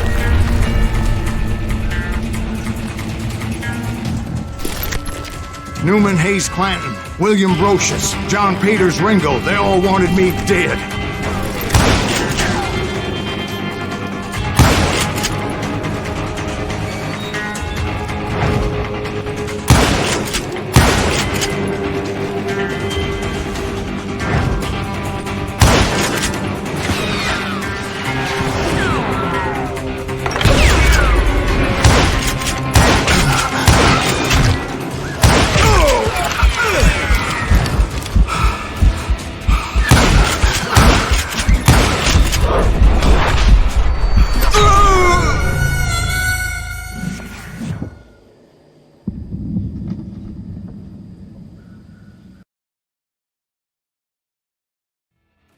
Newman Hayes Clanton, William Brocious, John Peters Ringo, they all wanted me dead.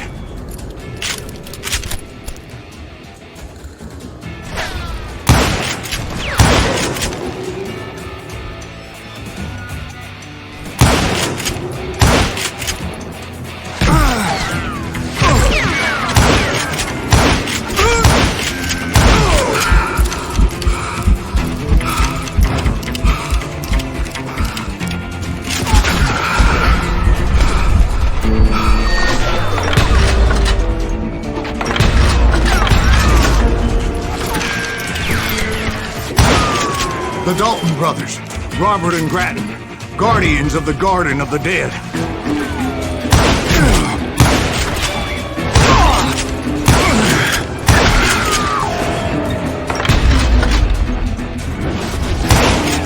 George Curry and Harvey Logan, alias Kid Curry, both thirsty for vengeance from the great beyond.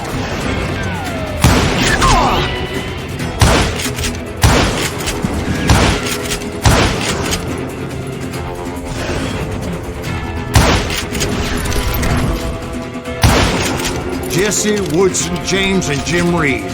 Each one deader than the next. I thought I would go crazy.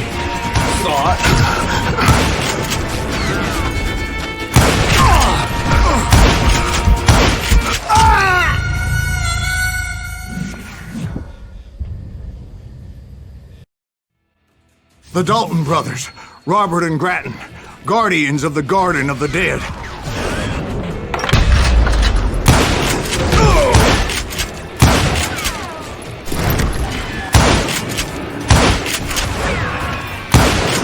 George Curry and Harvey Logan, alias Kid Curry, both thirsty for vengeance from the great beyond.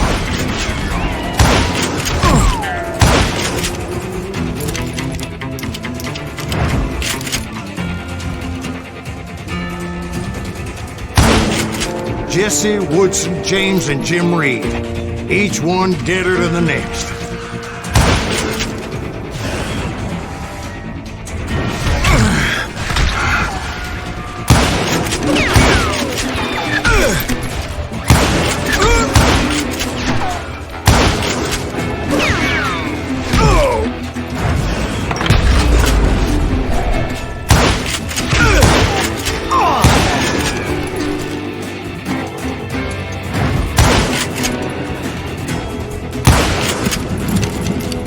Finally, I saw Harry Alonzo Longabaugh. The Sundance Kid? Like a general leading his legion of the dead. You told us before you'd seen him alive. He was alive.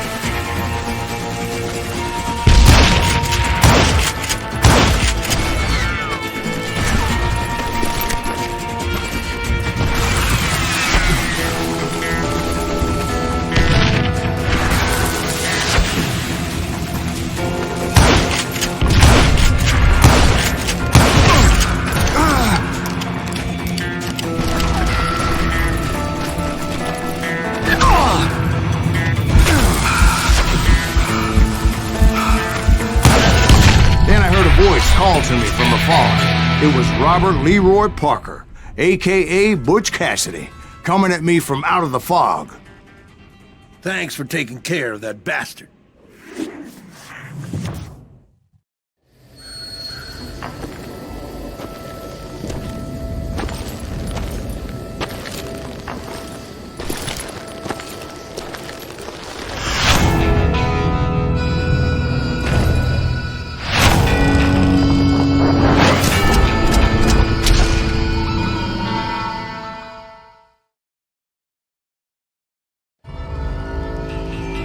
But the kid wasn't quite deceased. Not yet.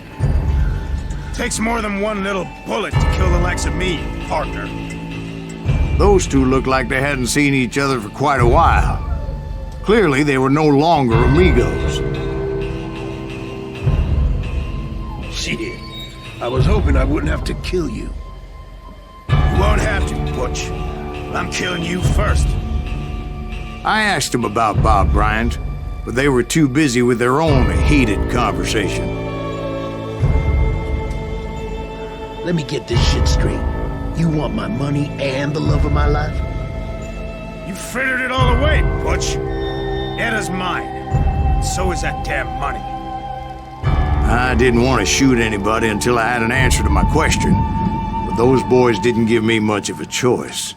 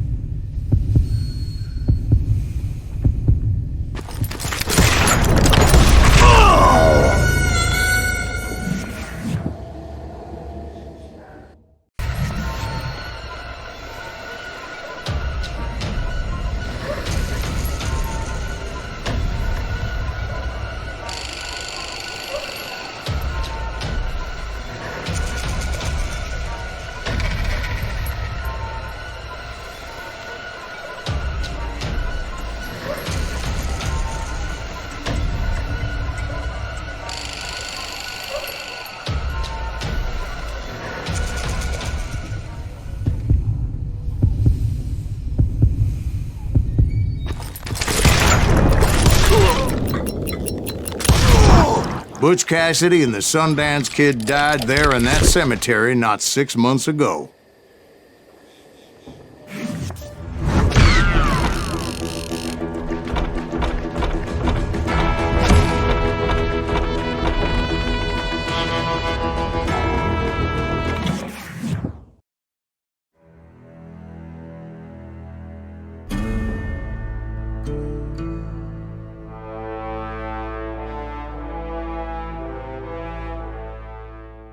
Butch Cassidy and the Sundance Kid were killed by the Bolivian army. Everybody knows that. That's the legend, but it ain't the truth.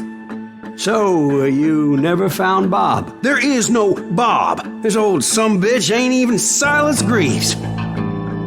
Sir, is that true?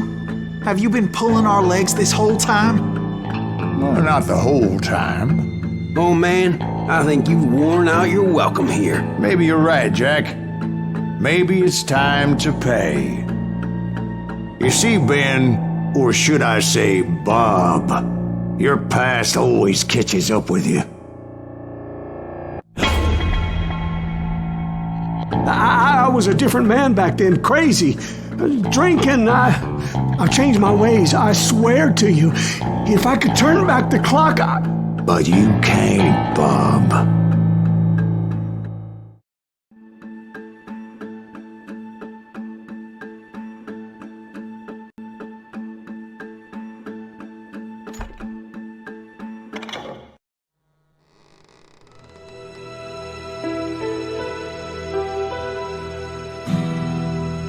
Why'd you toy with me like that? Telling those tales, knowing all along.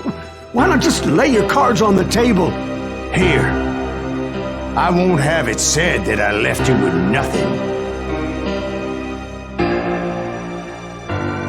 That's how you want it? So be it. Holy shit! Right, Molly, move against that wall. Go!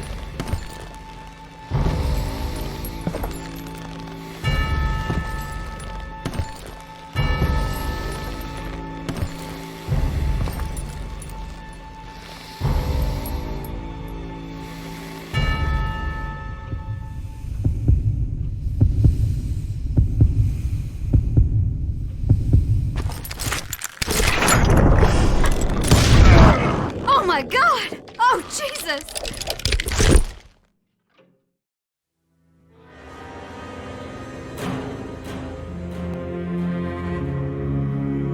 Did you know it was him all along? Cassidy told me Bob was in Abilene before he died.